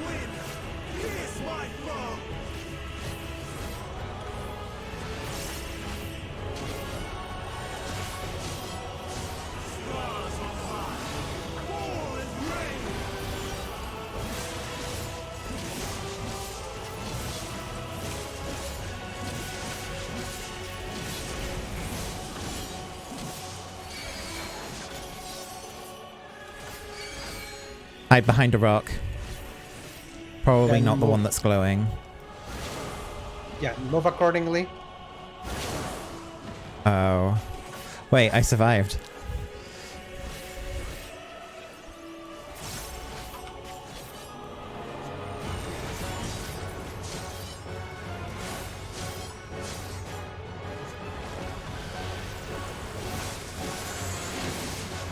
Move. Move. Oh, fuck. Interrupt, I guess?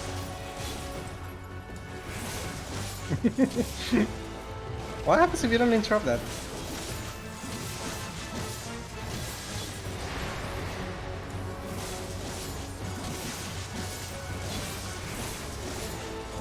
Streams of ether! Surge is one!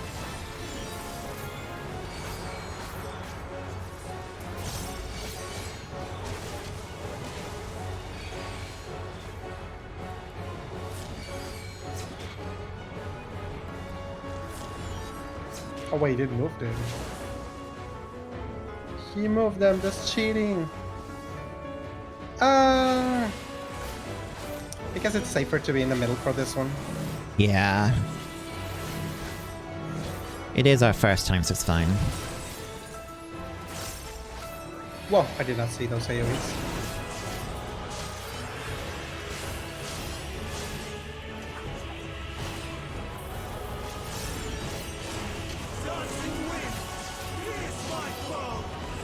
Use double. I think he's gonna get hit double. Nice. Get out of there. Ah, it means that he does two things after. Interrupt.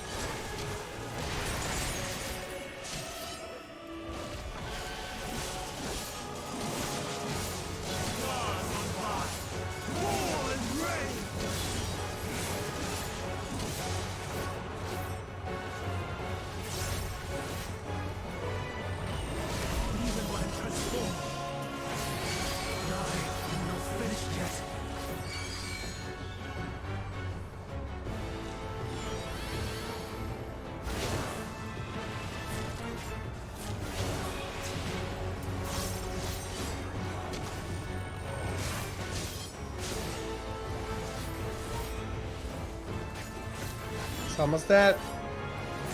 Woo! I leveled up. I'm Oh, level nice. 90.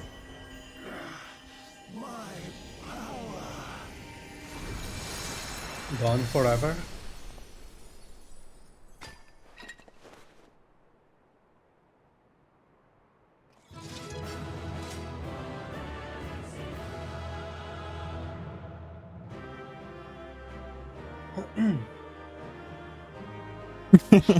The three of them run in. Okay, I want to see what they say. Numa. That's a cool looking Hopefully he's robot. calmed down a little. A merry chase he has led us on. Let us leave the rest to Emmett Selk. Fortunately, I don't think you... Unfortunately, you can't die the rogue.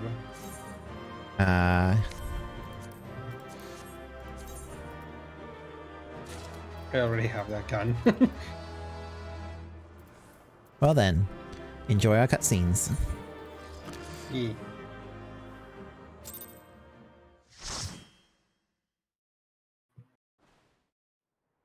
We did a dungeon in the past. That has to have consequences.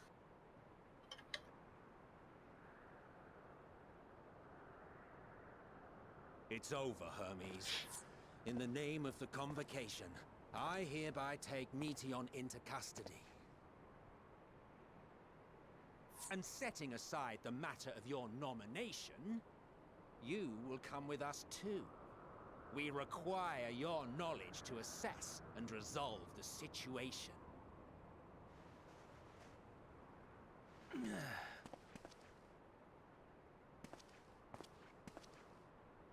Meteion, I am so sorry. But that I could have listened to your report in full. Reflected upon its meaning and conveyed it to others. That they might reconsider their chosen course. But I have failed. And that wish will never be realized. However,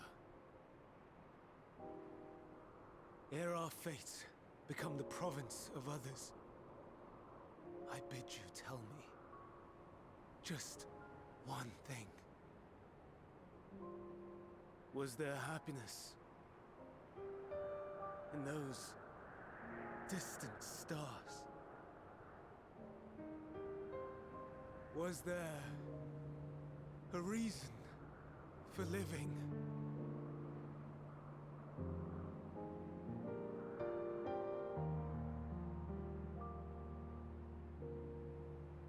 We conducted our search as per your instructions.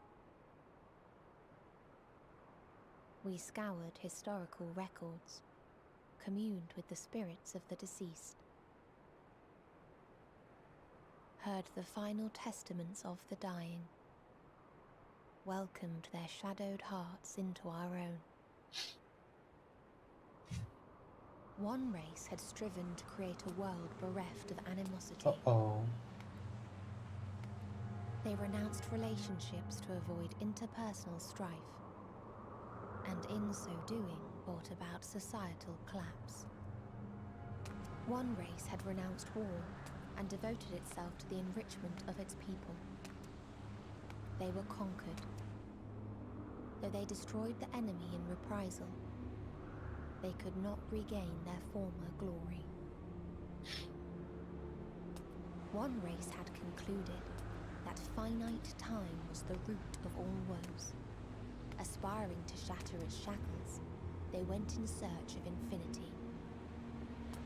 They discovered nothing is infinite, and that neither time or death can be cheated. Disillusioned, they gave up on the future and themselves. One race had discarded all things that gave rise to sorrow, hoping to have only joy. They found joy lost its savor in the absence of sorrow, and lost their will to live. Though worlds apart, these peoples shared a belief. The belief that they had tried their best. That they had tried to fulfill their potential with every step and success. In the course of that, they learned the truth. That they would never be free of fear and sorrow, anger and despair, of loneliness, so long as they yet lived.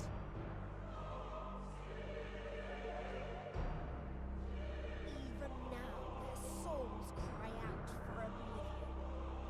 And to this song of anguish, I lend my voice. We lend our voice. Oh, beloved mankind, shimmering jewels of beautiful Atheris, rejoice, for we will free you from the cruel yoke of existence. There is no need to struggle in vain, for in nihility awaits salvation. You will know peace and serenity, and it will be beautiful. We will make our nest at the edge of the universe, and there in the dark of dead worlds hold sorrow and suffering. There we will sing, our chorus ever louder and ever clearer, that our song may reach even this ether-shrouded star.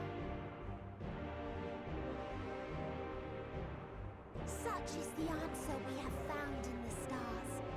Such is the gift we now offer to Atheris.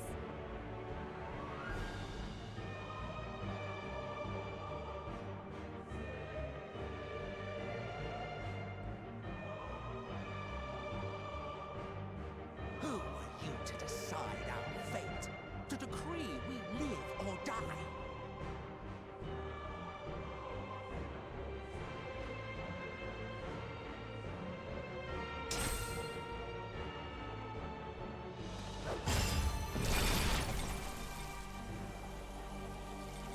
lost your mind? You heard what she said. She means to destroy us all, yet you'd still take her side?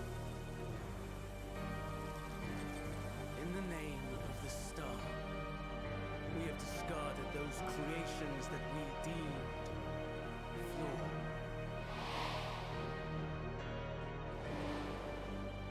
If we ourselves are flawed, it does not stand to reason that we too should be discarded.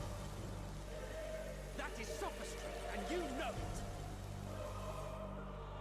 Perhaps it is. Perhaps I am wrong. Who is to say that you are right? Let us settle this with a determination. In my authority as Chief Overseer of Elpis, I will make a judgment on man's fitness to exist. If he can learn to value all life and retain his will to live, even should his end be justified, he will surely find a way to avert his demise. If not, he will perish in stone. As with all determinations, provisions must be made to ensure fairness. Kairos, awaken! Uh-oh. Memory configuration system Kairos activated. Awaiting instruction. Oh. Command, universal memory alteration. Target area, Catesis Hyperborea. Starting point. Arrival of Emmett Selk, of the convocation at Propylion. Endpoint. The present. Erase the memories of all events. Replace with a vague recollection. This is why they don't remember them. I was here, preparing to demonstrate the functionality of Kairos. To Emmett Selk, This is what Elidibus meant by we can't change the past. shared consciousness became unstable. She and her sisters could not sustain their existence. And all dissipated and burst. The resultant shockwave accidentally triggered Kairos, which erased several days of memories from all present. Execute. Command acknowledged. Initializing. 3 processes remaining to execution. Bravo. I dare say one would be hard-pressed to make it fairer. Everything that you told us, everything that has happened, the fact we've even met, it will all be gone.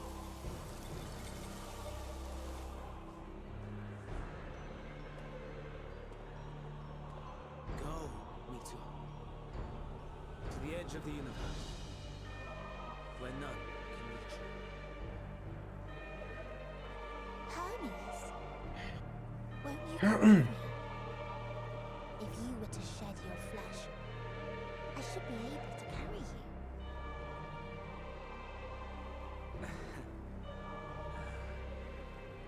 I will remain. As a man, I will oppose the oblivion you bring.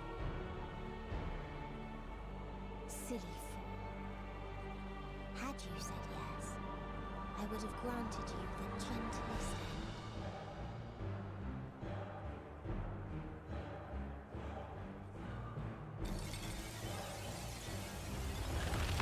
Ooh. This ends here!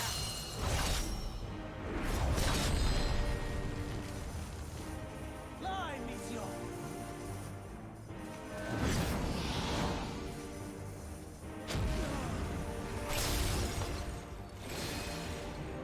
That is far enough, Hermes!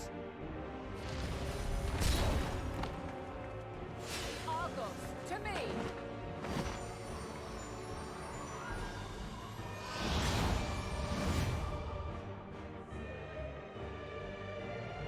First process complete. 2 remaining to execution of memory reconfiguration. As if we needed more pressure.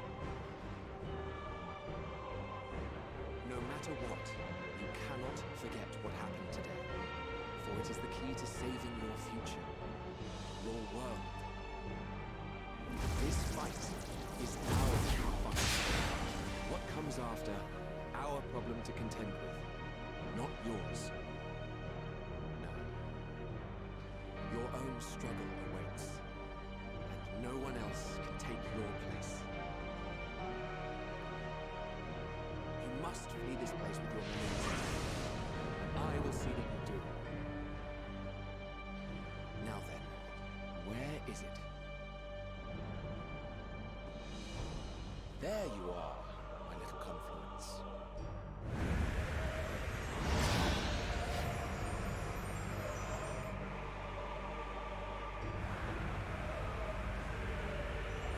Oh, she's already forgotten.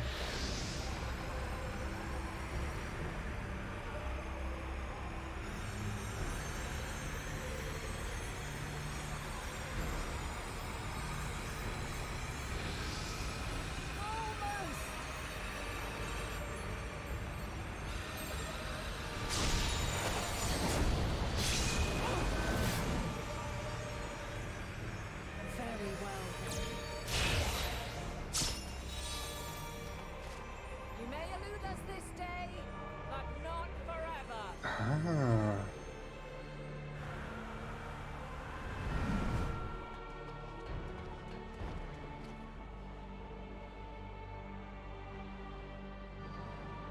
Meteon's gotten away. Second process complete. 1 remaining to execution. No time for brooding. Listen well. Beyond lies a spatial confluence that connects the interior sections of this building. I will destroy the confluence and force an open way outside. When I do, you must jump through.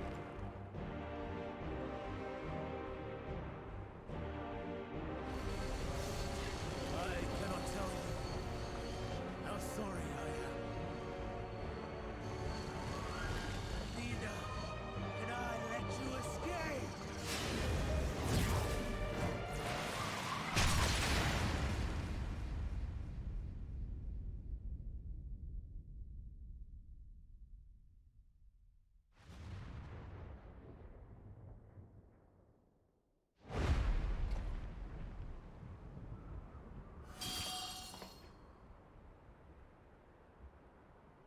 Too brave by half.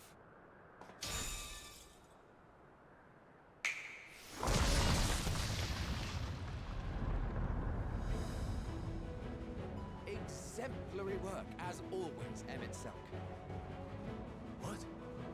But how? I thought the confluence was...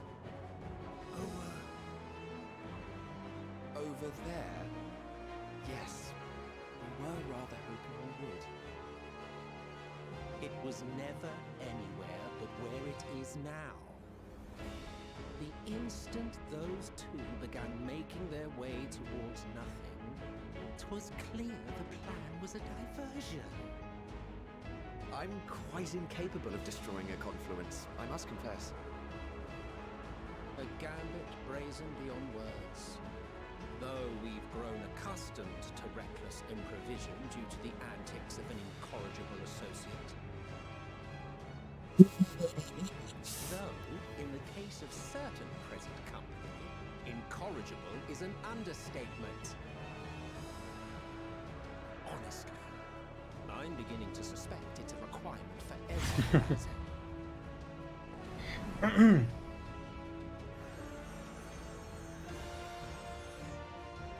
There's no time!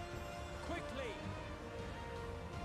Even now, I do not believe your tale. I would not suffer us to walk such a wretched path. Still, if it must be said, do not squander it, the legacy I leave you. Oh. Final process complete. Executing universal memory alteration.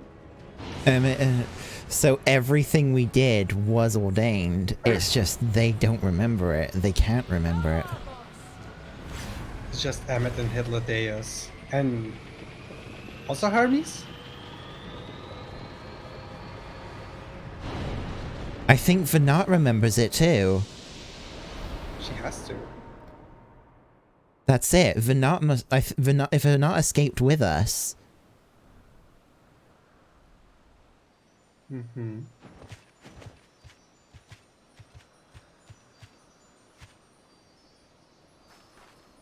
She put like a crystal inside Meteon though. Yeah.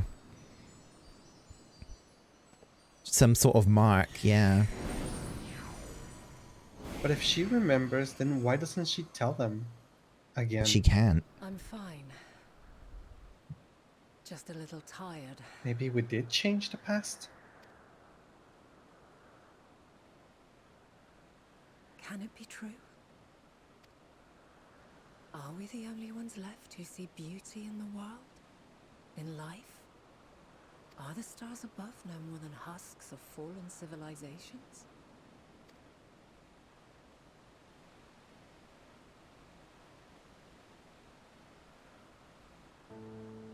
And yet, I feel her. Though she is unimaginably distant, I feel Meteon's presence. And the place where to we must go. Ere she made good her escape, I placed an enchantment upon her. One which allows us to follow her trail. She has already left the outermost bounds of Aetheris, and continues on her way. Given the vastness of the universe, it will still be no easy feat to track her down. But thanks to Emmet Selk and Hydradeus, all is not lost. We remember. So long as we remember, our fates remain ours to shape.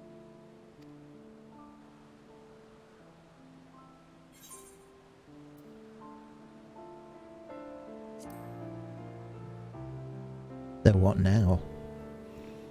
What indeed? Let us begin by ascertaining the situation at Catesis Hyperborea, where the others should still be.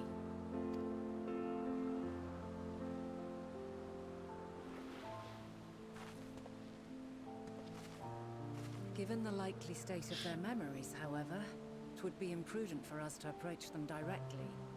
In which case...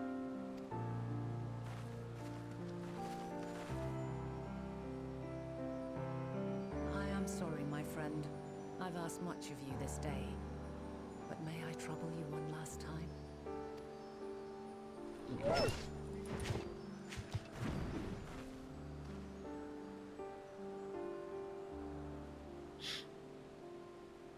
Argos will investigate in our stead. We will share in his consciousness and see and hear as if we were with him. Now, close your eyes and open your mind.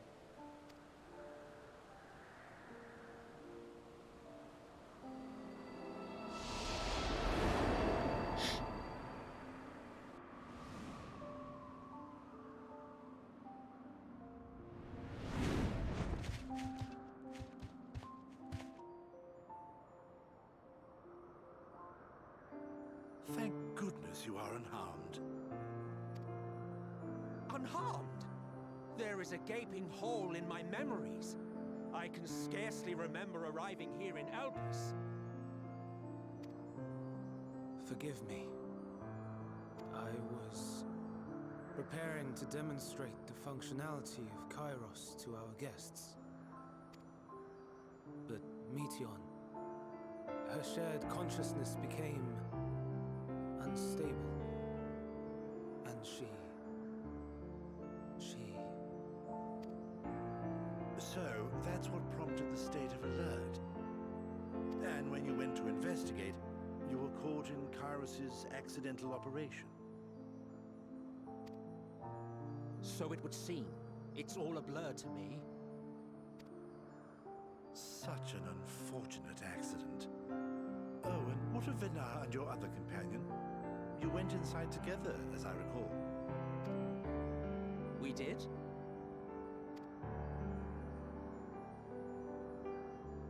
If Vinar was with us, I have no recollection of it.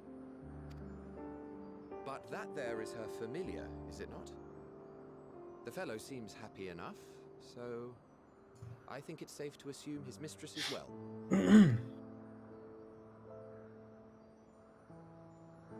I haven't the slightest notion who this other companion might be, however.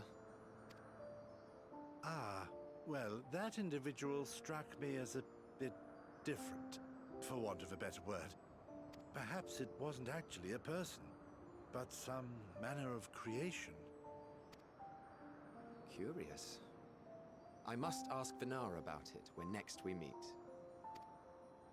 Yes, yes, you do that. Now, if we may tend to Hermes, whatever this Meteon did, it seems he bore the brunt of it. Once you are fit to travel, you will return with us to Amarot. We need to make certain there are no other ill effects.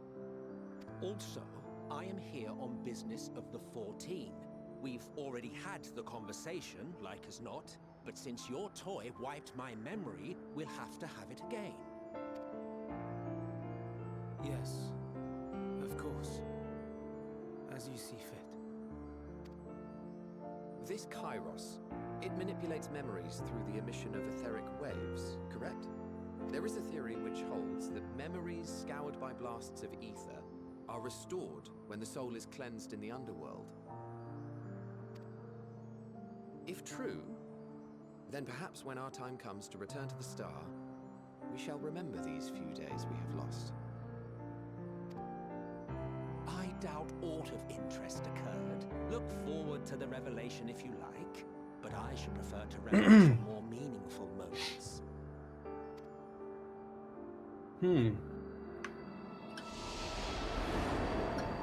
Hermes' soul returned to the star when he was sundered.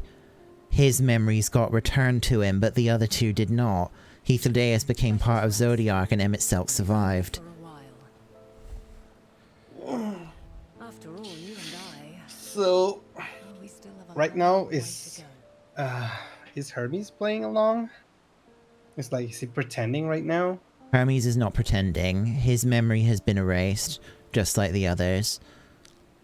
Okay.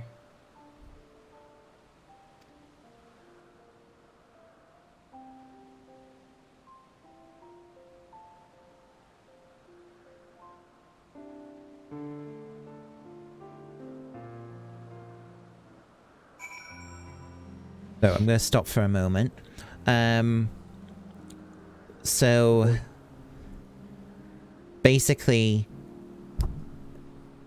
his nihilism started from Meteon's answer, but he didn't remember that after he erased Emet-Selch and Hythlodaeus' memories. Hence why he took his seat upon the convocation after that point. Because he never remembered any of the conversations he had with us about Dynamis, he never realizes what causes the calamity until he dies. Let me change the server region because you're sounding robotic every now and then. Okay.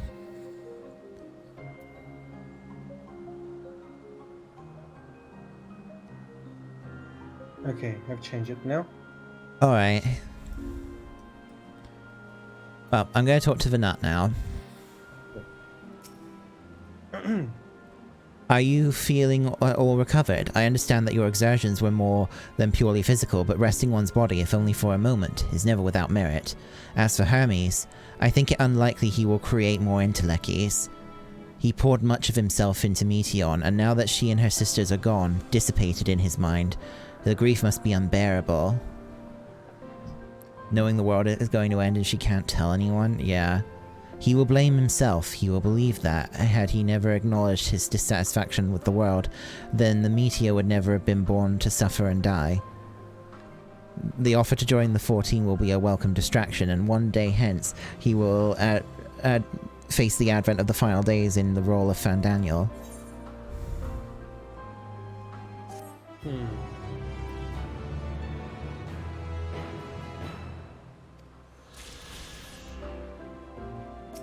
Thou must live, die, and know. That's the final lyrics of Answers. Mm-hmm. And in that fleeting moment, Bernard is watching you in quiet contemplation. Emil, listen to me. Our duty now is not to denounce Hermes for his misguided determination, or to convince him that Selk or Hythlodaeus they have been deceived. No, we must instead ensure that the experiences Hermes sought to expunge are preserved. What remains in our memories alone will be our weapon against the final days. You must fight this battle in your age and I in mine. Come, let us walk together once more. I will see you to the doors of Propuleon. It's not the servers. They're still sounding robotic. And a few. Am I sounding robotic on the stream? Can anyone confirm, please? I don't think that you will. Because it works different. I know, I just... On stream it would reflect as like your stream lagging overall. If it's your internet, but... Kitty says I sound fine. I'm not sure what's going on. On the stream, sounds well? No, on my end in Discord. Okay, and Kitty says I sound fine on stream. I have no idea then. Give me a second.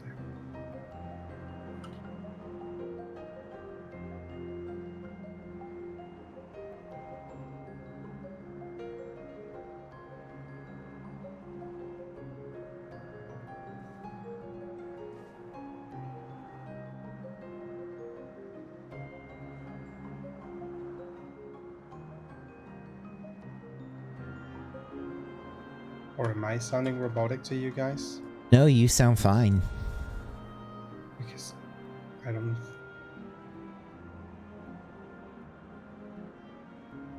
Are we restarting? I don't know. I'm trying to use speed test, but it's not working. It's just stuck at finding optimal server. I just wanted to check if my connection was being bad at the moment.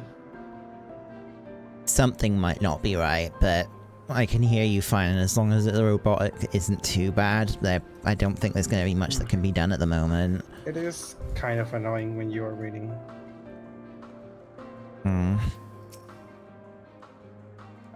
Your time in this age is drawing to an end. Upon speaking to Venat, several cutscenes will play in sequence. It is... okay. Wait, before you select yes. I don't know. I honestly don't know where this is taking me, but the recommended servers it's telling me, suggesting me in the speed test website are from another state. I don't really... Maybe the server went down here in my state, and it's connecting me to other states. Well, what do you want to do then? I mean, it's still telling that the download speed is where it should be, or about 100. Okay. So let me try disconnecting from Discord, closing Discord, and reopening it. Okay.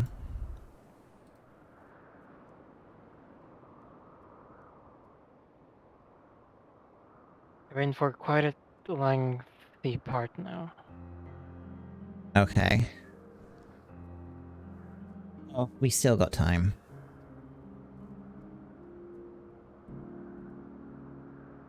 Hello. Hello. No, you can just expect nothing happens. Okay, are we clicking on yes in 3, 2, 1, go. Hey. It's probably going to be voiced. Yeah, it's still the same.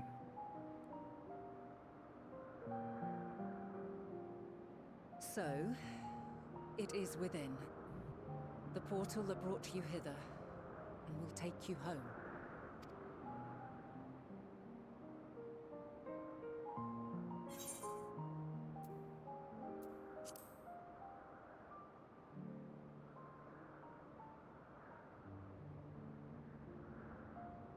May you and yours emerge triumphant. Make use of the knowledge you have gained, that your days in Elpis and our friend's sacrifice be not in vain. With Meteion free to pursue her designs, 'tis only a matter of time until the final days are upon us. We must be ready. From fortifying our defenses to securing our escape, there is much to be done. In spite of this, we cannot allow the report that set this calamity in motion to become common knowledge. Were the masses to learn the fates of the other stars, I fear the situation would spiral out of our control. I must carefully consider who can be trusted and bring them into the fold.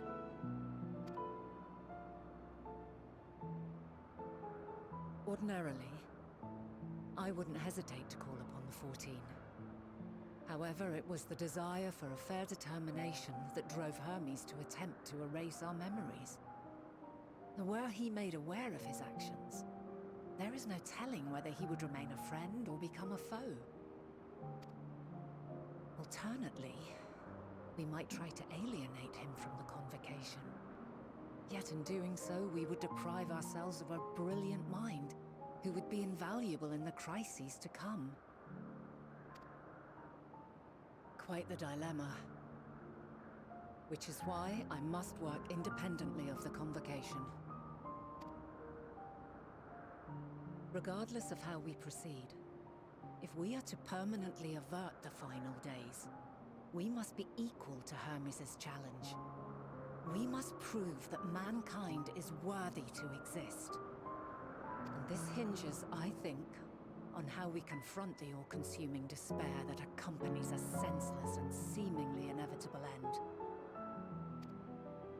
Bewildered and divided, we would perish like the peoples of those celestial ruins. We could not hope to survive the final days, much less take the battle to Meteion at her nest. We must find a way to defeat despair, to unite and prepare as many as possible for the struggle ahead.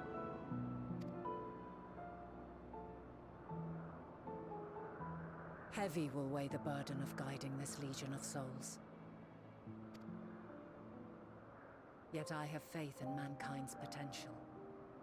As long as he believes in himself, there is naught he cannot achieve. So I will not give up on him. On us. You may find your world to be very different. Or perhaps the erasure of our friend's memories has sown the seeds of a conjunction between us. We cannot know until the moment is at hand. So shall I strive to do my best, taking naught for granted as I walk my path.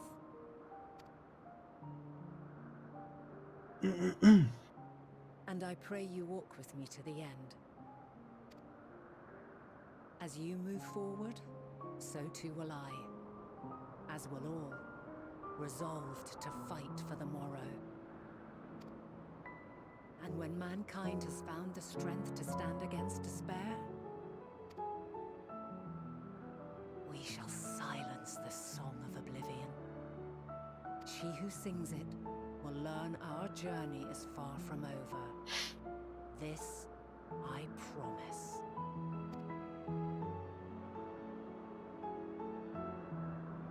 Fare you well, my light of the future, till we meet again.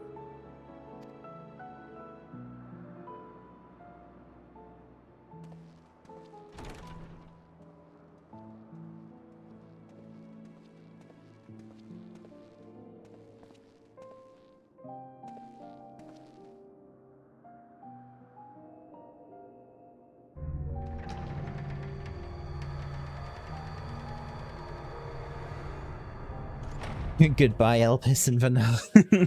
Yeah. Oh dear.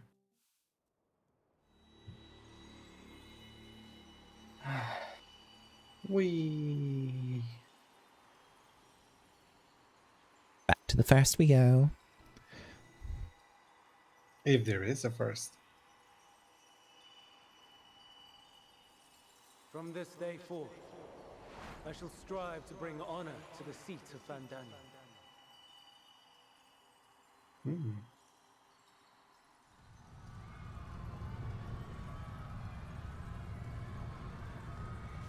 Oh dear. Please don't make us watch the final days again.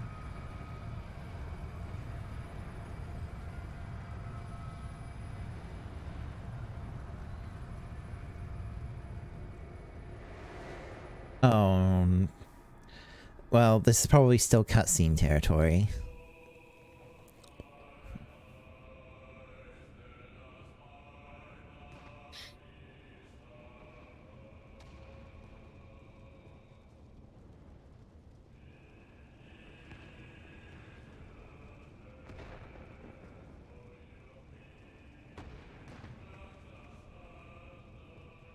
Even now, I remember standing there, locked in a moment where the sky is aflame.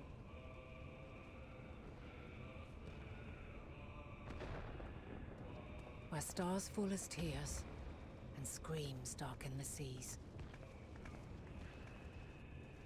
Where resignation rots the trees.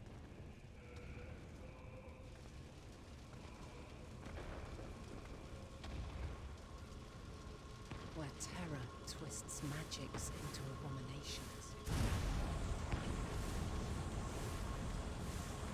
Such is the lament of they who have gone before. The song of they who tried and failed to create a better world. The song of the end. Ew.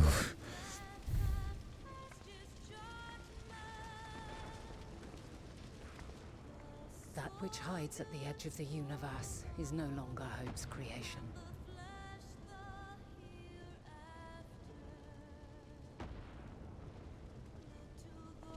It is hopelessness incarnate.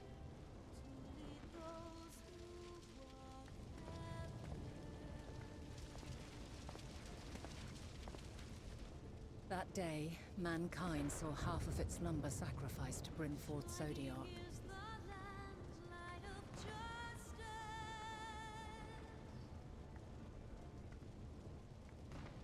And covering the star in a shroud of ether, we forestalled the final days.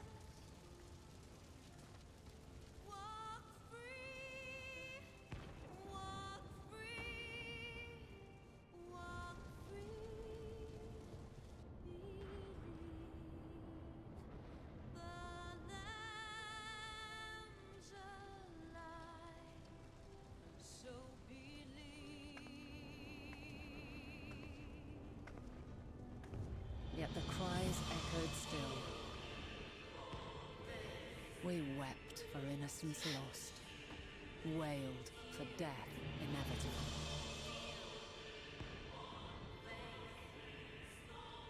A reality too terrible to bear. And for too many who sought comfort in gilded memories of joyful days and tranquil nights.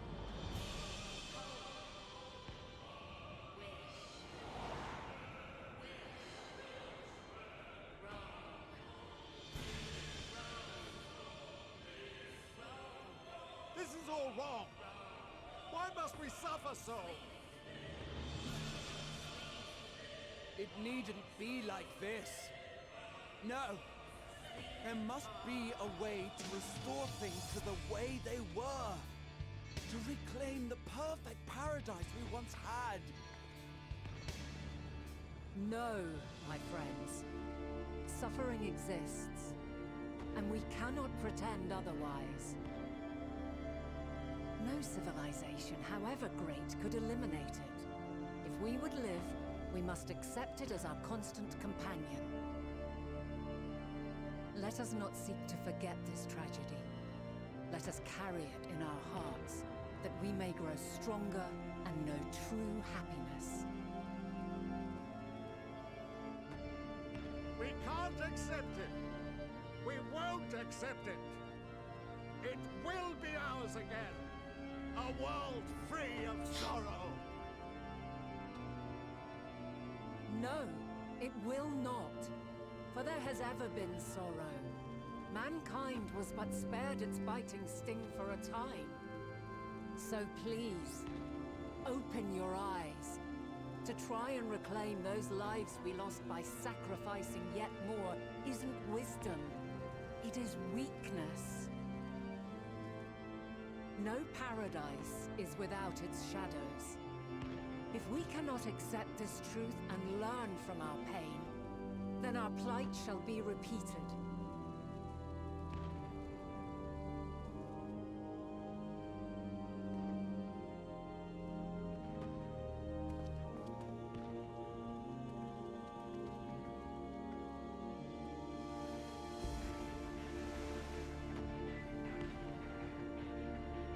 Mighty Zodiac, God born of our boundless faith, we bid you, hear our prayer. Accept this offering of lives, and deliver unto us the lives we once had. Deliver unto us the days of old, the days when the star was a font of love, and we knew naught but bliss.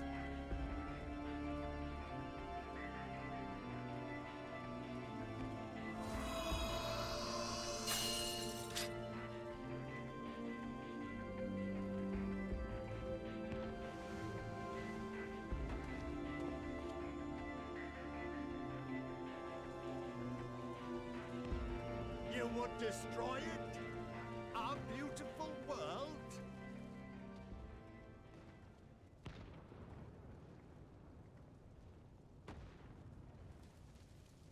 Lands that stretched on forever. Skies one could drown in. The heartbeat of nature, silent yet strong. And amidst it all, a people. Beacons of light and life. Laughter that warmed my heart like naught else before. They are my meaning and my purpose. My love. In spite of, or perhaps because of this, I choose to believe in mankind's potential, in his ability to find a way forward.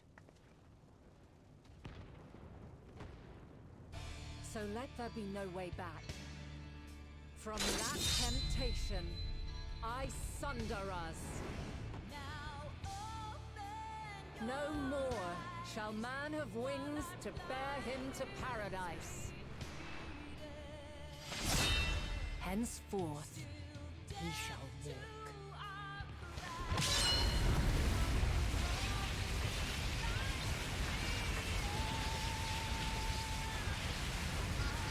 Oh. Is that her summoning I think Heidelin? that's her becoming Heidelin, yeah.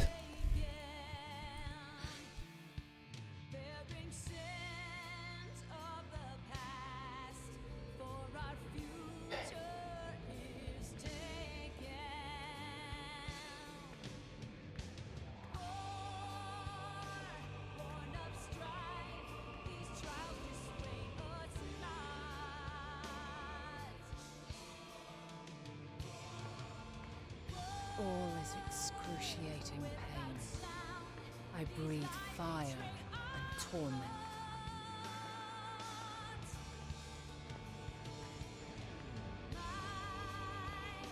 I birth a world of suffering to mire and plague.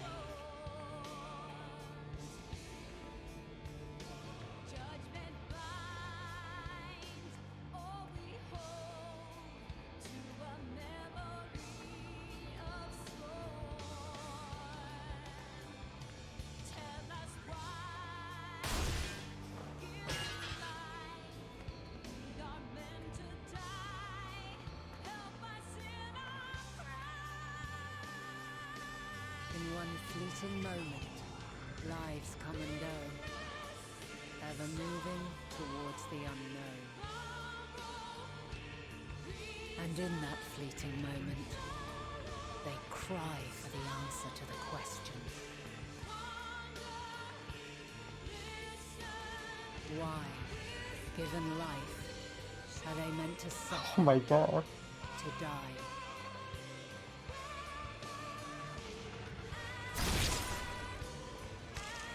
My god.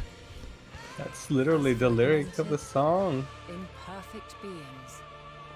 Yours is a never-ending quest.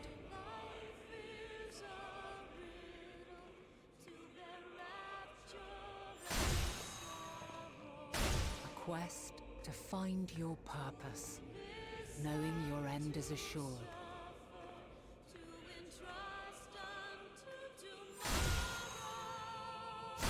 To find the strength to continue when all strength has left you.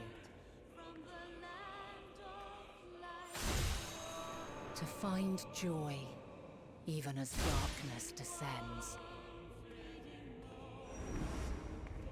And amidst deepest despair, light everlasting.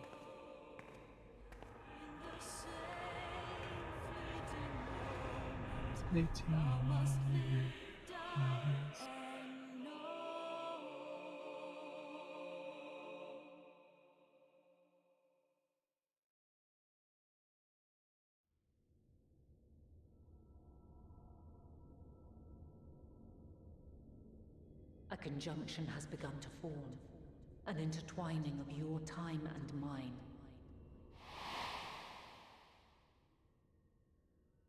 When you truly understand what is at stake, and your journey has prepared you to surmount the insurmountable, then shall I honor the promise made in another time, another age.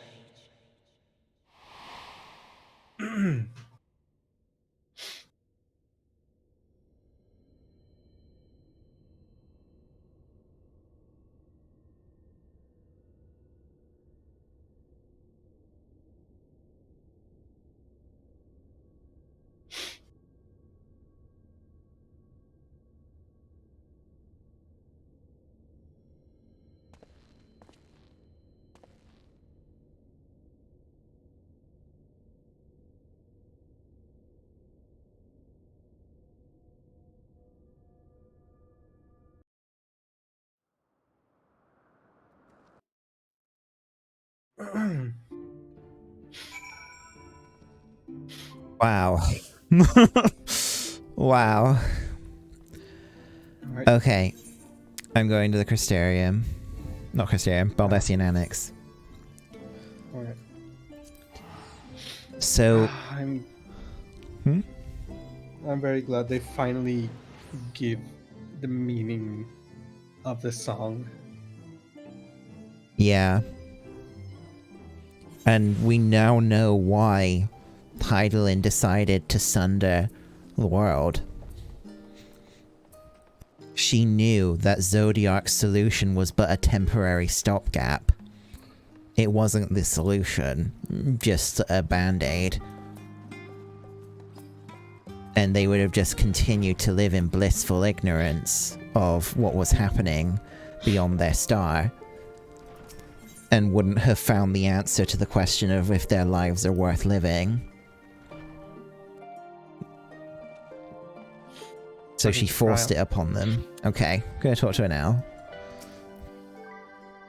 Emil, impeccable timing as always. I'd heard you were often in the first as part of our efforts to investigate the final days. Well, as so often seems to be the case while you're away, we've had some few developments, which we can discuss in just a moment. For now, however, I cannot tell you how wonderful it is to have you back. Level 88. Mm-hmm. As the heavens burn, though you and Kryl both have news to share, hers is perhaps the more urgent. I doubt it. Cutscene time again. So, have you learned more of the final days? Oh boy, where do we begin? Then the journey was well worth the risk. No doubt your newfound knowledge will be a great boon to us all. Unfortunately, during your time on the First, events here have taken a turn for the worse. The Scions are running themselves ragged trying to contain the spread of blasphemies, but it's a losing battle. To try and ascertain the where and why of it, Alizé and Alphino have been travelling all over. Of all the regions they visited, Locus Amonis is the one of the worst affected. Thancred, Estinian and Graha took a detachment of allied soldiers there to offer aid and succour to those in need. But the province is vast, they only managed to visit a handful of coastal villages. It was an accomplishment worth celebrating. Still, but a drop in the bucket at best. In the meantime, Stola and Master Matoya have been making a concerted effort to establish contact with Hydaelyn in the Ethereal Sea, but to no avail. As for Tadaru and I, we've been keeping a close eye on the Forum. From what we gather, they've been constructing a vessel to ferry people to the moon, an ambitious project that has likely been years, if not decades in the making. However, since we've seen no sign of it thus far, I suspect it's still incomplete. You will also recall the proposal issued by Master Fulchinal to the people of Radzatan. Following their discussion, Vitra declared his support for the plan and urged those who wished to evacuate to accept the Forum's invitation. So far, so good, but that's where things get a little strange.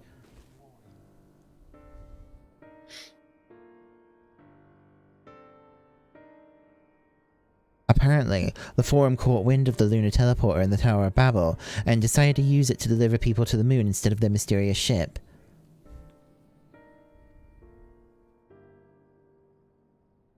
Therefore, to secure safe passage for the Hannish refugees to the tower, Alphino, Alizé, Estinian and Graha travelled to Galamod not long ago. Trouble is, the capital was hardly the safest place to begin with, and now... the final days have come to Garlemald. Shortly after our friends arrived, they were sent to rendezvous with Master Fulchinal. Then, panic broke out and our communications were severed. From what fragments we were able to make out before the link shell went completely silent, we can only assume the phenomenon has spread to the capital. The others need you, Emil. Please, you must help them.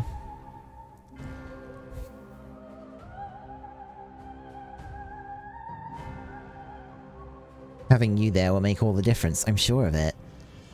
Camp Broken Glass was their first port of call, so you best start there. Hopefully Lucia will know where they are. There's no telling what you'll be walking into, so you had best take every possible precaution.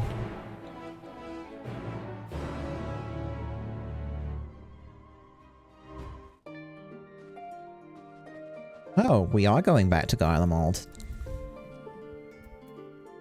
Camp Broken Glass. I'm actually getting close to level 90 now myself. I am level 90. Numa. It's a solo instance.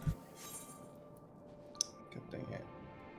Before we go into this though, I would like to go and take some painkillers. I'll be back in a minute. Yeah.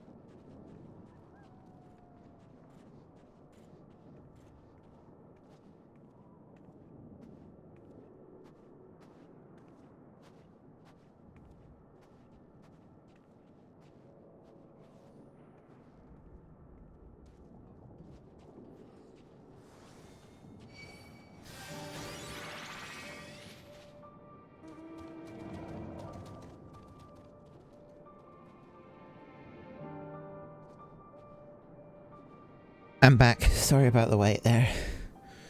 Welcome back. Okay. I'm talking to Lucia now. Emil, and not a moment too soon.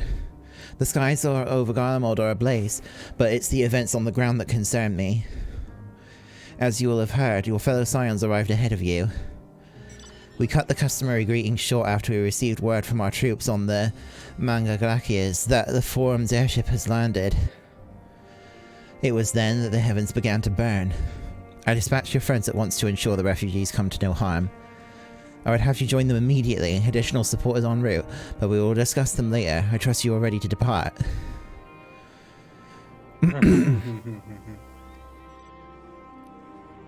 Okay.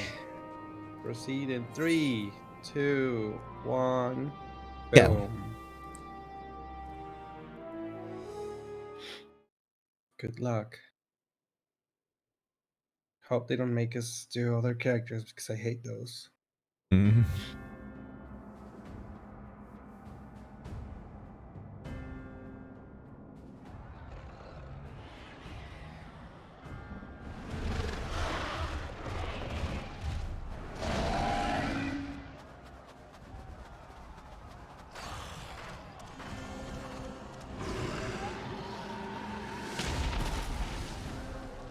Oh wait, isn't that the Elder? Oh no, it's not someone else.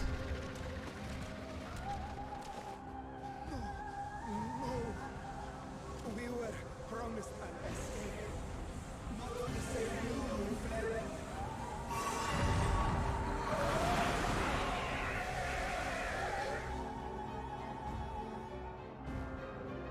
I shall not meet my final days here in this blasted waste.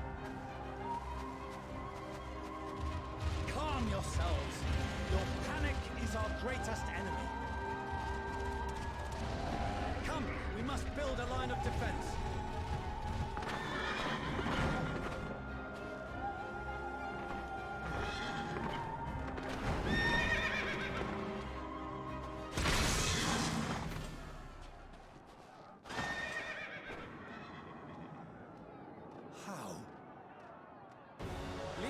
Listen to us, Father. You must lead the people to safety.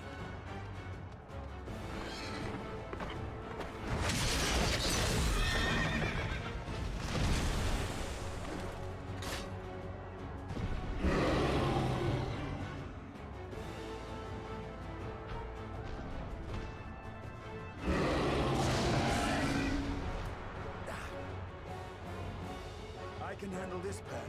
You shall tend to the refugees. Let us be about it.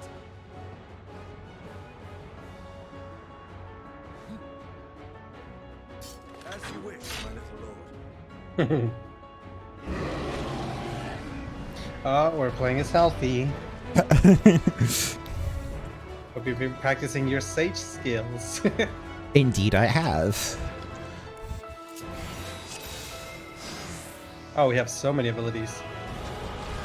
I'll command the beast's attention. See to the room. Help us at hand.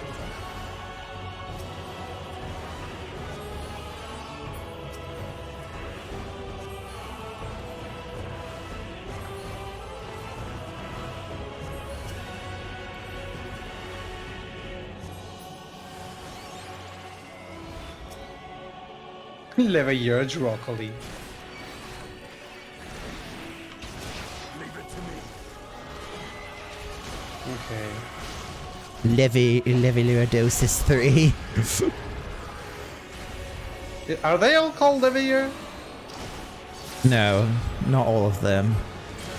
Okay, those is It's three. base- Those is three. Yeah. It's anything that's basically like...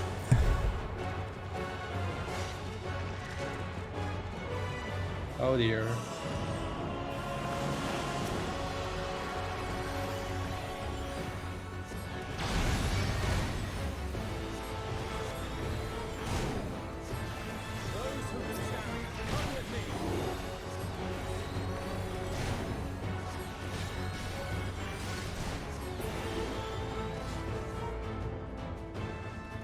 Easy now.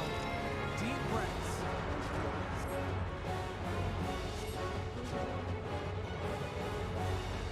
You're safe now.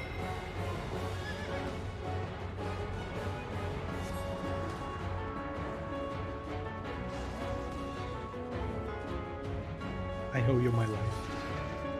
Worry not for the refugees, but for yourself. Shut up, father. Alright, ST.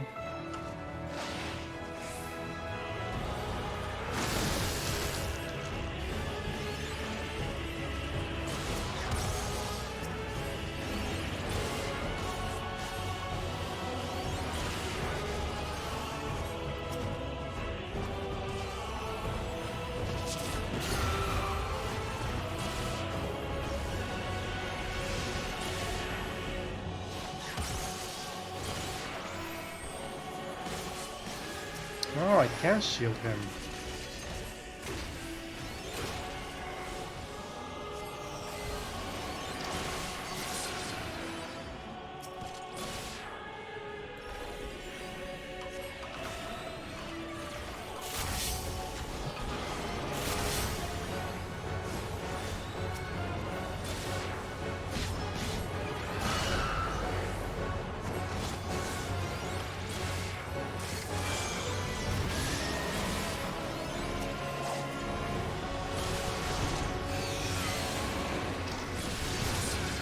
Oh, we can heal.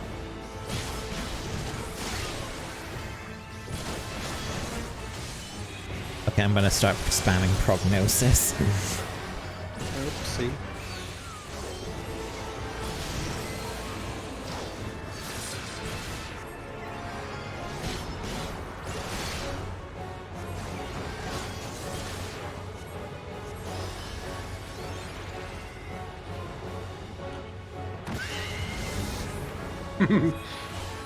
Seeing a senior look away was funny. Yeah.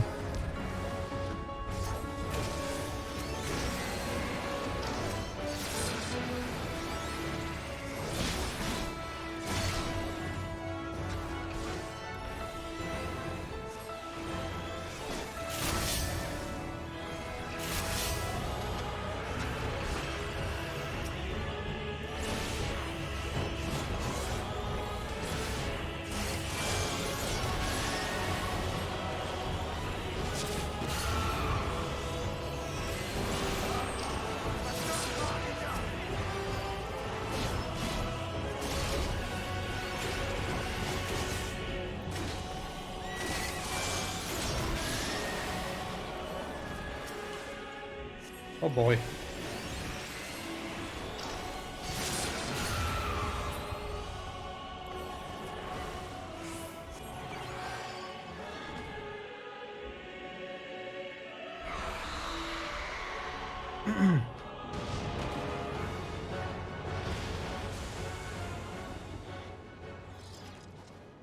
There was a lot of thwacks there. Yeah. Help! Someone, please! What?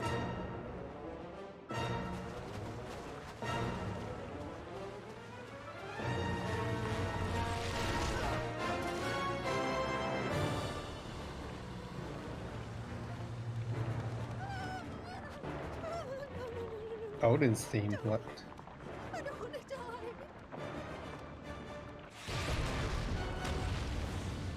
Forward! Let not a single fiend escape! Oh, is that who I think it is? Heck yeah. It's Jealous! He's jealous. He's jealous. Jealous.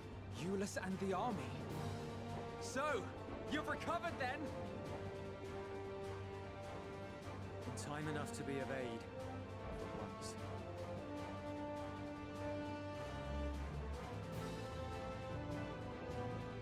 Shut We can up. speak of it more later. For now, Are we gonna play as we Jealous? must fight. That would be kind of cool. Repay your salvation in kind, or with Looks like it. better. For Garlemald has her pride. Looks like it.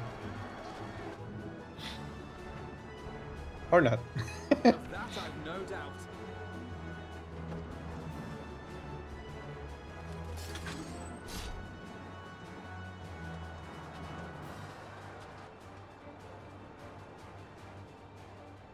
The gods, of all possible saviors, the Imperial Army.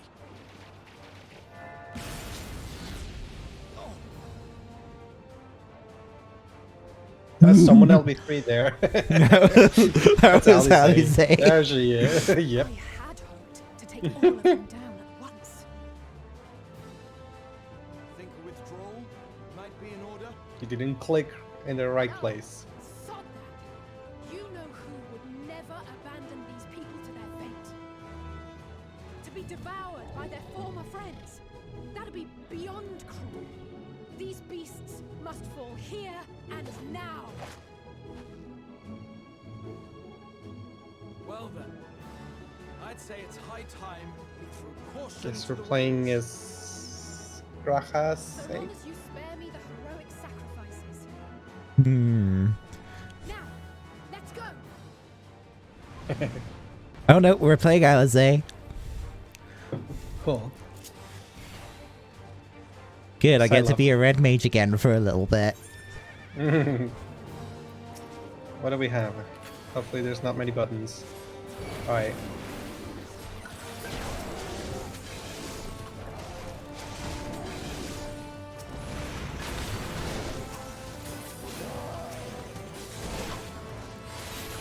We don't have AoEs. You do. Crimson Savior. And also, her fucking Verholy is AoE. No, but like we don't have AoEs other than Contra 6. No, you do. Crimson Savior. It's a cone AoE. Oh. And also the E combo. Verholy and Scorch are AoEs now. Yeah, the confusion it causes because it's all in the wrong spot sucks. Wait, Crimson Savior is a fucking circle, it's not a cone.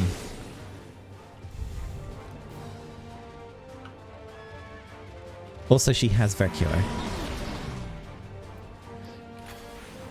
I think the Vercure is for Graha because Graha keeps healing you. Yeah. Oh, never mind. He just cured himself.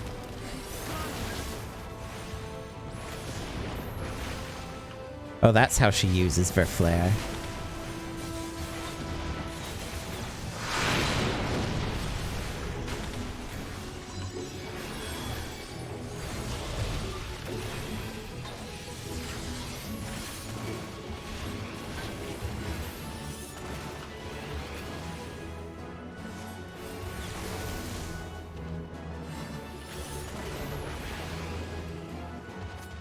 Oh, I'm gonna get hit. Shit. Ow.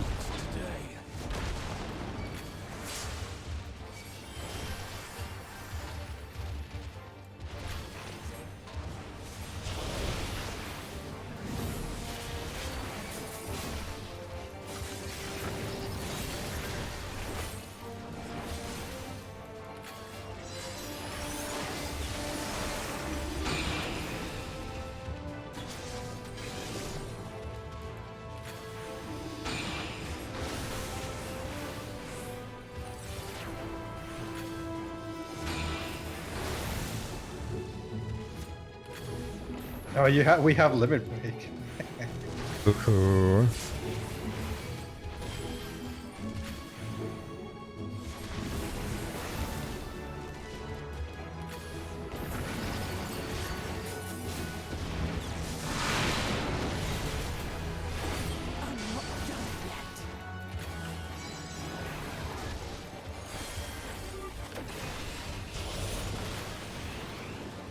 Alizae's like gotten cooler since the last time we got to play as her.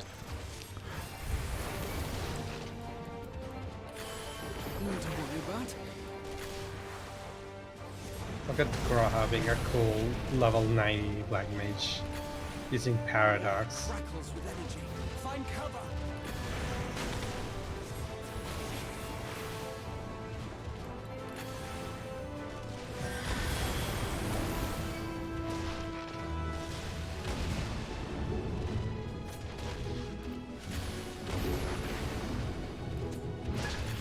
I just hid behind the last one and it was fine. Graha was just...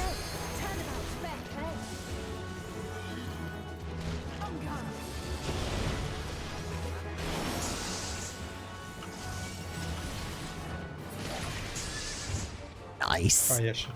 Vermilion Pledge.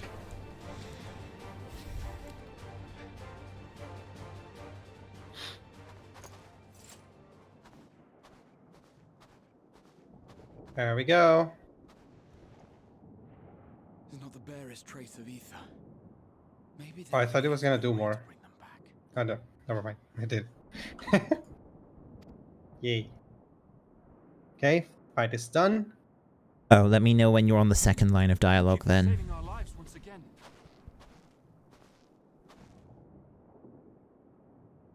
Second line is like, thank you for saving our lives.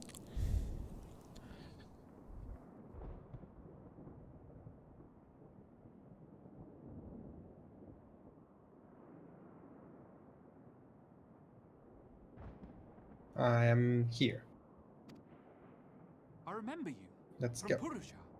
You helped us there too, didn't you? Ah, you're from Palaka's stand. I'm glad you're still in one piece.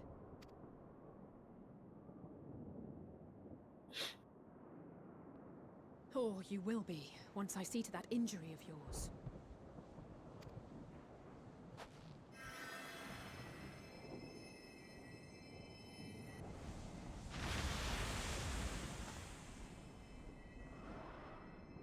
Look out!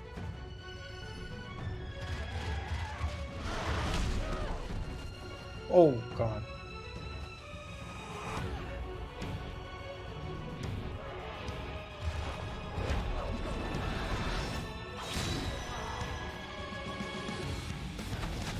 Oh Graha, you're so cool. Get out of here! Quickly!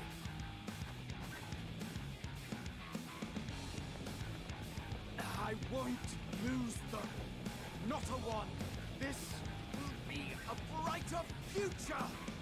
I won't let a madman's apocalypse ruin everything we've fought to achieve. Oh, Yangi.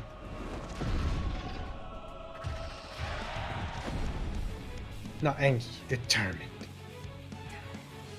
Get it together, Alizae. You're embarrassing yourself. And in front of Father, no less. You might never measure up to our champion.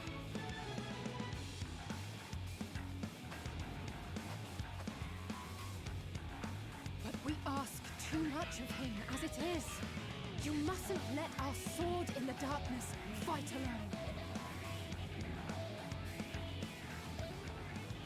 alone. There he is. I'm here.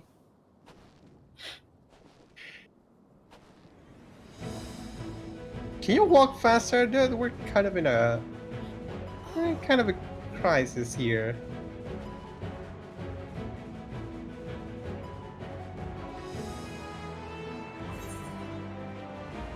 I'm back. You've done well in my absence. The big man. I'm gonna choose the last one. I can look after myself.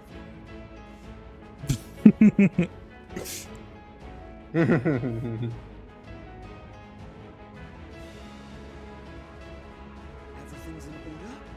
I trust. Pet LSA. Oh boy.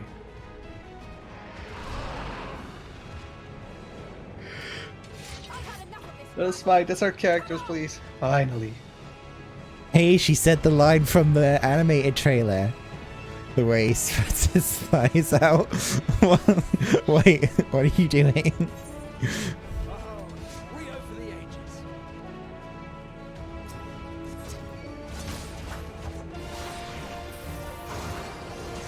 Should do well to keep Graham in my focus target. So that he can give me all those toxicants.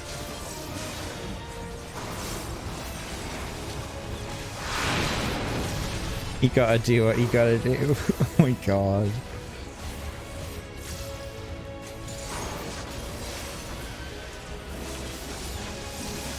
Really?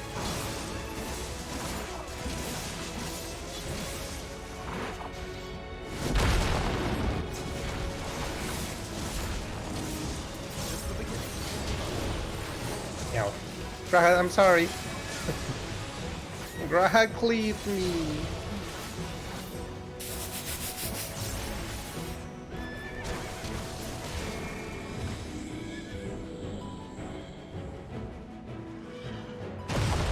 Well, that died rather fast. I had a feeling I'd fight you.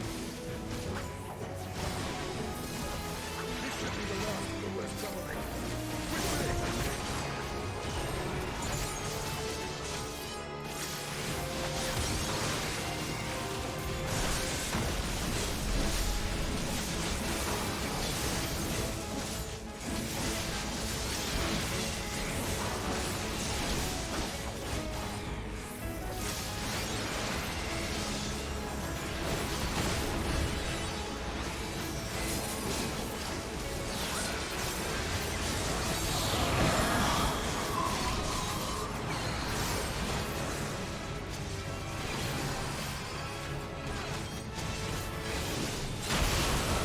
Oh, metal is gonna be safe.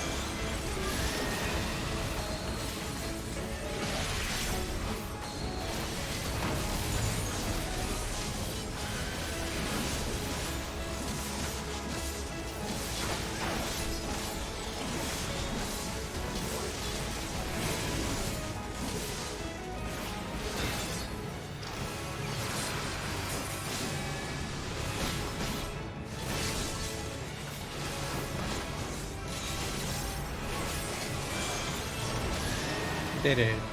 Yay. That was a cool fight. Yeah.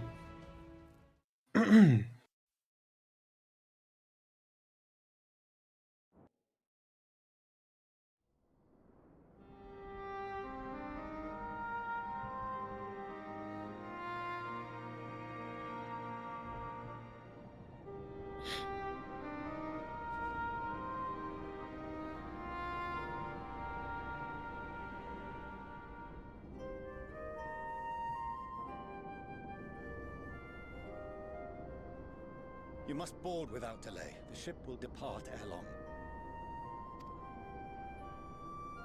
Your offer to host us in Sharlayan is most appreciated. But will the final days not soon fall upon it as well? Your hesitation is not unwarranted. The satrap entrusted me with your lives, yet I have failed your comrades.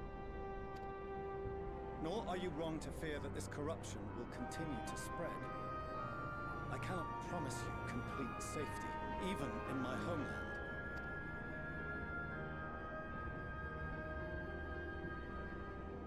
What I can promise is that I will do all in my power to protect you.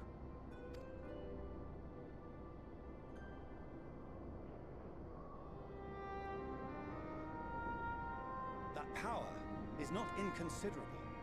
Even now, my countrymen are preparing the vessel that will deliver us to a sanctuary on the moon. Join us on our journey there, and beyond, to new horizons. Come to old Sharlayan, please.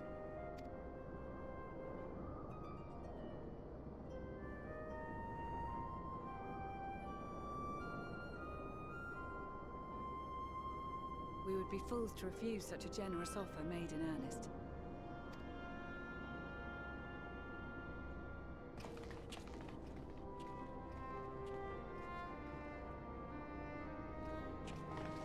It seems they've a new destination.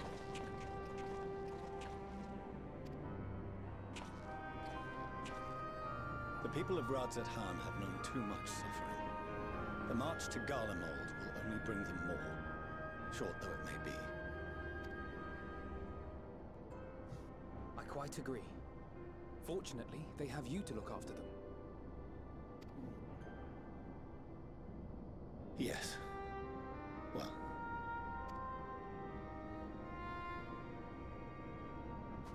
Behind you! Just there! Oh no.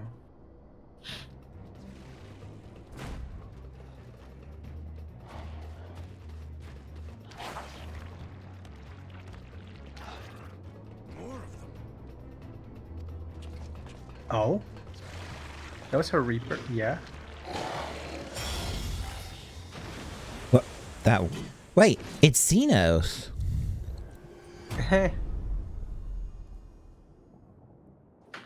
It's SCP-9207. Here!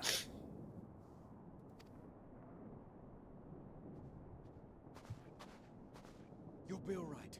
Hurry to the airship.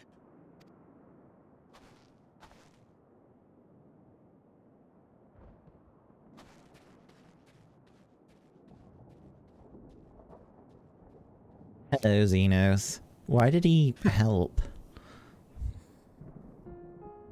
Why have you come? A heretofore unseen beast. 'Twas ripe for the slaying.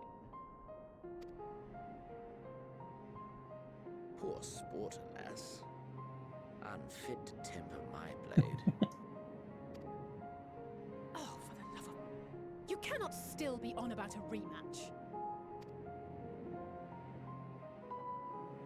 That is, and has ever been, my sole concern.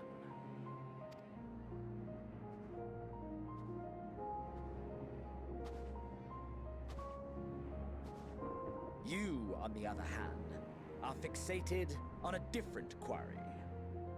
Your passion pales before mine. Yet neither hate nor despair seems sufficient to recapture your misdirected bloodlust.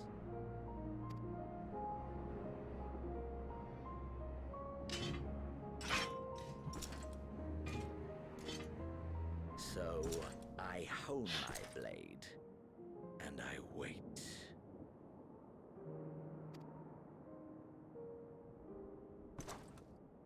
That's it. That's all you care about.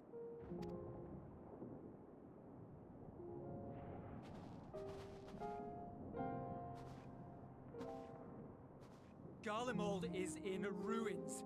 Our homeland, the nation you rule, is as good as gone. Along with so many of its people. Not just soldiers like us. Not only those who fought and killed for power and duty. Innocent civilians. Murdered by their own flesh and blood. Lost and confused as they breathed their last. While we who survived with our lives and minds intact were left to freeze to death.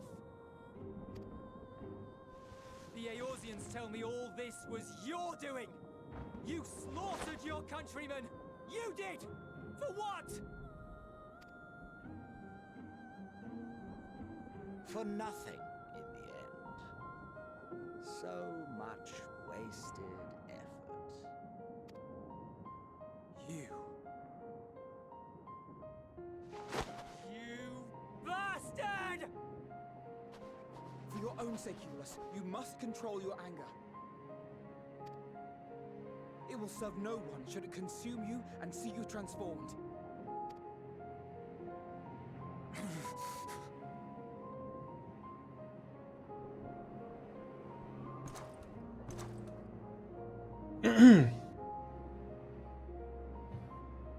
Would you be happier had I a good reason? What? If my motives met with your approval, would you no longer resent the outcome? If so, then perhaps a beast's skin would suit you better. Duty, honor, morality. All constructs of convenience when put to proof. Surely the war taught you how easily power becomes the tool of the self-righteous.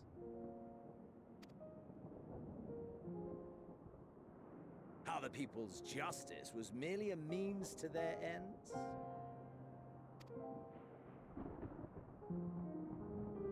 Yet you would ask me why. Ask any creature of this star and those above for answers, and they will tell you what suits their fancy.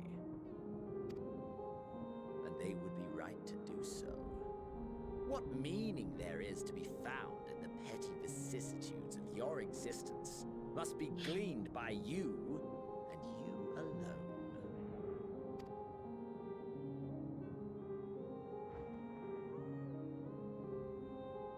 Should you seek it in battle in the fruitless pursuit of my demise, then come. Assume your rightful place as a notch on my blade.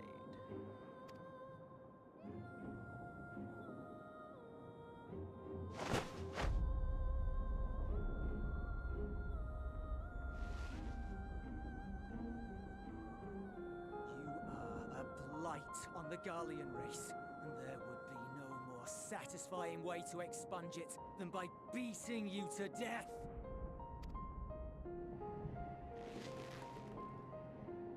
But I will not be party to another tragedy. I refuse to lose anyone else because of you. So go. Go! And may we never suffer your madness again!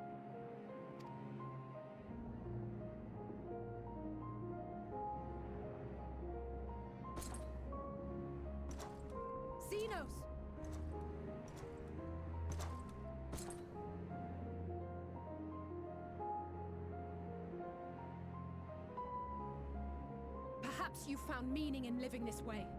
I cannot deny you found strength. Yet if you only pursue your hedonistic pleasures and pay no heed to the plight of others, then no one will give you the time of day. You will never get what you want. Not even the battle you pine for so dearly. You'll be alone for an eternity, and you'll deserve every agonizing second of it.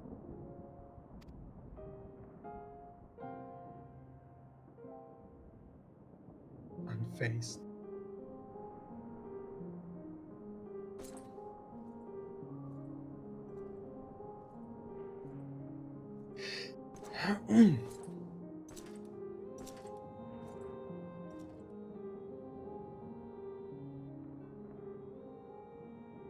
Yeah, it's nice that they actually changed the title.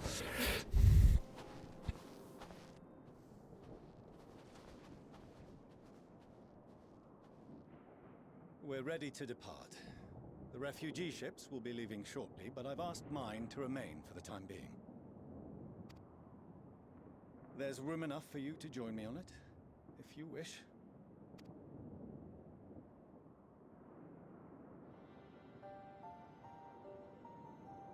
Do contain your surprise. I needn't agree with the Scion's methods or intentions to acknowledge that their deeds are deserving of gratitude. We appreciate the offer. But might I ask why you are delaying your departure? I presume it is not solely for our benefit. I must visit Garlemald ere we return to Sharlayan. Having caused such an uproar, it is only meet that I explain myself to the Ilzabard contingent.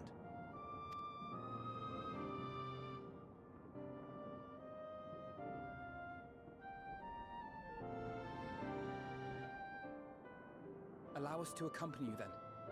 We should be glad to facilitate, given our familiarity with all concerned. If you would like to join as well, Ulysses, we can speak of recent events on the way.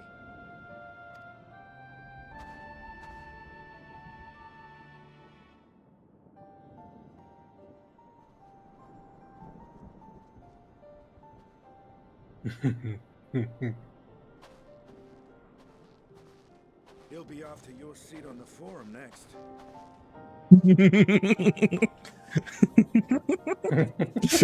His face.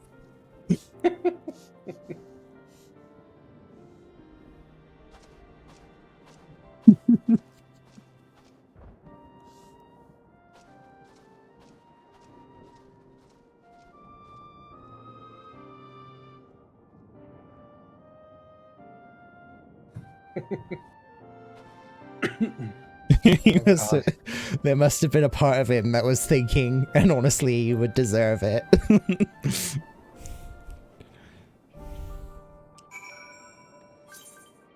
Yay.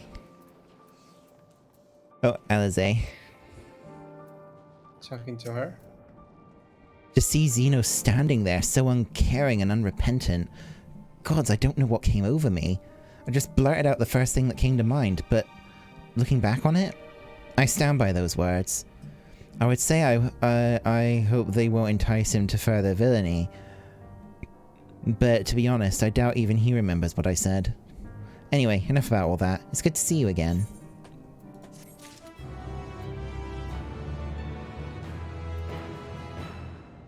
Outside help, Lucy's taking stock of the present situation.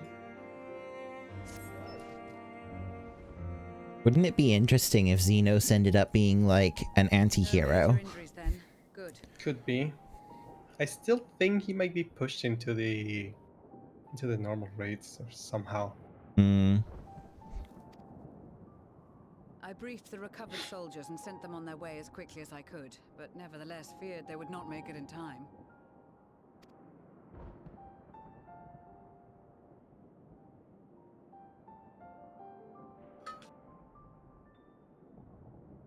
The additional support was invaluable. Your men saved more than a few lives.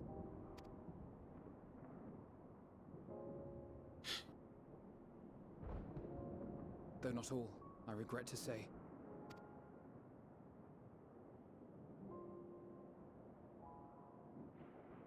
I take it that I'm addressing Lucia Junius. I'm the forum's envoy, Forchano Leveilleur. And you are owed an explanation for these most dire developments.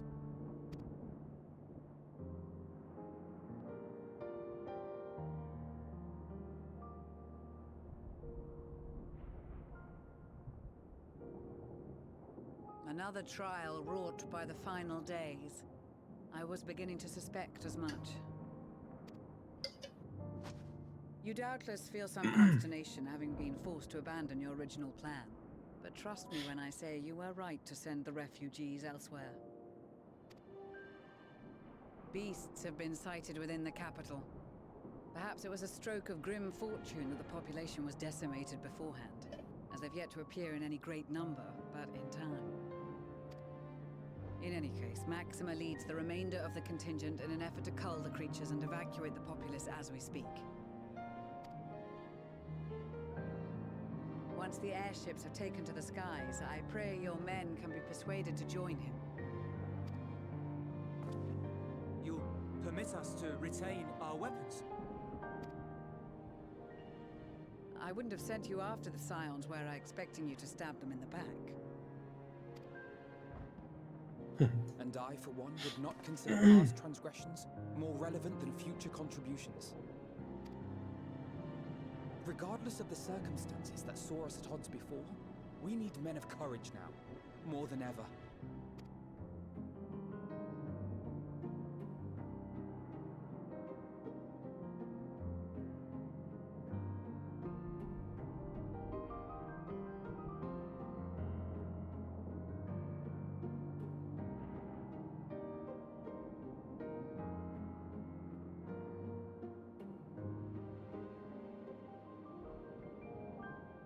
We swore to defend Garlemald, and so we shall.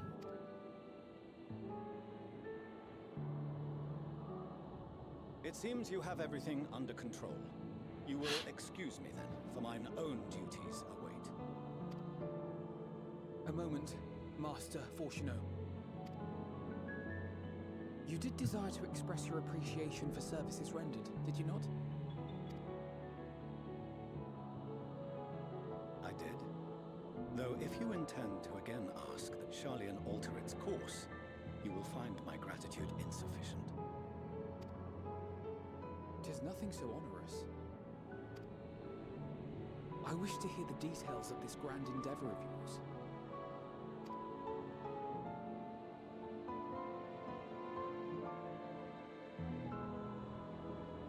Do you swear to listen and to learn, and not to embark upon some scheme to impede us? I swear.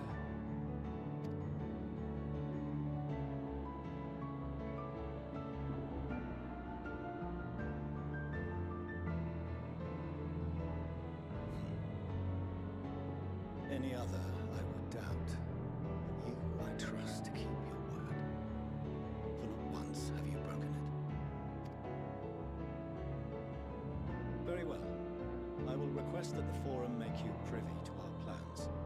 You may await our summons at the Baldessian Annex, assuming the decision is in your favor.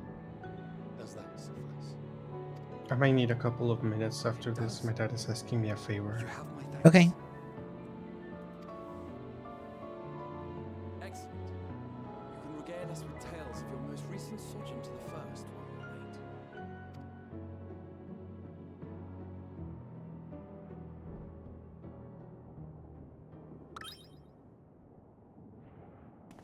Did you hear something just now? His fucking ears.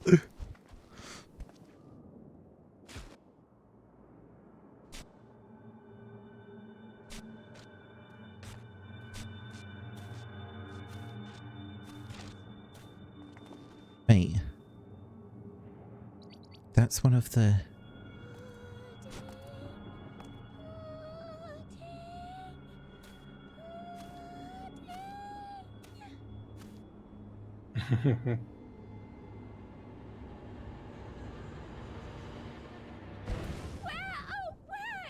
The ear twitch. Oh. What? Oh, for crying out loud. What is it doing here? What are the Loporrits doing here? Are they zombie?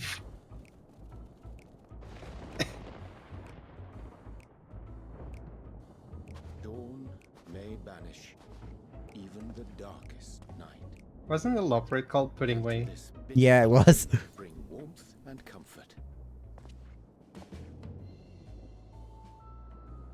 Oh, he is putting away. 'Tis heartening to see such an assembly upon my return. I thought often of you whilst I looked down upon our star's brilliant. Yay, Oriande's back. Yes, but You're what ahead, are you hon. doing here? And dressed like that? Aren't you cold? Verily, I fear for my health should I proceed to expound upon our purpose ere I procure more suitable garments. Then allow me to summarize. We're here because none of you lot are up there. Nor has anyone deigned to send word about any changes in the plans. It's rude, is what it is. At least that's what I thought at first, but then folks got to wondering if you weren't in a spot of bother, so we decided to take matters into our own hands. Come down here and help, if our help be needed.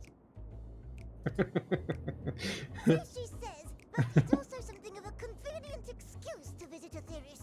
Oriande's made it sound absolutely marvelous. More so before the impending doom, but still. And it's not like there will ever be a better time.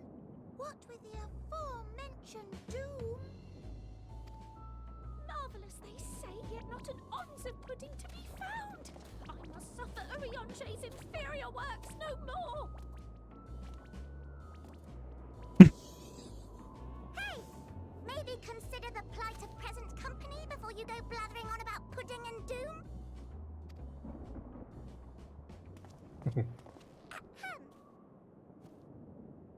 As I was saying, should you require any assistance with whatever, we are at your disposal. We were born from Hydaelyn's love for the lives of this star, so naturally we would much prefer to see them continue. Twiddling our thumbs up on the moon is hardly conducive to that, though, is it? Not when you've all got such precious thoughts and feelings and hopes for the future deserving of more active preservation. Speaking to Oriande's made us realize that while we've carried out our duties to the letter, we've failed to fulfill them in spirit. From there, it was just a hop, skip, and a jump towards resolving to do better. So please, show us how. Help us help you.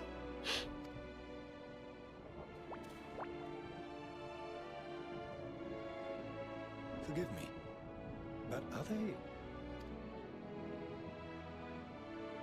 Thy distant collaborators, indeed. Hail, fellow, well met. You'd be a member of the Forum, would you? It's an honor and a pleasure to meet you at last. I'm Livingway, Hydaelyn's right paw. That last bit is very important. As am I, if I may humbly say so myself. Yes, they are. Bid you welcome to our star, Livingway. On behalf of the Forum, I thank you for traveling such a distance to meet us. As you have surmised, preparations for the Exodus have not proceeded as smoothly as we had hoped. I should be happy to personally escort you to our headquarters in Sharlayan, where you may advise us as you deem fit.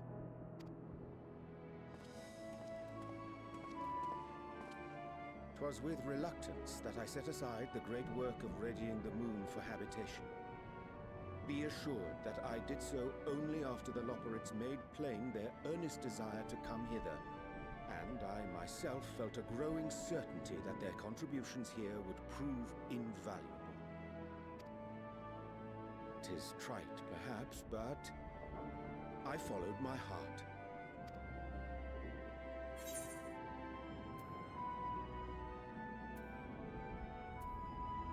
Good to have you back.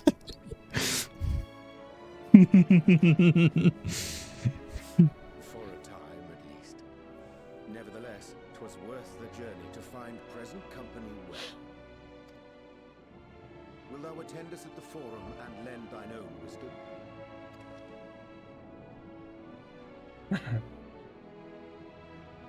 If that's all quite settled, can we start moving before Oriande's catches his death? Even I'm freezing out here. Oh, I dare say you'll warm up quickly once you're aboard the airship. Sat shoulder to shoulder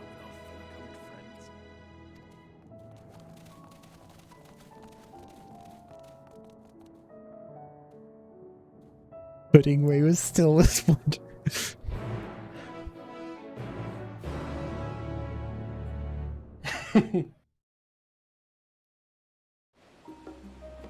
Oh, it took us to Charlian. Nice. So you needed to, I'm still in cutscene. Oh.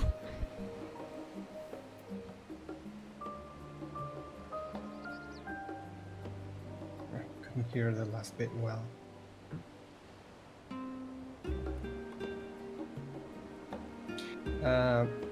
Okay, so a couple of things. I'm pretty sure we're gonna be seeing a bunch of cutscenes, and it's 5:25.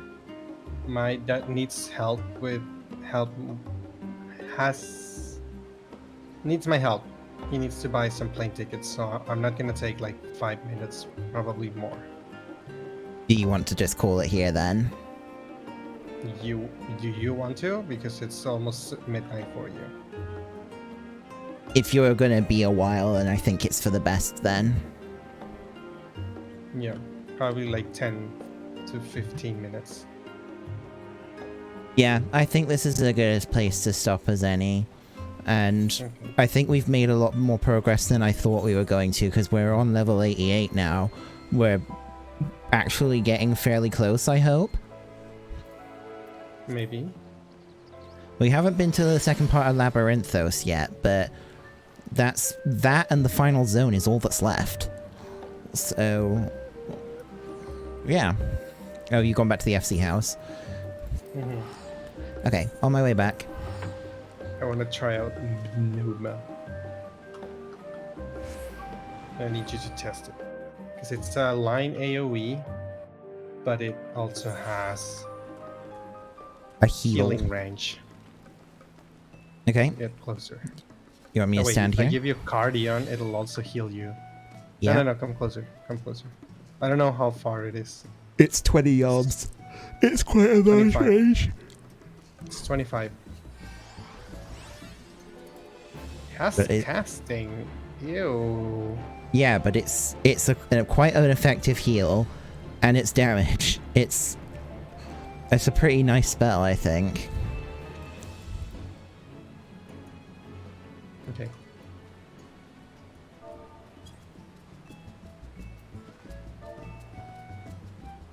Ooze by.